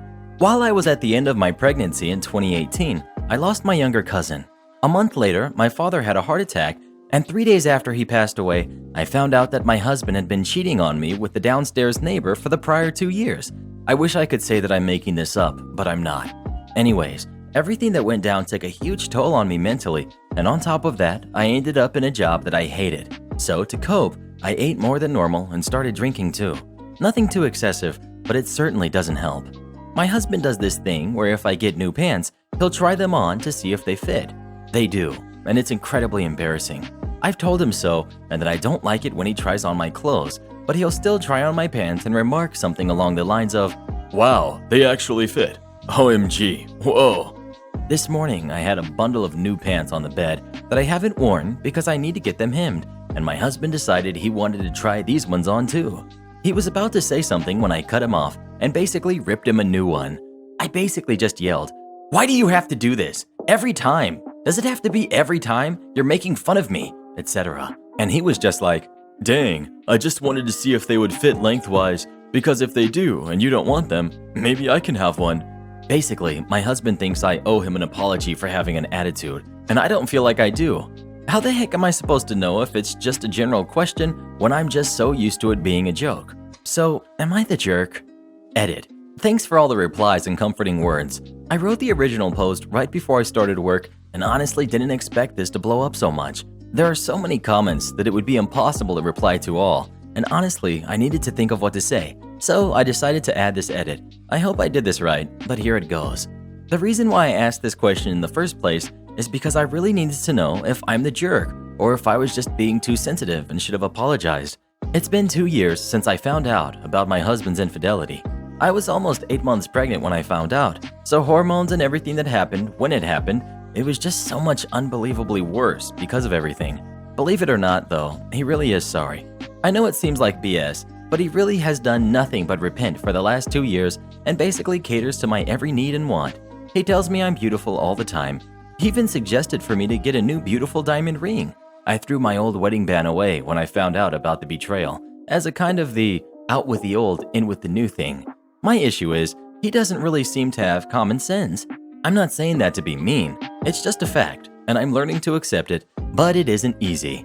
For example, I can have 2 armfuls of groceries, and they could be on the verge of falling out of my arms, and he will not help unless I ask, because he genuinely needs me to ask the question, or else he thinks that I'm okay, and won't realize that no, it wasn't okay till the groceries are on the floor. I've often wondered if he has some mild form of Asperger's or ADHD or something, because he just doesn't seem to get how irritating and downright infuriating it is when he does stupid things like try on my clothes and make dumb comments. There are obviously still some major issues in our marriage, but we're trying to work through them. I'm still very angry, so yes, sometimes I snap at him when he's being insensitive, and I 100% realize that it's not necessarily super healthy to have that home life dynamic, especially with my son in earshot. But we are definitely working on it, and most of the time succeed in keeping our son out of the major arguments. I just take things day by day to see if everything will work out. So hopefully that helps clarify some things, maybe. Thanks for the kind words and for the helpful advice. I did let him know about the post and how it was super insensitive to ask for an apology when I honestly didn't know he wasn't just making fun, because he's done it before and he seems to be a little more understanding now and apologized because of how he was making me feel. So there's a win. Am I the jerk for not letting my in-laws see their grandson again? So when I was 20, I found out I was pregnant and was living with an unstable family member. So 3 months before I had my baby, I moved in with my partner and his family. The plan was to live there for a year to save, and when the baby was around 10 months old, get our own place. So my son was born in April, and my in-laws became very controlling and tried to act like his parents, such as they are renovating the house and said on top of our rent, we have to each do 4 full days of work while they take care of the baby. They wouldn't listen to any of our parenting decisions and kept having people over during lockdown to meet him when I wasn't even letting my parents meet him due to trying to keep him safe from getting sick. Now, about a week ago, my partner spent the day doing the renovations and they asked him to hose down the driveway when he was done. Fine, he did it for 3 hours and came in to spend time with our baby after working 6 days and doing work on the house with every spare minute after, so he had hardly seen our son in a week. Now his mom came in and said he didn't do a good enough job and had him keep going. He said no, he wanted to be with his son and it was dark. He'd finish tomorrow. His mom went crazy and kicked us out at 8 p.m. Said she'd call the cops if we didn't go and we didn't get back the rent we paid 2 days before. Okay, we leave and have been living in a hotel while we look for a rental. Also, I live in Victoria, Australia, where we are in a hard lockdown and have around 500 new cases every day. The state is being very strict and things aren't going well here. She's now sending me messages saying to leave her son and come back to live with her with my baby, saying we don't have to pay rent anymore if I leave him. She'll take care of us. She misses her grandchild, etc.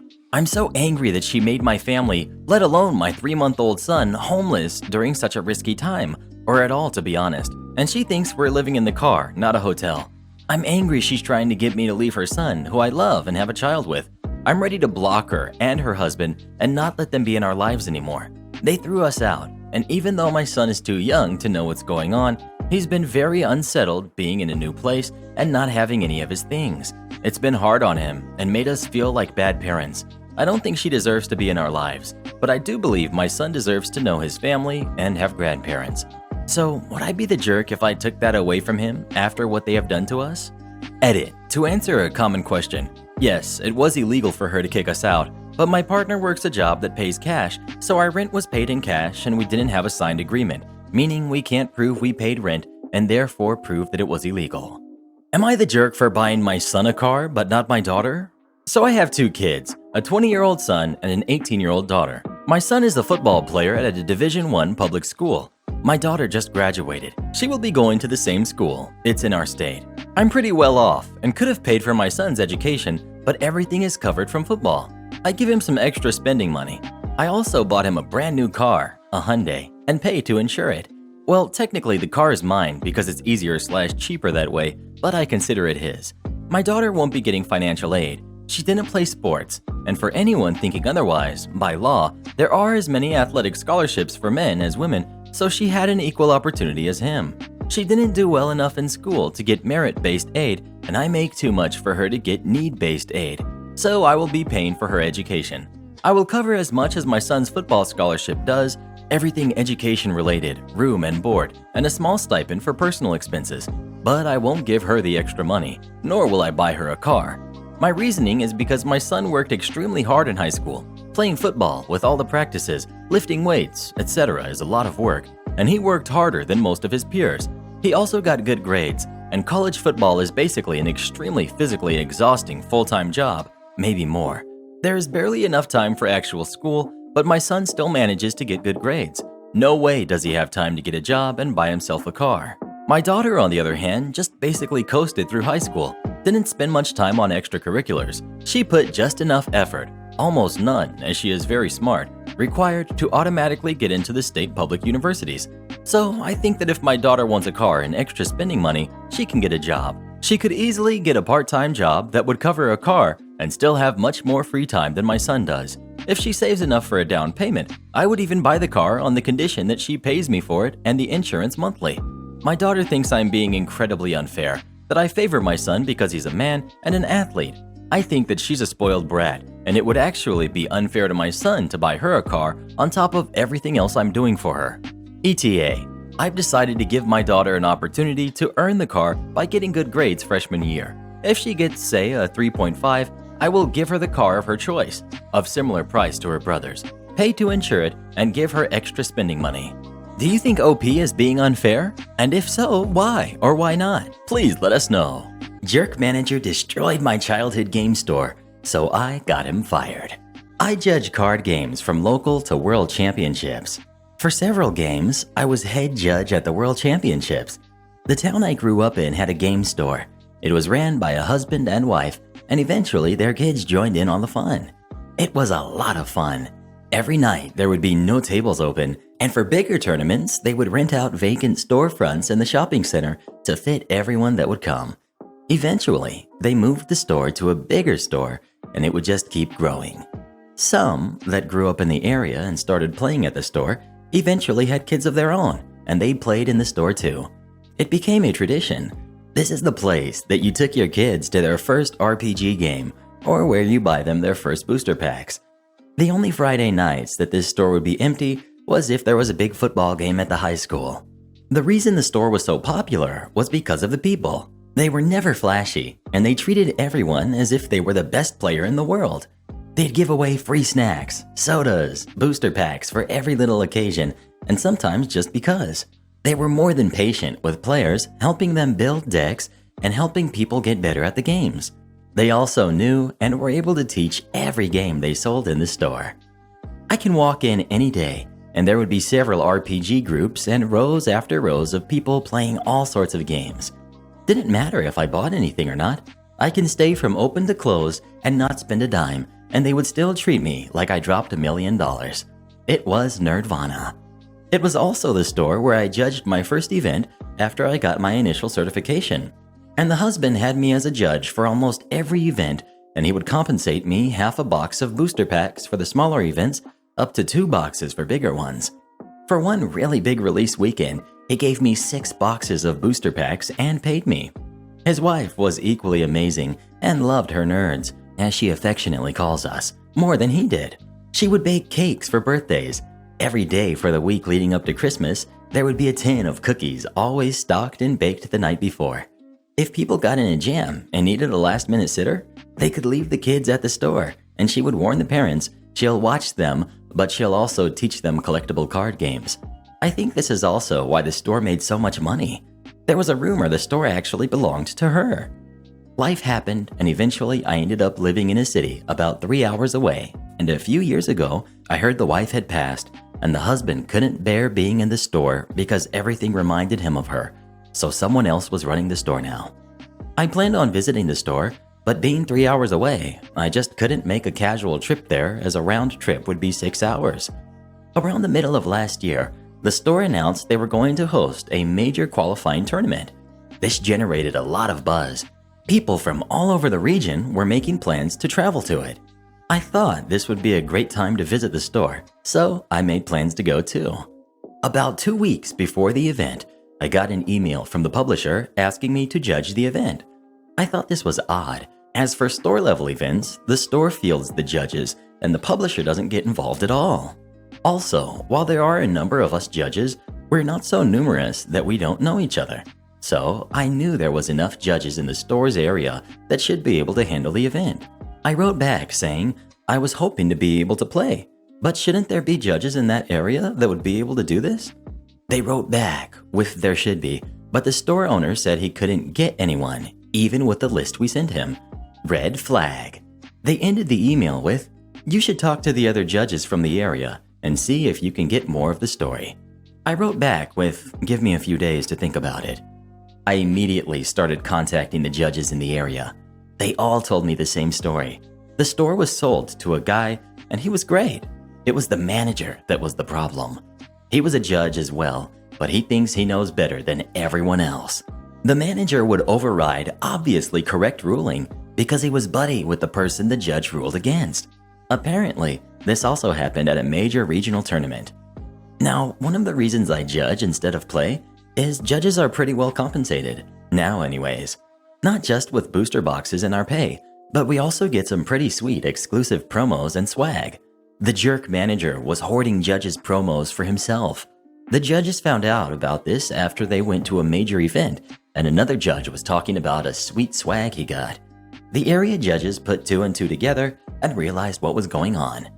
After this happened, judges that lived in the area all agreed that they wouldn't judge under him ever again. This wasn't the worst of it. He would harass players, saying they can't bring any outside food or drinks. Tell them they have to buy products if they want to play in the store. He would harass the RPG players, telling them they have no life and they're just wasting valuable time. They could be playing better games. Needless to say, people tried to avoid him. But as the owner would sometimes run the store himself, No one can be sure when the manager from heck would be around. I was livid. This was the store I grew up in. This was the store I learned to play and mastered all my favorite games. And this jerk was killing the store. I started to formulate a plan. I wrote to the publisher and told them I'll do it. Also, what was the judge's swag for this event? They wrote back, really grateful, as they would have had to have pulled the event if I didn't agree to it, and told me everything I would get for judging. They even told me they'll throw something in special for me helping them out. I wrote back asking for a specific item I knew that the jerk manager would definitely want, and I could use to trap him. The publisher wrote back saying yes, they would include that in the tournament kit as well. The day of the event, I woke up at the ungodly hour of 5 a.m., got ready and left the house at 7 a.m. and made the 3-hour drive to my home store. I got there and there was already a line wrapping around the store. I said hi to people I knew from the store and those I met at larger events. It was like a mini homecoming. I walked in and the new owner, the manager, and 2 other judges were there and went over the day. The manager started saying that he's a level mid-tier judge and that he was the highest in the area right now, so he would be the head judge for the event, and what he says is final. I told him that I was a higher tier judge. On top of that, I had several advanced role qualifications. He said I was BSing him until I showed him my certification. He said he's still head judge because he was the manager of the store, and people in the store respect his authority. I had to stifle a laugh. Then I told him before I start, I would like my judge's swag. Now, normally, I get this at the end of the event because I don't want to carry it around all day. But given this guy's records, I wanted to give this guy as little chance as possible to steal what was owed to me. He started hemming and hawing and said he hasn't pulled the kit yet. I told him pull it, open it, and give me my swag or I will be walking away and I'd tell the publisher and this tournament will be invalidated. The owner tried to reason with me, but I was firm. I hated doing this to the owner. He hasn't done anything wrong. From what I heard, he was trying to continue the traditions and practices that the original owners had established. But I knew I needed to be a jerk to save the store's community from the manager. The manager finally came out and gave me my swag. I looked it over and I knew this wasn't everything that was promised to me. And I said as much. Then I pulled the email from the publisher that listed everything I was supposed to receive, including the special swag. The manager said he couldn't find it all, and the owner begged me to wait until the end of the event so he could make it right. I stood firm and demanded my stuff. I listed everything, and this time I also listed the special item I requested from the publisher. The manager went pale. The owner looked at the manager and said, "You said you got that when you judged that big event a few months ago." I pulled up the email where I requested the item and where the publisher said it would be included and showed it to the owner. The owner exploded. He demanded to see the entire packing list for the kit, and sure enough, my promised item was in there. Then I told the owner everything the other area judges told me, and the owner got redder and redder. Finally, I told the owner and the manager that unless I get the items I was promised by the publisher, I would call the police and report the theft, then walk out and make sure everyone outside knew what happened. The owner demanded the manager give me what was owed to me. He walked back and brought out everything that was listed in the email, plus the special item that was promised to me. The owner then fired the manager and apologized to me profusely for what had just happened and asked me to please judge. I agreed, started the tournament, and apparently it was the best ran tournament the store had since the change of ownership. No one walked away complaining, all the rulings were fair, and it even ended early. When I got home, I sent an email to the publisher with a tournament report as well as an explanation as to what happened. I also sent a long email apologizing to the owner for my crappy behavior. The owner wrote back saying he understood why I did it, and he was actually grateful as I was able to help him see the truth. The fallout. The jerk manager was stripped of his judge certification. Also, the guys he tried to help cheat were given bans from the game. The owner hired one of the area judges to manage the store, and it's slowly going back to what it was before the reign of the jerk manager. In the grand scheme of things, this wasn't some huge injustice that was righted, but this store is like family to me, and you don't mess with family. Imagine your mother-in-law steals your rare Pokemon cards and sells them so she can get Botox injections. That's exactly what happens in our next story. It just popped up on your screen. Give it a tap, come have a listen. You won't believe what happens next.